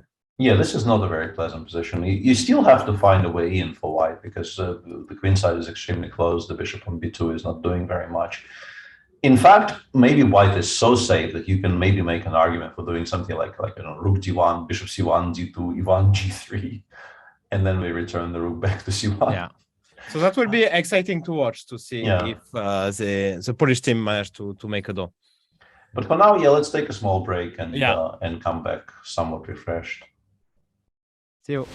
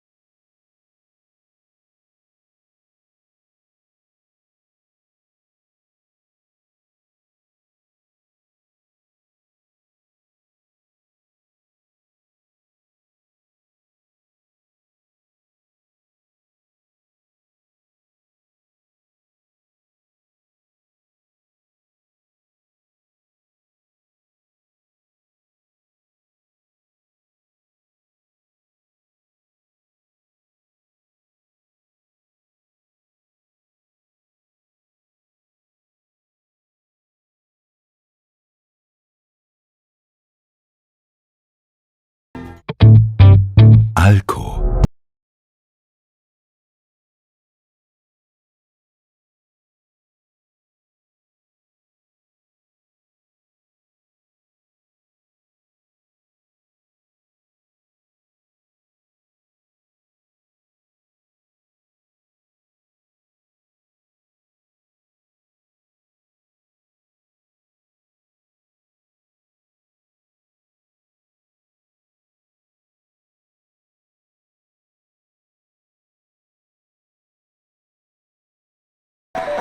Lustig haben wir es auch.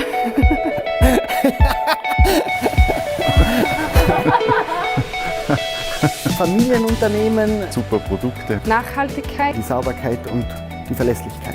Tradition, moderne. Sicherer Arbeitsplatz. Weil arbeiten wir mit den besten Rohstoffen. Super Zusammenhalt. Eben, wenn man was braucht, kann man zu jedem hingehen. Super Dienstleistung. Es hat wirklich viele Aufstiegsmöglichkeiten gegeben. Mit Produkten, die einfach eine Qualität haben. Das macht dich auch schon stolz, wenn du siehst, dass du mit den Größten von der Welt mithalten kannst. Manchmal auch ein bisschen fordern, aber wir stehen zusammen, kriegen es hin. Auch an die Zukunft denkt, wenn man Entscheidungen trifft. Und da fühlt man sich auch als Mitarbeiter einfach sicher und gut aufgehoben und kann das auch mitleben, diese Welt. Ich bin froh, dass ich vor 10 Jahren angefangen habe. Gute Leute können man immer brauchen. Ich bin jetzt seit 26 Jahren da.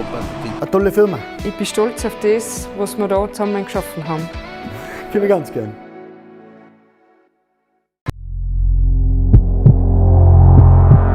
Endlich wieder Herzrasen. Mit dem Alco-Mähroboter Robolinho machen Sie Ihren Garten smarter. Alco. Quality for Life.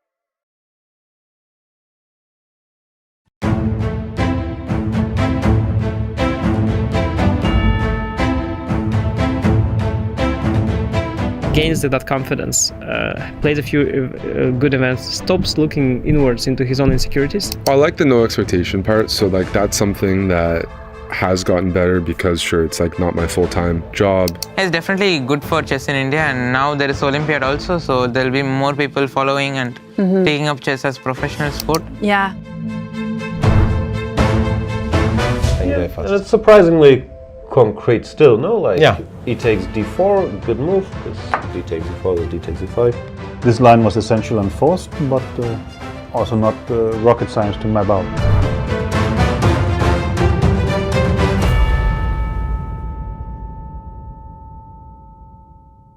It's time to take control of your journey towards chess mastery. Magnus Carlsen introduces Chessable, the definitive solution for studying chess. Move Trainer uses the science of spaced repetition to identify your strengths and eliminate your weaknesses. There's no need to set up a board, remember which page you're on, or keep track of all the moves you miss. Move Trainer empowers you to go from the opening to the endgame with confidence. It's a seamless, effective, and fun way to study chess. Choose from one of the largest online chess libraries in the world, with hundreds of titles ranging from classic books through to our exclusive Chessable courses, including over 100 free courses. Get expert insights from International Master John Bartholomew, Grandmaster Sam Shankland, International Master Christoph Sulecki, Grandmaster Simon Williams, World Champion Magnus Carlsen, and hundreds of other instructors. Get started now and join our growing community of over 100,000 chess enthusiasts at chessable.com. Chessable, take control of your journey towards chess mastery.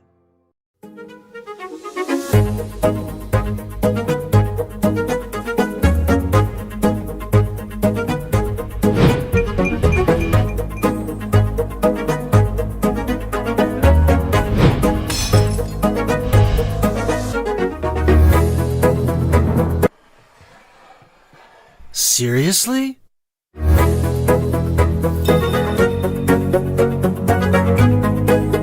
Checkmate! Aim Chess is an intelligent system that analyzes your game, prevents mistakes, and develops recommendations for improving your skill. Phew!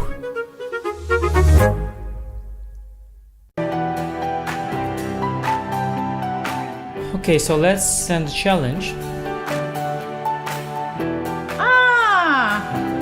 Here is challenging. Nice graphics, easy to see. What are you thinking about? You're looking how it can be the most painful? Exactly. Okay, fine. So that I give up a phone. He wants to be even rude.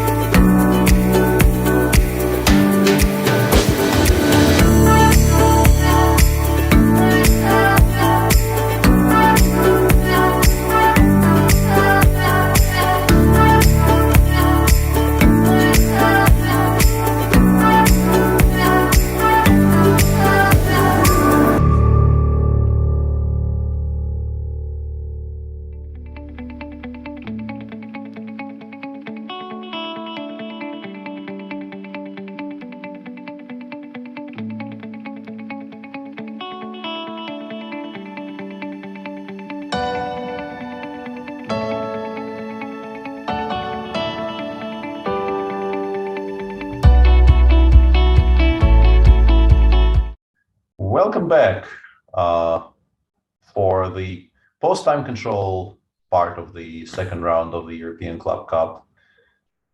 With plenty of games still ongoing. I'm Peter Svidler, and with me is Laurent Fressinet, and Lawrence is gone. For the moment. For the moment. Let's not celebrate too early. And we have this very interesting match on the first board of the women's section. It's 2 draws on the first 2 boards, and we have Pia Kamling, who is in full control since the very start. Basically, she will win. She's already 2 pawns up, and that one will fall. Maybe just rook e5 to be safe. We can take. I don't really see any reason not to take on a6. Honestly, like there is a check, but I'll just go king f2. I'm 3 pawns up. Yeah, I'm 3 pawns up. Why should I be worried about this? Yeah, I don't know, because I attack your rook b7 and then rook d2. Yeah, I missed bishop b7 specifically, but there should be like rook a3, rook e3 is kind of an emergency thing I can do, right? Which should be good enough. There's rook c7 no, of course. She has, I'm sure she has plenty of ways to win. And the last board, it's been a quite eventful game, and Elizabeth Petz was doing well, but I guess seeing that Pia was going to win, she tried to keep it safe, but played a bit passive, and now it's not a great position to be in. Queen d3. Okay, wow. Yeah, that's. I was looking at that because, in a way, once the queens are gone, it will be maybe slightly simpler for white to push for something in the center, but it also makes the situation kind of more understandable for black. I mean, you can go like king f2, king e2, put the king on g3, even play like put the knight back on f2 and push for e3, e4, because there's really like the pawn on c6 is so constantly weak. That guy. I think we can actually build very, very long-term plans here for white, because there's just no counterplay whatsoever. At least none that I can see. And I can sort of understand this decision, but I was also, until queen d3 was played, I was drawn to the idea of trying to use the fact that black is extremely passive to try to do something immediately. I was even looking like if we go back one over. Yeah, that would be very funny. Yeah, that would be extremely funny. But if we just take this one move back, the queen d3. Okay. And I understand it's completely ridiculous, and you generally shouldn't be doing this, but can we play e4?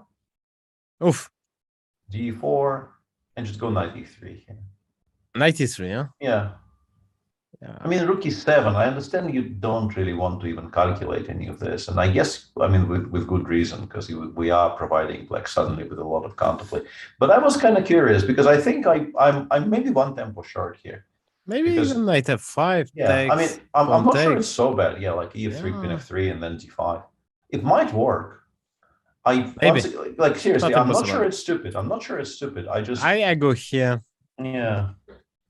d5 rook e3. Yeah, I'm not in time. Yeah. Queen g4 is rook g3. Rook g3 check. Yeah, I'm not in time. That's very annoying. Yeah.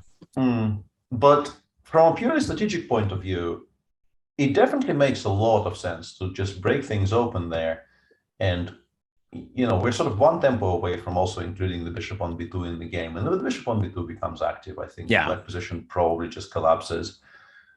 So I was kind of drawn to that idea a little bit, but too late now. Queen d3 is on the board. No, it will be like a very, very long game, actually. Yeah. I mean, cancel everything, Lawrence. For tonight, I think we're here for at least a couple of hours more. No, maybe. No, it's time control. So the time control is 1:30 plus 30 minutes on move 40 with the increment of 30 seconds from the very first move. But they already got this 30 minutes extra. So they both have a bit more than 20 minutes. So she will definitely maneuver a bishop, because it's not doing much on b2, if anything. So that would be nice to put the bishop on h2. We'll see. But actually, it's a must-win situation for white. So yes, she will definitely try till the very end. And match 2 was also very interesting. But I Yeah. don't know what's. Well, no, we have an interesting situation. So, Irina Bulmaga, who was totally lost, actually ended up winning. Can we just go to that game? Let's just go to a round move, I would say 24. If you can click to 20. I mean, yeah. So here, rook c1, bishop d7, rook takes c5. If you pause here and just look at this position is clearly very bad for black. The rook on g5 is poor, the king is weak. And something happened. So I haven't seen the match. So let's see, just flick through the moves. Okay, queen b7. Okay. It's not doing well. She just burned like 5 moves doing absolutely nothing. Yeah. Yeah, she allowed the rook to get active. She gave wow. Yeah, that's looks like panic in time travel, actually. Yeah, it does look like, considering how strong of a player she is. She must have been very low on time and just kind of panicking and lost the thread completely. Yeah. Wow. And also game as well. So yeah, that's, I guess, makes the Romanian team life much simpler. Yeah, absolutely. And the Elin Roberts on board too is wow, what? She was how on earth? What? Rook this is apparently fine. I mean, but this is actually so striking. Whoa. Yeah. How do you make it? This is fine. Rook e7 h4 check. She's completely fine. No. I'm talking about if we go. Sorry, can we go back a few moves? There's a critical moment. Look at this move here. I'm in shock that Sarakasova played this. If we go back, move 41 specifically. Which one? Around here, it's she's winning. She was winning. Yeah, completely winning. Yeah. So keep on going. Go forward. Yeah, here. Yeah, and now no. I mean, no. You don't give this. No, but I mean, are you sure? The big thing here is that you can actually play, I think, very simply b5, b6, rook b8, and b7 because you have a 5 check. Yeah, exactly. And then after ef, you go e6. You just go b8, huh? Yeah. Just go. Yeah, like the very, very simple plan of pushing the pawn all the way to b7 appears to be quite comfortably winning here. And also. Okay, let me. You go h4. Huh? Yeah, we've always got h4. Yeah, we go h4. We nail everything down, and we just push the pawn to b7, and we win. Seems like a kind of a very, very straightforward. Yeah, we'll show actually. Win there for Dinar. Beat king f5. Let's say h4, king g6, b5.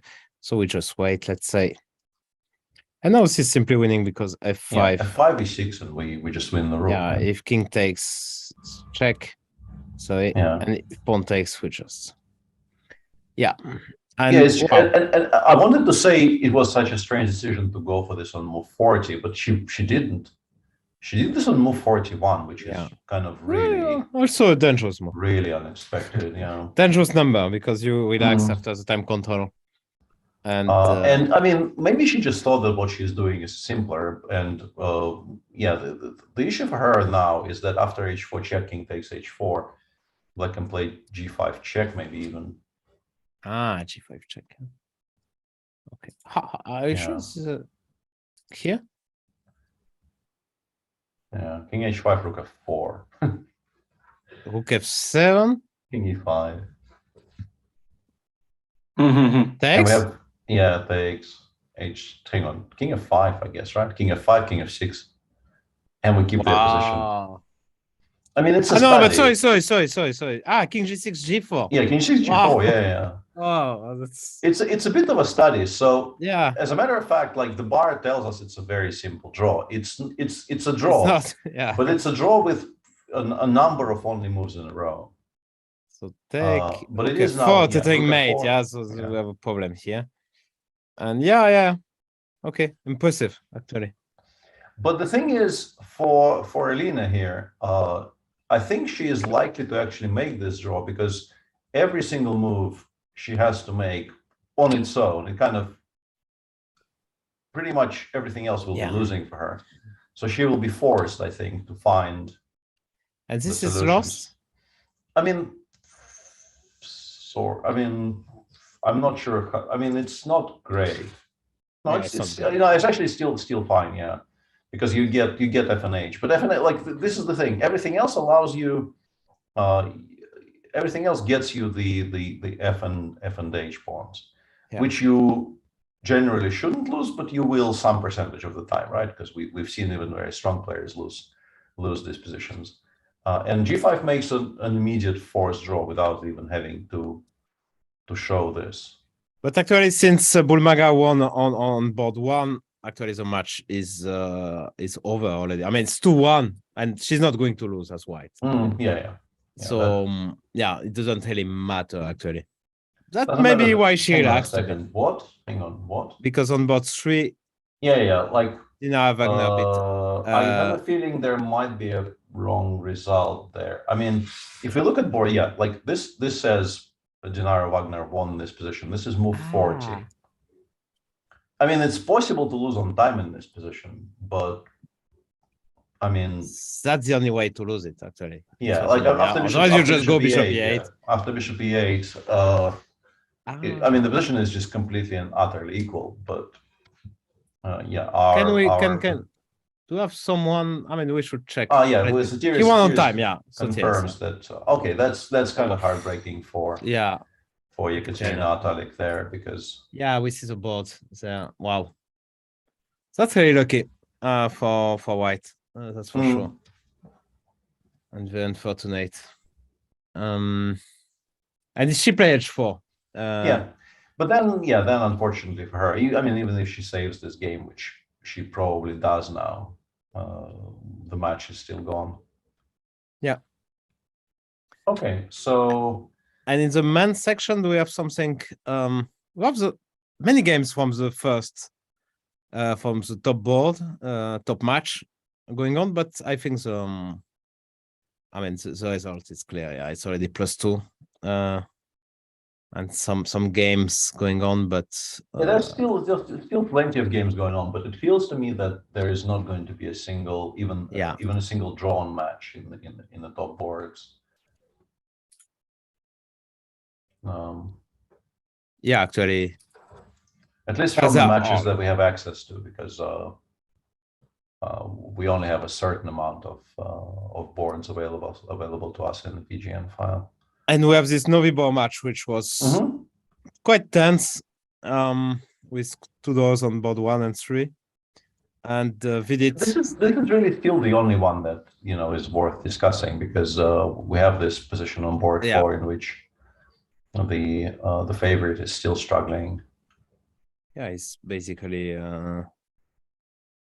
I think this is an improvement, though, because he is not getting mated anymore, and the knight, which was completely cut off from the game, is now on a decent square. Ready? If I go here? Knight b3, maybe. I go c5. c5, yeah. This is still bad, This is still very bad. Okay, 2 is coming as well. Yeah. Probably have to go something like that. Bishop, what do you want? Bishop d2? I don't really want anything in this position. I would like, I want for this not to be my position. Let's give it to Lawrence. Lawrence, please. No, this is just stable. King of 1, we just go here. And and board 5, we have our friend Nils, who is now winning up there, according to the. No, not anymore. Not anymore, Not anymore. I mean, nothing happened, but just the evaluation bar changed our mind. So could be a big upset. Let's say Vidit wins, and Nguyen lose, and they make draw in the last 2 boards. I mean, Nino is still, I think, in practical terms, maybe pushing a little bit. But can I go b6 here? Yeah. I mean, bishop d6, checking e8. We're okay with this. I just wanted to point out that Elke Wiersma defended really, really well, because he managed to break up the pawn chain. It was very, very important not to allow. So how did he do it? He played rook g6, which was clever, and now rook h6 attacking the pawn. And then immediately g5 the moment it was allowed. So because if you allow white to keep all of his pawn center untraded, I think you're in a lot of trouble here with black. But he did the right thing broke it up with G5, GF, EF, and yeah, B6 hasn't been played yet. It's not. I assume it's not the only move, but it seems very logical to continue trading. Can also ask Yeah. a question. I mean, like, even if you're not threatening immediately because there's bishop d6. Okay, it's useful move to make. Yeah, now I don't believe. Yeah, I think Nino. But he's much more experienced. Also, 350 points rating defense. So that is a factor. I mean, Absolutely, yeah, that is absolutely the factor. But yeah, it might actually be very important because as we keep on, mentioning that the match is not at all safe for not at all. No, and I mean, Vidit, we keep on saying Vidit will win. Yeah, and that's I mean, not. He does have a very good position, but he's had a very good position for the last 25 moves. Maybe and the game is still going, and I don't see any kind of immediate improvement. In fact, Black managed to trade some stuff off, and the knight will maybe return to e4, and he's fighting very well. Yeah, that's for sure. How is our boy Gumi doing? That's very important. Gumi against Arjun. Yeah, Gumi is doing fine. Gumi is amazing. Yeah, he's very strong. King f5, king h4. Why wasn't 97 check played? I'm very confused by this. I guess he thought this was very strong as well, right? Because he went for a different version of the same idea. He played h4, king g4, 97 instead of this. This is really, no, we're not even close, so we have to go here and now just come with the king, So lost actually. Okay, I just checked, and after 97, move 42. It is actually a draw after king e6, exactly as we showed. Take on e7 and then knight d8 specifically. Yeah. Wow, and that was the plan of Gumi. And this is 0-0-0 apparently. And Arjun saw it.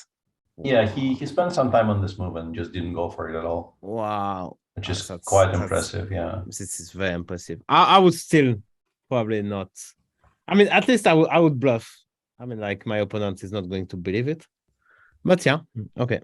Yeah, knight d8 is the only thing there that works, apparently. That's very impressive. So this is very, very, very impressive, yeah. Knight d8. h1, c6. We still have 3 moves to go to the... But, okay, queen. Only 2, but yeah, 96. Yeah, we just want to put the king on d7 and go c7, and we have so much control around our king that apparently it's just very, very safely okay for white. That's amazing. Okay, so he went h4, king g4, 97. King f4, 97, of course, playing for a win. Being a pawn up, king g6. Okay, Gumi is not out of business here because if you go knight d4, which looks very natural, and king h5, still asking questions. That will happen, yeah. He went knight e6, king h4, knight f8. Sorry. We're still following the game, yeah. All of this happened. Okay. And knight e7. And it looks like he's sort of just in time to generate counterplay because So that we just take? You can take and go forward. Like, that would be my assumption. The engine also goes king g2, king e3 somehow, which is kind of shocking to me. But king g2 was played. Yeah. In fact, king e3 appears to be sort of very, very solidly the best move in the position compared to both f3 and knight takes f6. Which is unexpected. Yeah, just king e3 and go from there. Difficult move to play though, king e3, isn't it? Because I don't think and he hasn't. Yeah, he's taken on f6, king takes f2. This is still okay, but now you have to play very precisely. Now you no longer have any particular. You cannot play king e5? You can, yeah, but after king e2, maybe you cannot play king d6. King where, excuse me? e2. E5. And you don't play king e3 because... I have no idea. It will be some check. Because I'm reading the first line. Oh, you're reading. I see. For that very reason. But I mean, nobody on Earth plays. Yeah, I don't right? really understand. Maybe there is some. No, some there line is which- some like knight g4. Yeah. I mean, there's some sense to it. I mean, they're actually all exactly the same in terms of effectiveness. Because if you go king e2, why I cannot go here? I think you can. That I don't get. I mean, like Yeah, d4 it's takes. still fine. Yeah, it's still fine. I can even now play king d6, I guess. No, you can't. No, I it's a can't check. because it's Shrek. Yeah, I hear the point is you have to play knight e4, and then we go king e3. Yeah. Knight c3, king Wow. g4. And then we take on c5, which might still be a draw, but it's kind of, you start Scary. Why? Yeah, you start feeling a bit scary. It's okay. It's okay. It's okay. It's no. okay?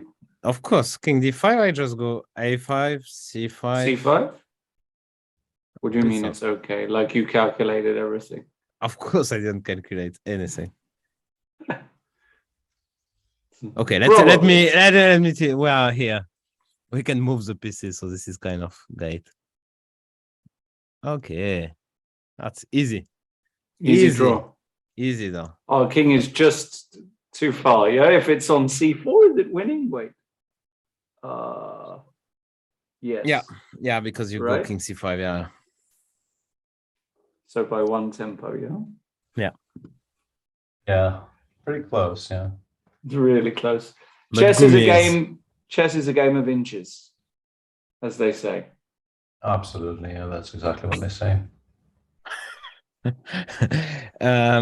Okay, so Gumi is making it very, very Yeah. impressive.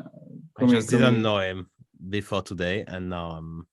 No, I mean, to not know Gumi is shocking, actually, to be honest. Okay. You should be ashamed of yourself.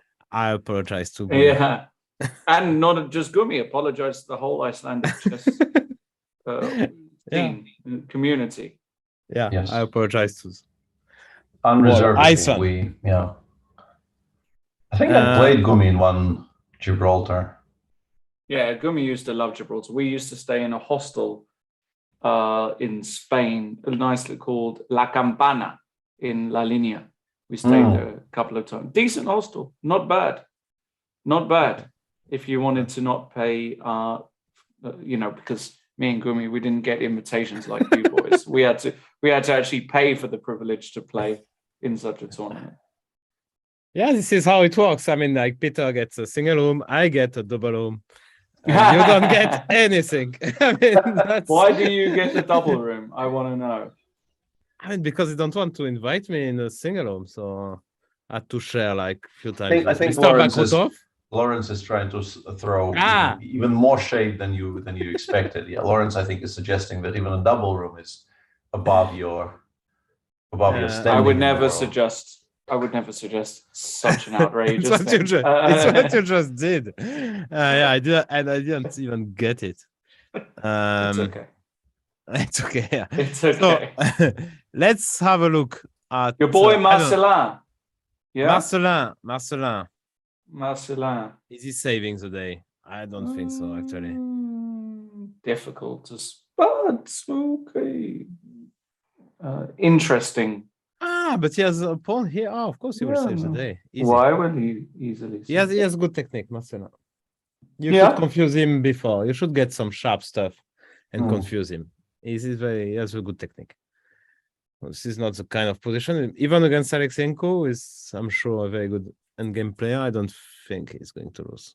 Yeah, it's just very difficult to make any progress. It looks very beautiful, but the c-pawn has kind of reached as far as it can reach. And Black eventually will start having some counterplay on the king side because the outside passer is, if it ever gets created, it will become a huge destruction. So king d4. But you don't want much, actually. Well, maybe g5 or something. Yeah. And there was a very kind of a curious, teachable moment in the game between Shengeli and Korobov just now.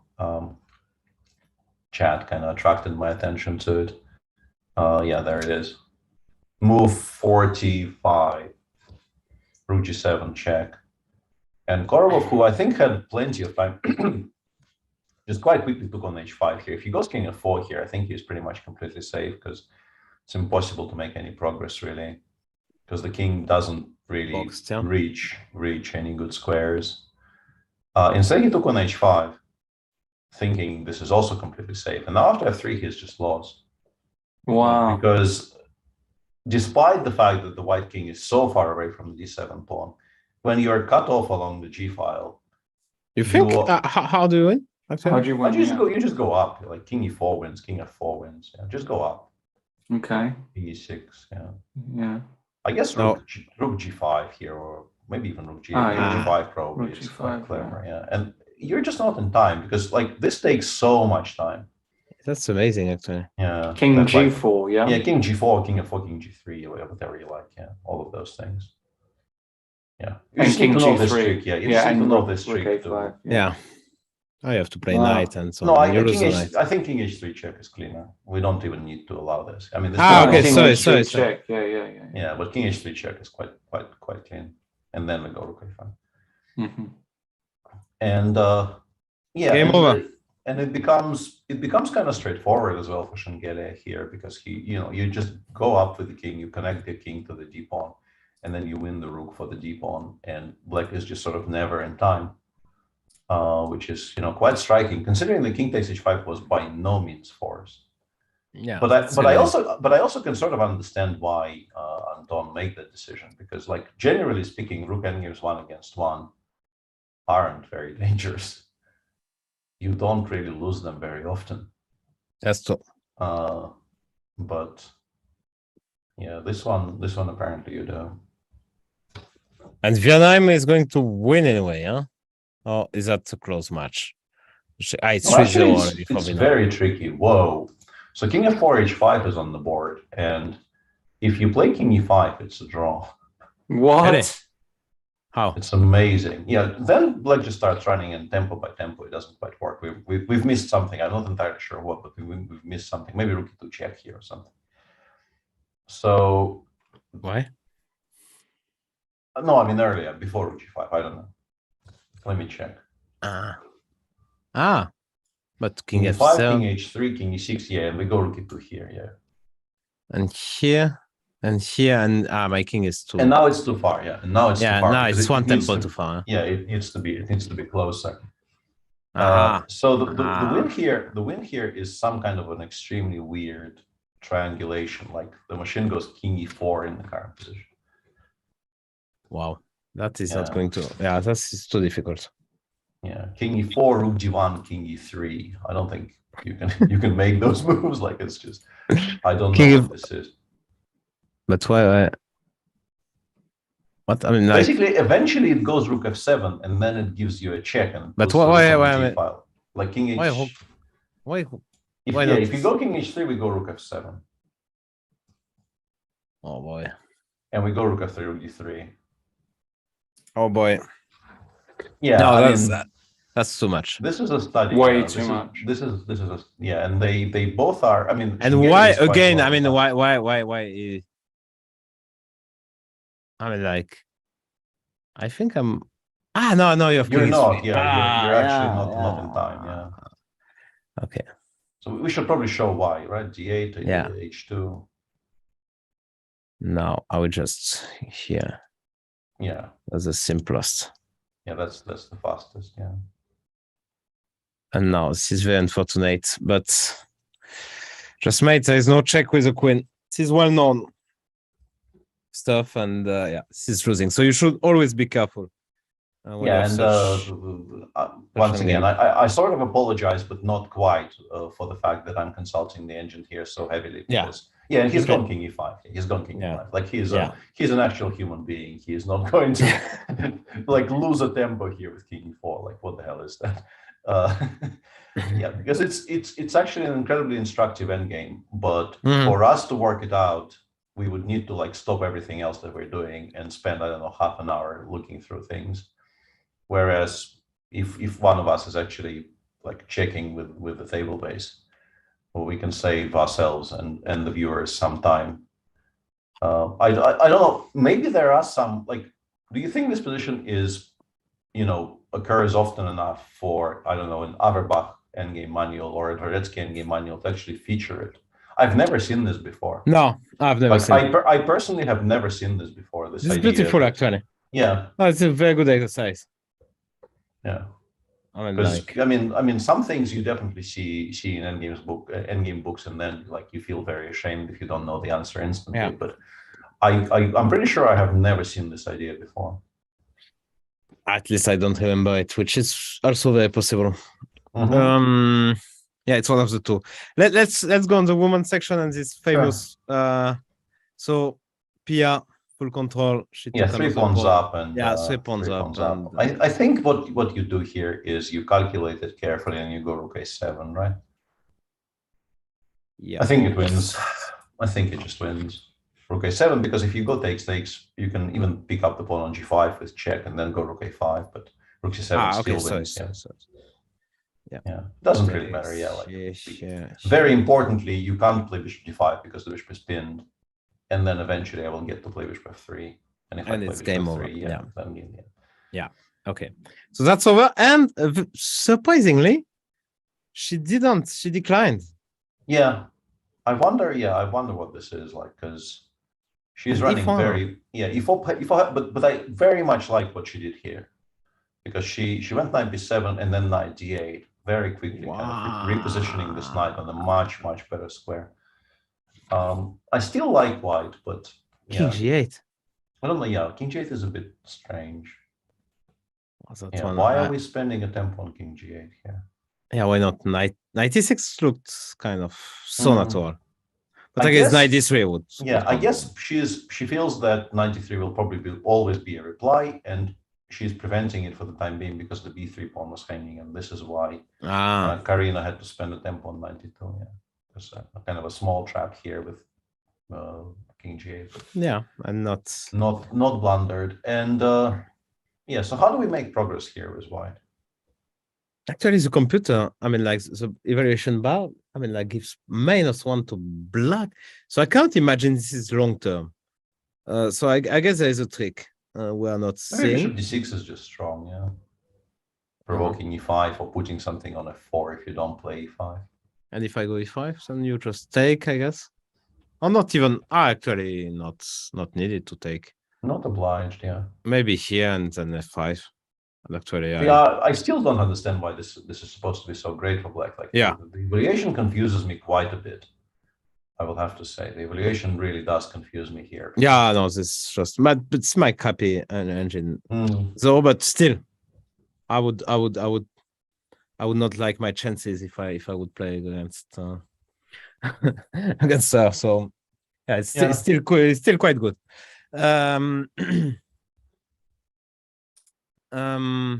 Let's I don't know. But actually, if we go back 3 moves after rook c2, knight d8, I think this is sort of the start of the problems here for white, because she could have just gone knight e3 here. Yeah, that makes a lot of sense. Just put your own knight on f5 and then solve your other issues, I don't know, queen somewhere. A Spanish player would play this. I'm not on a5. You think you are going to mate all the time, but exactly. You just go queen e3 or something. And instead, this knight is now on d2, and it will probably never get to f5. Yeah, which of course is a huge downgrade. Okay, and she did bishop d6. Well, and of course that's so knight is on d2 instead of f5. Yeah, it's speaks for itself. Yeah, and now it's very, very difficult to make something happen. But still, as you said, it's very difficult to understand why black is so much better. Even let's say if you I think it just feels that white has misplaced her pieces so much that even with the passer on e5, you can just play around it.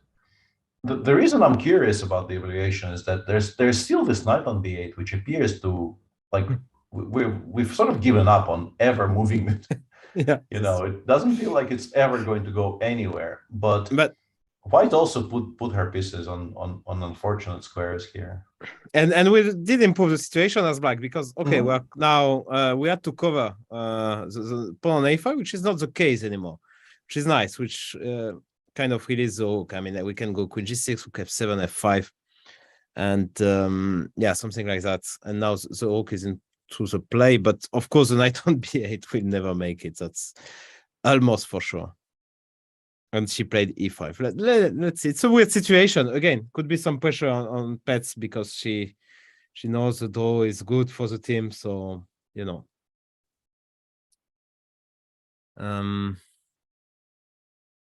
So Lorenz, how is doing our boy Gumi? Gumi? He's making a draw without a sweat. No sweat at all. No, that's not entirely true. Well, some sweating is actually involved here. How? Just d3. Okay. d3. We have that exact same position as before. King d4, knight d2. Oh, we have knight. Yeah. That was close. Come on. It was quite close. It was one tempo. I mean, it was our boy Gumi, so we were very confident. No, but he's a calculating machine, actually. A lean, mean calculating machine. Okay. Sorry. The algorithm, the Stockfish algorithm, is based on his moves and his calculating ability. And also his looks. Yes. He's a very handsome man, is Gumi. Yes. You will have to apologize as well to the Icelandic people very soon, Peter. A written apology, I feel, is appropriate, Peter. Signed written apology. Fountain pen. No, sorry. What's it called? Feather pen. So there have been no major upsets. You have to specify precisely which bird, though. Otherwise, it doesn't count. Let's say I go knight b2 here. Yes. Yeah, we go g2 anyway, I guess. I go here. Yeah, king d5. King d5. This is I think this is actually a draw, like king d7, king c5, a5, and I think the machine folds this.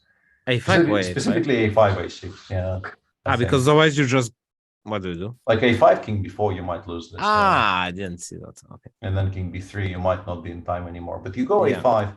You go a5 instead, and okay, but it's okay, I understand. Like a5, king b5, a6 here.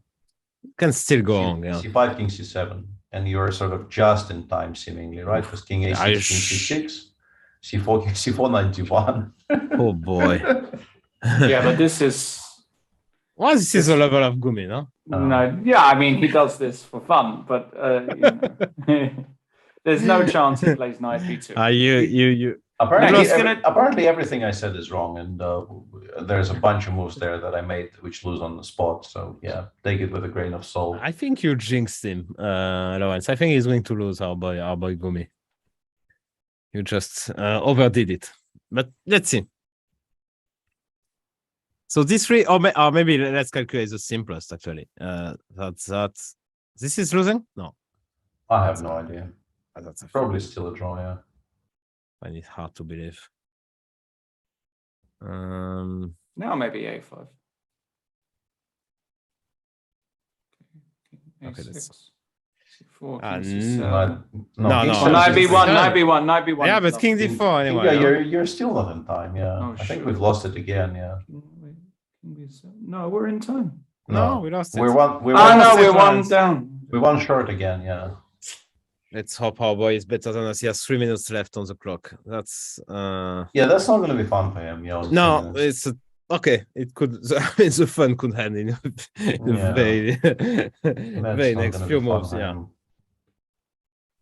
Yeah. So let's see. It will be maybe a somewhat important detail if we want to play knight b2 d2. I think maybe an important detail here is that we can actually maybe spend it to tempi on like going a5, king d4, a6. Yeah. Because that seems to be useful in pretty much every single position. If I go here, you go here, I go here. King b7, king c3, c6 is probably a draw question. I don't. Yeah, no, knight f5 and knight c4. I've lost this. Yeah, I managed to lose this. Yeah. Okay. Why? I mean, it's easy to I mean, it's easy to lose. Yeah. It's a difficult position. I mean, here it's really. I think by this point I've lost actually already. I don't see how I survive from here. It really is going to be very difficult for Gumi in 3 minutes. He played knight b2. He took on e7. What did he do? It's still fine, but after g2 seems like he has to go the other way around, like king f6, king c5. King f6, yeah. Wow, that's yeah. Wow. We are seeing some very nice endgames today. It's incredibly difficult maneuvers. I mean, if he plays king f6, then he played king f6. Wow, that's my boy. Gumi is amazing. Gumi is life. Gumi is love. Yeah. Okay. Lawrence. Yeah. He's You're alive. not impressed. Well, I am impressed. I mean, come on. I think this is good. Yeah, the Alps, classic. Yeah, king d4. It's genius. Just 91 knight f2 now. Now that's very, very trivial. We're not really running any risks. Let's make a draw with black. Yeah, let's make sure we don't lose this with black. Yeah, you can lose this. That would be kind of unfortunate. For example, king d2 is a massive blunder here, right? King d2 here. Even king c2. How do you? I mean, I started to, but no, you outflank. You outflank just in time. You get to c7. Yeah, it's a door. Yeah. Yeah. King. No, wait. No, it's losing. No, here is losing. No, but okay, before we. Yeah, but okay. Yeah, we can always take the pawn, of course, and. Yeah. King c3, but yeah, very, very strong defense. Very nicely done by. by Carlsen. No joke. Yeah, against Arjun in particular, who is playing extremely good chess, who is going to continue asking you, very pointed questions. If he actually ends up holding this, I'm very, very impressed by him.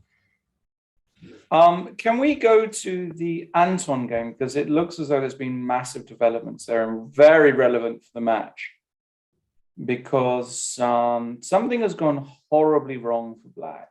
Yeah, I was about to say that Nino is much better now. Maybe just straight up winning. Okay, then yeah. Yeah, things have got misplaced. Yeah, like somehow lost the d5 pawn. Yeah, there was a pawn. I was trying to figure out what was missing, and then I realized there used to be a pawn on d5, which is no longer there. Oof, and he's waiting, but yeah. Yeah, this is just lost now. Yeah, this is just said lost. Pity played a good game as black. I mean, some maneuvering was very, very impressive, but he lost the track at some point. So yeah, it's pity. Yeah, and white can just improve forever, like d4, d5. You can create a passer on the c file if you want to, or do anything else. You're just completely in control. Yeah. And Win is probably not going to lose this game, so he is going to pull off a miraculous save. Who? Win on board 4.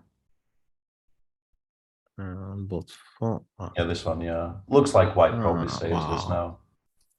Wow. So it will be the second day, huh? Yeah, second day in a row, he pulls off a rather miraculous. Well, this is not an accident, obviously. I mean, it's clear that he's defending very well. Yeah, he's a strong player. He's just clearly not playing at his best because second day in a row, he at least at some point in the game lands in a very, very unfortunate position, but defends very resourcefully and. Probably these, relative inexperience of his opponents also becomes a factor at some point. Because, today, he was in trouble for sure, but it was never, to the extent that he was in trouble yesterday. Yesterday, we really did think it was impossible, really, not to spoil for his opponent. Turned out, nothing is impossible. Absolutely nothing is impossible.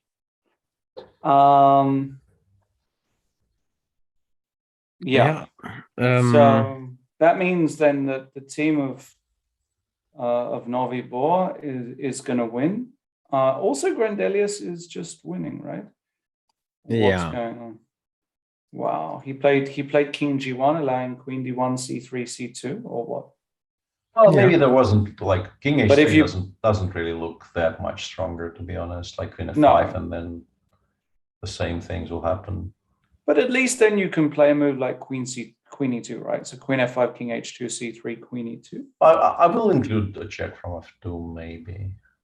Well, maybe I should go here, no? King G2, yeah. Yeah, King G2 maybe is stronger, yeah. Yeah, I mean, I still feel like King H3 must have been a better choice because, yeah, with the way he's done it, the C-pawn does seem like it's just queening more or less without really any work required by Niels. But yeah, but that match is, hang on. Yeah, this match is over, basically, yeah. Yeah, because of the bottom boards, but like Vidit this is still very much a game. Maybe he's not even, he's not really even better all that much, yeah. Wow. Yeah, very nicely defended. Yeah, very nicely defended by the by Jens Hjelmer. Very impressive, yeah. That's not to lose that is really an achievement. And not as much as Gumi, of course, with just cruising to a door. Wow, that's really, I'm now shocked. And Marcelin will. He'll hold this very there's no. No. I mean, you have to take, but then you don't have so many pawns. If you don't take, I will just take and create a passer as well. No, very well defended. Decent game by Cyril. You don't have to question some decisions made by. It's actually Kirill against Cyril. Yeah.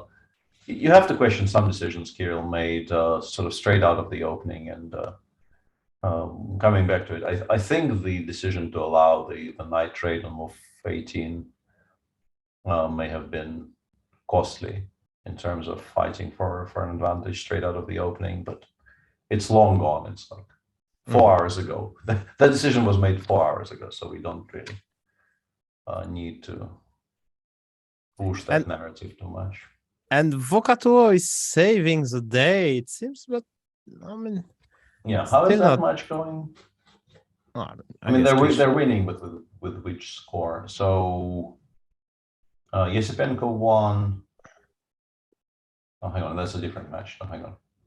Vocaturo is they're 4.5 half up, Clichy, and Vocaturo probably doesn't lose this. So still some troubles, but you still have to be precise because this king cannot. Rook e5 is currently. Rook e5.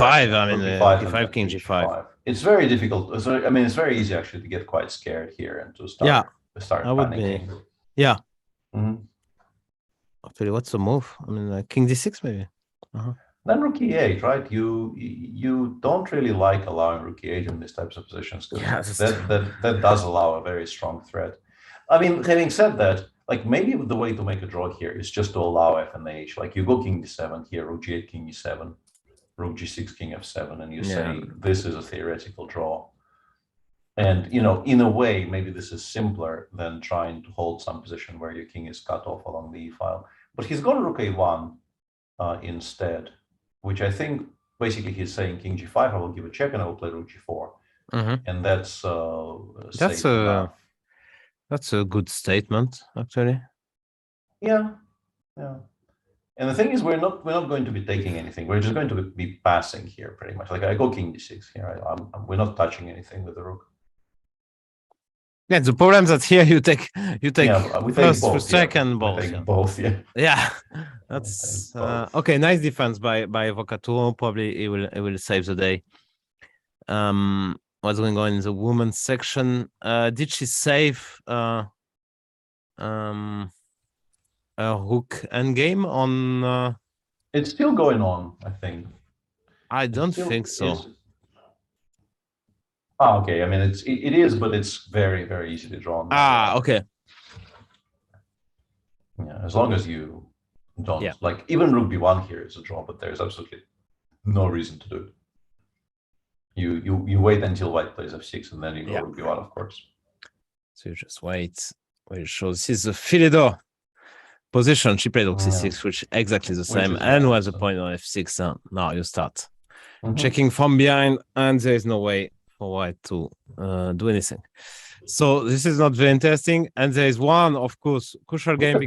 Look at this. The knight will actually enter the game now. Wow. Something we were saying for hours and hours. Yeah, she just took. She's right actually. Takes bishop f8 and now c5. I mean, at some point. Yeah, eventually. No, that's very nicely done by Elizabeth, and that means that finally, in the end, Circle de Chèque will win. I guess 3-1 even, because I think from this position she is favored to win. She's better. She has more time. What do you do if what does she do if the opponent offers the door? That I think she plays on. Okay. I think I'm not sure. From what I know about Elizabeth, I think she's a confident player. She knows she's better now. I've got a question for you, Peter. Have you been in a let me just get some more light, because suddenly it went a bit dark here in Germany. Have you been in a team situation where, for example, a draw wins the match, but you want to play, and the team captain says, "No, I want you to make a draw," but you want to play for whatever reason? For me personally, I don't remember that particular setup. I have a very long, kind of a very funny, in my mind, very funny story on this exact topic featuring Viktor Korchnoi, but I think I told it on stream at least once, definitely once, maybe more than once, so I don't know if I should be repeating it again. But yeah, I once was sort of part of that situation, and I will remember this for the rest of my days. That was quite something. And since really not very much is going on, perhaps someone, tell it, because I don't know the story. Yeah, we can hope somebody among the viewers hasn't heard it before. So that was, I don't remember exactly which year it was. I was playing for the St. Petersburg club, but the club that preceded the Bronze Horsemen on the previous manager, so to speak. And Victor was playing, I think, board maybe 4 or 5, I don't know, I'm not entirely sure. And I think it was round 6 of the European Club Cup, and we were doing quite well and playing a very, very important match against a team from, I think, Bosnia and Herzegovina. And after the first time control, the situation in the match is as follows. I won my game against Predrag Nikolic, and Konstantin Sakayev on board 3 beat, I can't remember exactly who, with white as well. And we lost 1 game somewhere, and 2 games were drawn. So we're leading 3-2, and there is 1 game still going on. And that is the game Victor is playing on his board with the white pieces, board 5. Then, okay, clearly board 5. He's playing white against my childhood friend Vasily Emelin, who was playing for the Bosnian club in that tournament. And in that game, Vasily is generally like he always was as a chess player, kind of a time travel merchant a little bit. Like he burned a lot of time in the opening, didn't particularly equalize, but he's a very solid player overall, and he managed to get out of trouble by the first time control. There was a very nervy mutual time trouble there.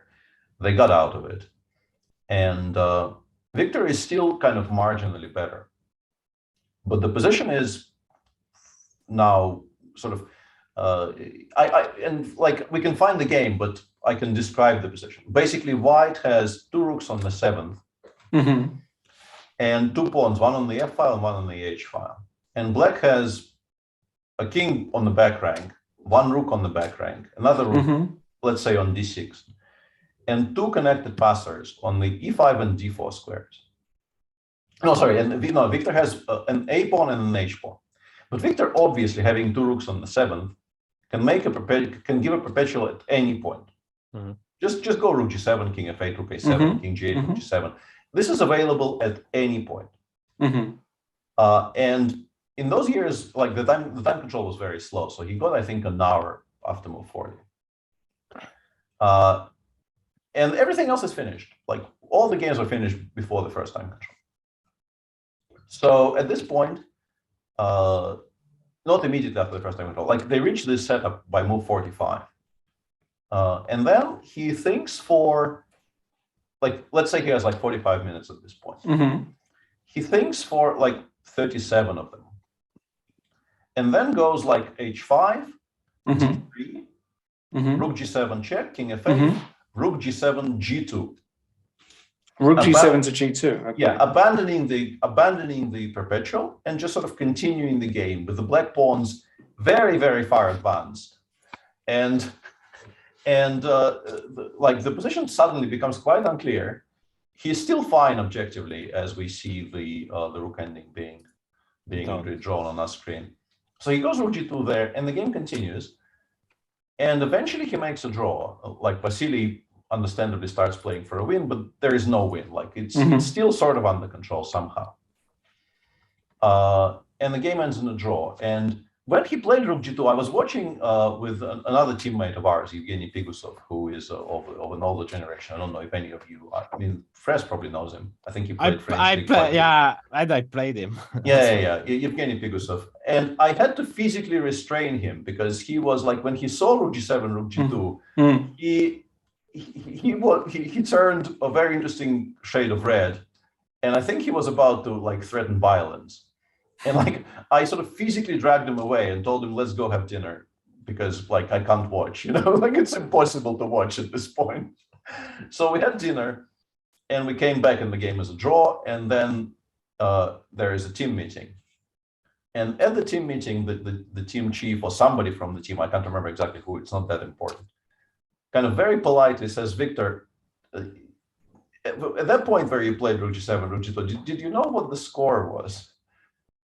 He goes like, of course I knew what the score was. Like, what kind of a question is that? And we say, well, did you maybe consider giving a perpetual then? And he says, that guy is such an idiot. I wanted to tell him that I can make a draw even this way. That sounds like Victor anyway. Yeah. And it was a memorable story. I don't think I've seen anything like this before or since. Yeah, for me it was always the other way around. I mean, I was trying to take all kind of draws while my captain was telling me to play on. That was always this problem. But yeah, no, when you play on and while your team is winning and it's a risk, then you make sure. I mean, you better not lose. Yeah, that's the problem. Yeah, it's the extra pressure, and I don't know. Actually, we have the look. They are just. It's clear that White is not doing anything, and we'll see if Elizabeth will try something or not. I don't know. I would be a bit. I would probably just make a draw, to be honest. I mean, it depends against whom, but someone was kind of similar rating. It's 100 points. I don't know. I would be confused. Because you can just go. I guess you just go bishop e7, okay, fate, right? And then. Yeah, and then you maybe you go bishop d8 and bishop b6. Yeah, like yeah. If it lands on b6 and White hasn't done anything yet, you probably just win, right? But I mean, it's a very, very pleasant position. She's gone knight f4, which is probably not what I would have chosen, but he also looks like a very decent move. Yeah, because the e5 pawn will be very weak. Like if these knights get traded, we can maybe just simply go d5, d4, and take on e5 next. It looks kind of ugly. So we take with what? With a pawn? I think rook is fine, no? Yeah, okay. No, rook and just d4 next move and take on e5. So e6, d4. Well, e6, rook e6. Hang on, what? Sorry, I thought we had two rooks on. No. I mean, okay. I think we're just winning this pawn. That's why. I keep on blundering. Says no, but why did she put something on the? I mean, like put something here. Okay, that's a pity.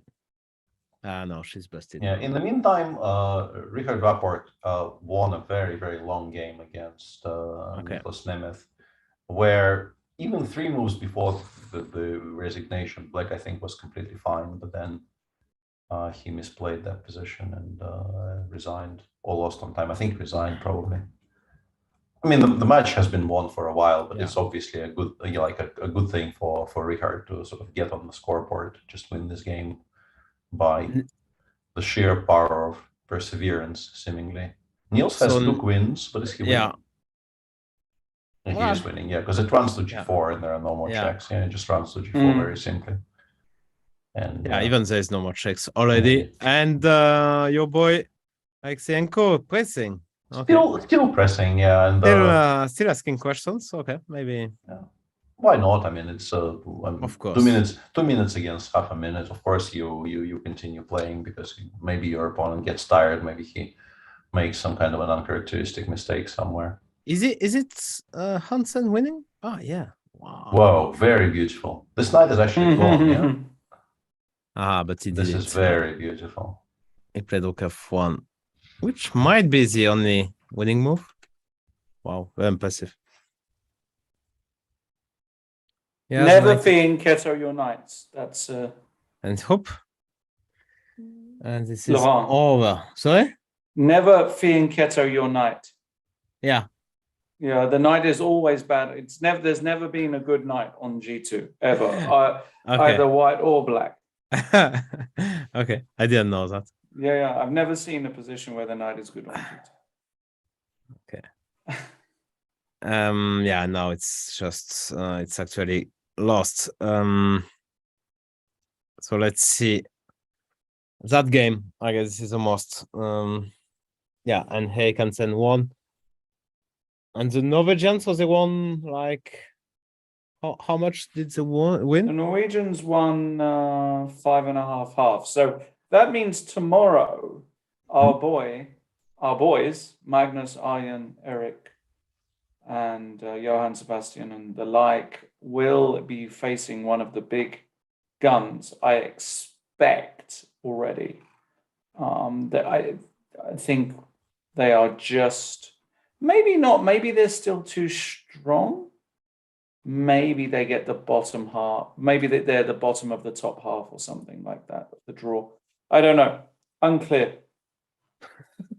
Unclear. I mean, it's possible. Yeah, no, we'll see. We'll see. But we'll have some nice. They're like, hold on, 2, 4, 6, 8. There's a lot of teams, yeah. 10th, yeah, there's a lot of teams. So. In the open, I think it's kind of record in the open section and the women's section. Like 70 teams in the open section and 17 in the women's section. Oh, okay. Which is kind of really a lot. I mean, usually it's much less. Not much less, but it's less. Right. So, yeah, she's just protecting her pawn. What can she do? I mean, like, it's a really sad position. Yeah. Queen 8, maybe. Difficult. Just to correct that pawn. Or no, d4 you just give away. Plus. Give away the pawn, and yeah, it's. I mean, you give away the square, and that was a pretty nice sound effect to the move d5, d4. Yeah, like. Yeah. Call the police. They gave up the c4 square. So what do we do here, Peter? I don't know. Yeah, well, it looks like we kind of got stuck. Yeah, because white somehow managed to defend the weaknesses, at least for the time being. The one threat we had. Maybe knight f1. This is a scenario. Let's say. I don't know. But yeah, no. Yeah, you can even take, I guess. Yeah, we could. Yeah, because the f3 is hanging in the end, right? Mm-hmm.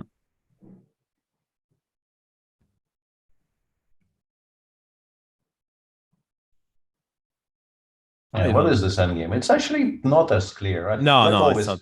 Black always has a draw, but no, we should do better actually. Yeah, this is just okay. King h7, bishop a1. Yeah, I mean, white doesn't really have very many moves, but if black wants to win, the onus is on you to create a plan, right? And I don't know. I mean, maybe. I mean, it looks kind of weird, but maybe we go rook f8, rook f8. She has actually gone d4. So what's the reply? Yeah, what's the reply to knight c4 then? Queen d3 maybe. Queen d3 and start taking stuff. Yeah. Oof. Just start collecting. Everywhere actually. What do you do here? Yeah, it's terrible. The gone wrong, hasn't it? Big time for Karina. Big problems. I don't see her surviving. What, she got 38 seconds? She played knight c4. What else? She will receive queen d3. I'm pretty sure. Yeah, this has to be the idea, because otherwise, why would you give up that square? You know, the pawn on a5 is now somewhat vulnerable, and yeah, it doesn't make much sense to allow it otherwise. Yep, there we go. She did. Yeah, now things just start collapsing, because yeah, you can obviously never give up the f3 pawn, but the b3 pawn is also very, very bad to lose. Yeah, nicely done. Yeah. Nicely done by Elizabeth. So yeah, they will win 3-1. In other matches, pretty much everything is done in the women's section, actually. Superbet beat Ersteban Baden 2.5-half. Pamhagen is beating Wood Green 2.5-half with one game still ongoing, in which Pamhagen is also enjoying a better position. Odlar Urdu. Danielian, yeah? Yeah. She's a pawn up. Odlar Urdu will win 3-1, or have already won 3-1. It's a 3-1. Yeah, Typhoon Ljubljana has beaten the German team from Schachzentrum Ziblik 4-0, and we don't actually get games from the other three matches, at least not on my screen. So yes, this is the last relevant Pretty game, much, I think, of the round. Yeah. I mean, Vidit is still playing, Rappert is still playing, but they're both, playing in matches which have been. Yeah, Alexenko decided. Exactly same. Mhm. I mean, Yeah. playing just playing for the rating. I mean, and for the confidence. I mean, which makes. Yeah, you just want to win games. Yeah, winning games of chess makes you feel better about life. Yeah. It's very understandable that he doesn't want to offer a draw here, but yeah, the round is effectively over. Yeah, Magnus's team won 5.5 with only a draw on board 6. So. And that game will be soon very over, over, because just can even just have to be careful about queen f5 check, but that's it. Yeah, that's pretty. I can even pretend like let's say I'm like Yemeli. Yeah, that probably also that's also yeah. completely winning. Yeah. Yeah. Playing the most stupid everything. Yeah, the most stupid way just wins actually. So let's see. She plays. What did she play? I saw a queen going. I think she took and played queen g3. That's my best guess from her. From afar, yeah. Yeah. I mean, why not? I mean, it's perfectly fine. Yeah, and take. Actually, it's like you put a lot of pressure here. Yeah, it's just winning. It's just what can you do except so yeah, it's confirmed. She gave a check. King h1, and she will take on e5, that's for sure. Mm-hmm. And she did. F5, it did. After queen f5 check, you can even maybe be kind of cute and go knight g6 if you want to be. This is not. Yeah, queen e6. It's more for Jules. Yeah. Musa would end up game like that. But yeah, no, okay. Rook c2, yeah, we don't do this. Yeah. No. Why would you ever do this? We just protect everything and collect another pawn. Yeah, Vidit ended up winning. On a blunder. On a bit of a blunder, yeah. But the position became kind of difficult to hold, and his opponent, who I assume was also kind of short on time, just made one final mistake and lost. So actually, all the games are over. Pretty much, yeah. The men's section, and that one, which expecting resign actually. From Karina, because what can you do? It's you're getting mated. You're also 3 pawns down or something. So she had some chances in that game. It's a bit painful. Absolutely, absolutely. I mean,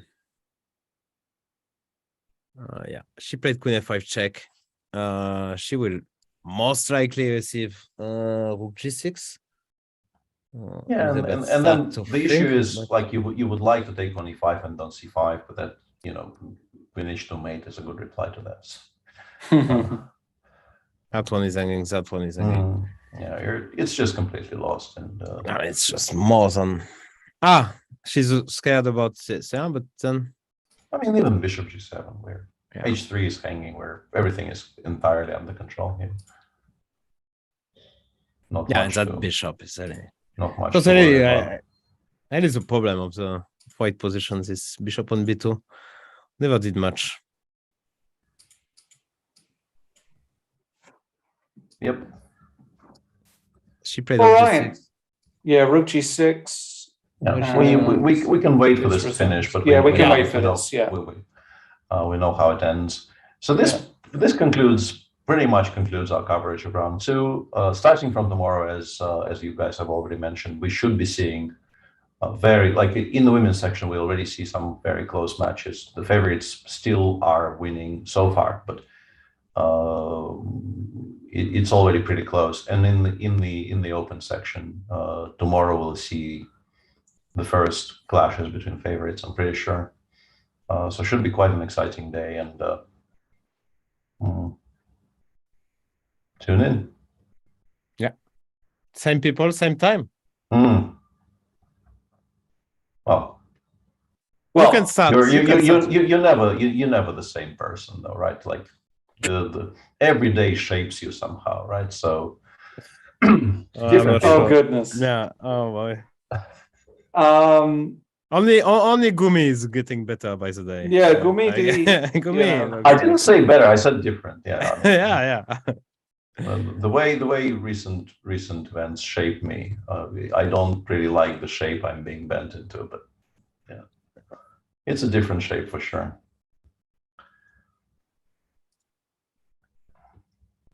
Yes. Anyway, before I go completely off the rails. Yeah. I mean, let's see how long Lizzie takes. She's actually taking a breather. Is she thinking about taking on h3, going queen e3 check? Yeah. Like this? Yeah, that's also not bad. Yeah. I would do that, I guess. She didn't. She took on e5, I think. As far as I can see. Okay, this is more than acceptable. I mean, she has to do a check. And I can actually maybe even win a tempo, yeah? Yeah, also fine. Yeah, just do it this way. She's going to play bishop g7. Boom, boom, boom. Oh, it's just... You just get mated. Closer with the camera guy. Please, if you are listening to me, camera guy, get closer. Get you know, up overview we want, and that's the best view. We can see the board. Come close to me. So she already took. She collected all the pawns. Yeah, somehow. Yeah, we got a lot of. But she's. It's game over. Okay. I think it's finished. Fair enough. Yeah, this will be the end then. She won. She won. So congratulations to her and her team. And Lorenz, please. Yeah, that's it. Thank you so much for coming today, joining us, watching us. All the favorites, all doing the business. No big upsets so far, but tomorrow we will get some top clashes, especially in the women's section and in the open section. I do expect some more sort of grandmaster clashes on the top boards. Thank you so much also to Satiris and the rest of the team. We aren't going anywhere. The tournament just getting warmed up. Round 3 tomorrow, same time, same place. But see you then. Go on. Thank you. Bye-bye. Take care. See you tomorrow.